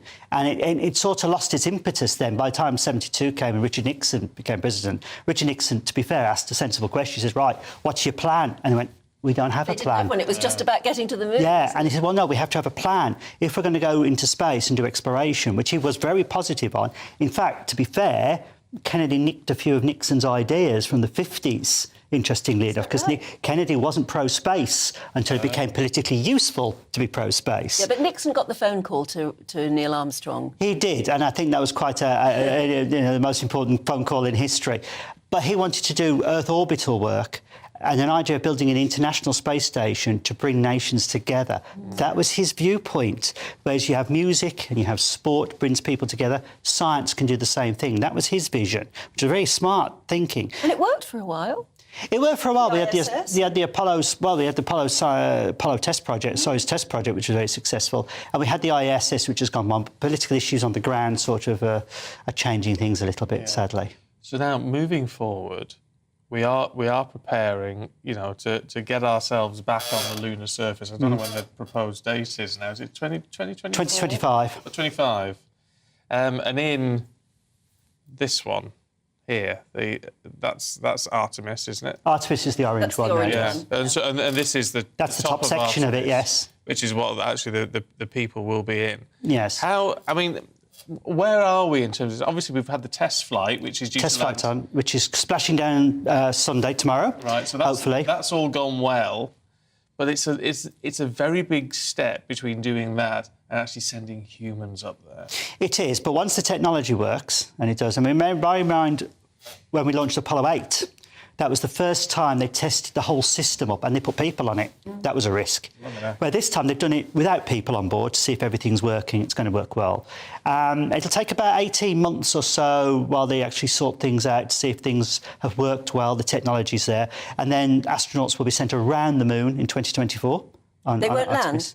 No, not in the first mission. Around. Again, you always take it in little baby steps to make sure everything works. For instance, if they find out there's been problems with this one, they'll have to do another unmanned mission, probably to make sure it does work. Do you think they're more careful now than they were back in the 60s? No, I don't, frankly. Basically, if you look at the history of what they did with Apollo, everything was crammed into a short period of time, but it was still step by step by step by step. It's the only way you can actually do it. Yeah, because 8 went round the moon without landing. Yes. And then there was a few more round it. Then they went close to land on the moon. Didn't quite land on the moon, but flew close to the moon, then back again. And then they landed on the moon. And that's the way to do it. This one, of course, 2024, they'll fly around the moon. 2025, they'll land on it. But, of course, the American NASA might not be the first to get to the moon. Musk might do it beforehand. And in this beauty. Yes. That big tall one is the Elon Musk. Yes, that's the big vehicle. Yes, it's out of scale with that one, by the way. Good. Trust me. But having said this, it's about 395 feet tall, so it's a big piece of kit. And the top section with the large fins at the bottom, that could technically land on the moon, but they'll be just doing an orbital flight again first. It could do one of those vertical landings. It will. And the difference between these two systems, the NASA one isn't reusable, Musk's is. And you can see how the jump in technologies come from the private sector here, whereas he's fully reusable and therefore much more cost-effective than the NASA system. It's almost as if NASA or government-funded systems are lagging way behind now private enterprise who can go for it and see what we can do. Is that a good or a bad thing? Good thing. Yeah, because it pushes technology. Going, yeah. It pushes technology forward, and it's all about pushing technology. People on about the cost of all this that we've done. I mean, bear in mind, Qatar's just spent $240 billion on a football tournament, okay, which is going to be forgotten about in 6 weeks. Whereas this is going to have a long-lasting legacy and is costing less than that. Plus, people want green tech. We need green technology to help us. Space science produces green tech. By its nature, it has to, because we can't have astronauts dying of poison gases and things like that. So the technology that comes out of this is vital for our life down here on Earth. Yeah. Just before we say goodbye, because we love talking to you, but you've brought in Virgin, of course, is another contender. This is Launcher One. This is what is this a moonshot? This is Launcher One. No, it's an orbital vehicle. It's dropped for it's 70 foot tall and drops from on the side of a Boeing 747 jumbo jet, which Virgin are going to fly out of Cornwall, and that'll put satellites into low Earth orbit. Right. So it'll be the first British-based orbital flight, which will be quite fantastic. You've got a little Stephen and Anna. Yes, Stephen and Anna at the bottom there, just to show the scale. These things are huge. We'd like to go on the real one. Yeah. Well, that one. We'd love to go on it. I mean, it's a bit. I tell you what shocked me from the test flights is when you get those shots of the Earth from the. We forget how far away it is and how small Earth looks from the moon. One of the biggest things that came out of the Apollo programme, especially Apollo 17, because Apollo 17 astronauts took a fantastic photograph of what was called the blue marble, the Earth, and it put into perspective what people saw as the Earth. And the big push of the green movement, interestingly enough, began really in 1967 from the first real full picture of the Earth itself, when suddenly people realised where we live. That's where we live. We're not Americans or British or Russians. We're a human species. And that's where we live on that planet. And that's what extraterrestrials would see us as, a species, not as individual. And that's something that's got to focus us. And that's what the space programme really does. It gives us a true perspective of our place in the universe. And I think, Prince William recently launched what he called the Earthshot Prize, using President Kennedy's words. Yes. As a way of saying, look at that fragile planet, we've got to look after this planet. Yes, he also made some rather disparaging remarks about space science, of course, and about space technology, which he didn't quite, I think, follow through. For instance, he said about the amount of greenhouse gases produced by rocket launches.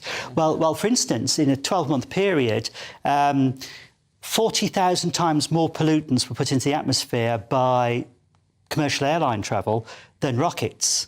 And in fact, you've got to put that into perspective, that they aren't the problem, they're part of the solution. Yeah, and rockets put things like satellites up. Exactly, and a lot of it's hydrogen and oxygen. And the hydrogen fuel cell, developed in Britain, which was used on Apollo, is one of the ways forward for green tech. We'll have to put Prince William right on that then. Well, we will. We're being yelled at because we're overrunning, Andy, but we could talk to you literally. Yeah, because apparently there's some big match going on. Yeah, but anyway, it's absolutely fantastic to see you. Thank you for having me, I appreciate it. Yeah.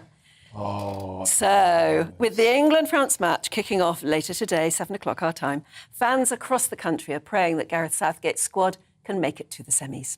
Now, one of these fans is a Yorkshire dad of 6, is a YouTube star as well, Danny Malin, who's released his very own single about a Christmas wish to win the World Cup. It's called Red and White, and it hopes to top the charts in time for Christmas, whilst also raising money for charity. Anna Riley has the story. I've been dreaming of a red and white Christmas. Victory is at the top of my wish list. 3 lions under the tree. Football's coming home to me. Santa's bringing glory for England this Christmas. After hitting top 10 in the charts with his charity Christmas single last year, Rate My Takeaway viral YouTuber Danny Malin is back. The Santa of the North is bidding for a Christmas #1 alongside victory for England in the World Cup, and made his new hit Red and White with DJ Toddler T. Now, obviously, with the World Cup being played in the winter this year, and everybody football, with England, the country seems to go crazy a little bit, and it's basically football and Christmas all rolled into one, and it's about Santa bringing football home, bringing that trophy home for Christmas. Proceeds from the single will go to Mind and Trussell Trust, charities close to Danny's heart. I've suffered mental health issues over the last few years with losing my partner, and Mind helped me out. There were things that I went on there and things I could access and look at, and I just think it's good for me to be able to give back and help others I absolutely love it, and I love the fact that, you know, people that they love the song, they love me being stupid, and they're willing just to pay that 99p, which then is going to go to these charities to help people in the future. The music video was filmed in locations across Yorkshire and features a butcher's in Leeds where Danny worked. And the staff there are hoping that England make it through to the final. We've got to do well this year, haven't we? They look amazing, don't they? The team's amazing. You know, everybody's behind them. You know, yeah, they've got to do well. They've got to do well for Danny, haven't they? You know what I mean? If they do well, then the longer they're in the competition, hopefully Danny's song can do as much as it can for the charity that is behind. Come on England will be dreaming of a red and white Christmas with victory at the top of the wish list. Anna Riley, GB News, Leeds.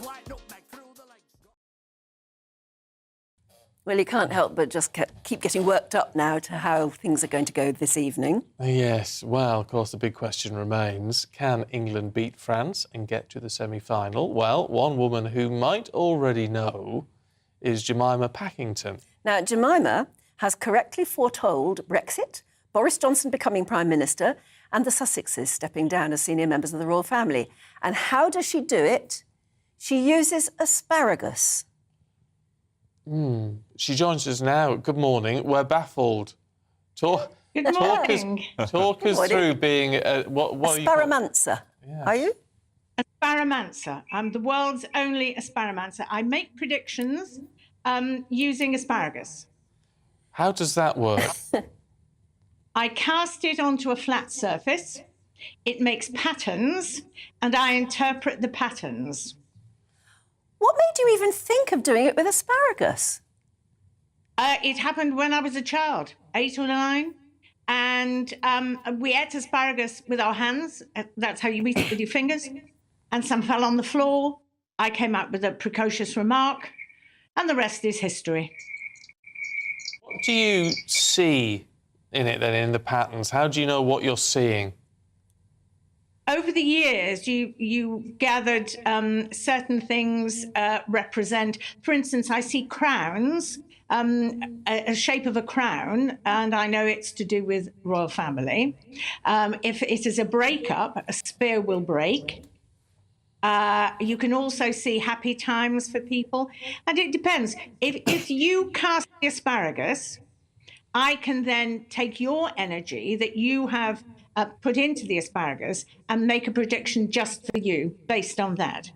Right. Well, look, the obvious question now to ask you is, can you do it? Can we actually see you do it now? Yes. Right, OK. Would you like to ask a question? Well, yes. Who's going to win tonight? Yeah. That's what we want to know. Ready? Yeah. Yep. Oh. Ah. Right, so what's that telling us? Do you see a spear of asparagus leading off? Yes. That shows that England will be making an exit. Oh. Say that again. I missed that. England will be making an exit. This spear here says that England tonight will be the end of their World Cup dream.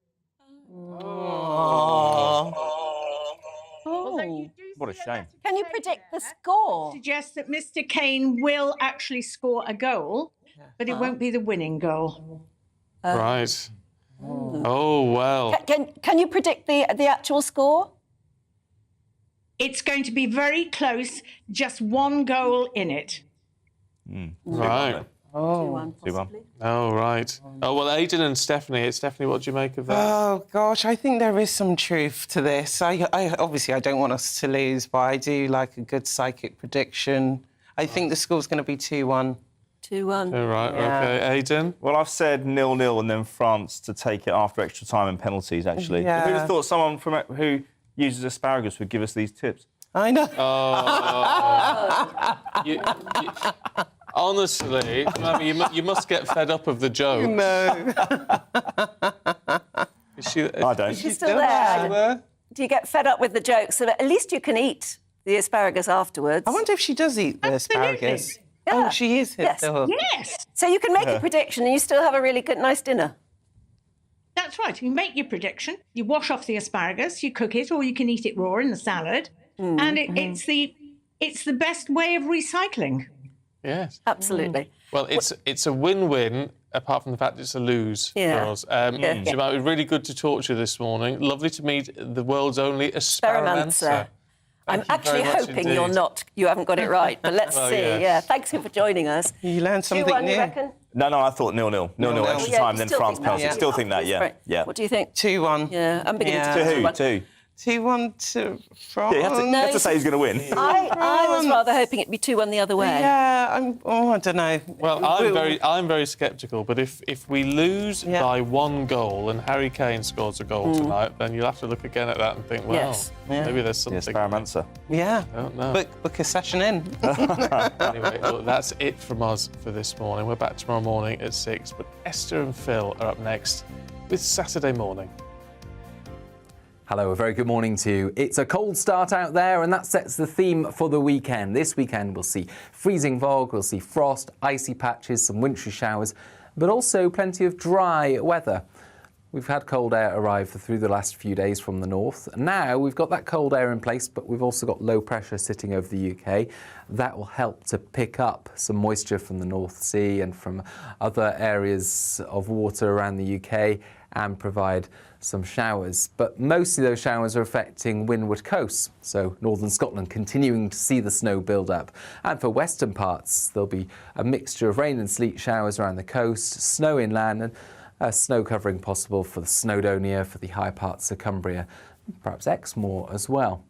Either way, it's going to be cold, and temperatures will peak at 2 or 3 Celsius in the south, 1 or 2 further north, below freezing for some hilly areas, and where we get some freezing fog patches. Now, the fog will reform into Saturday night, some dense fog likely across central and southern parts. For Scotland, the winds change slightly, and that will bring some snow into southeast Scotland by the end of the night.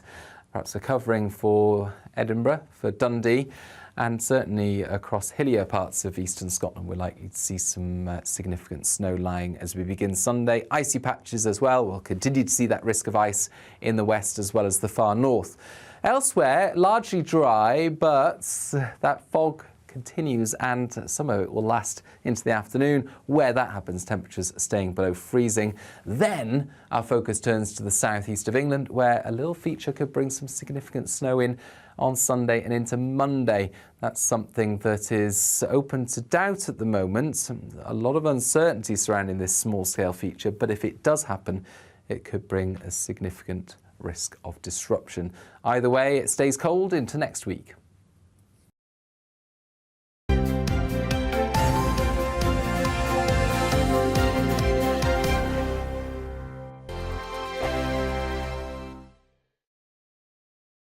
Hello there, it's Eamon Holmes here from Breakfast on GB News. We're not just on your television and your screens, you know. We're on DAB plus digital radio, so you can listen to your favourite shows on the move. If you've not yet listened to GB News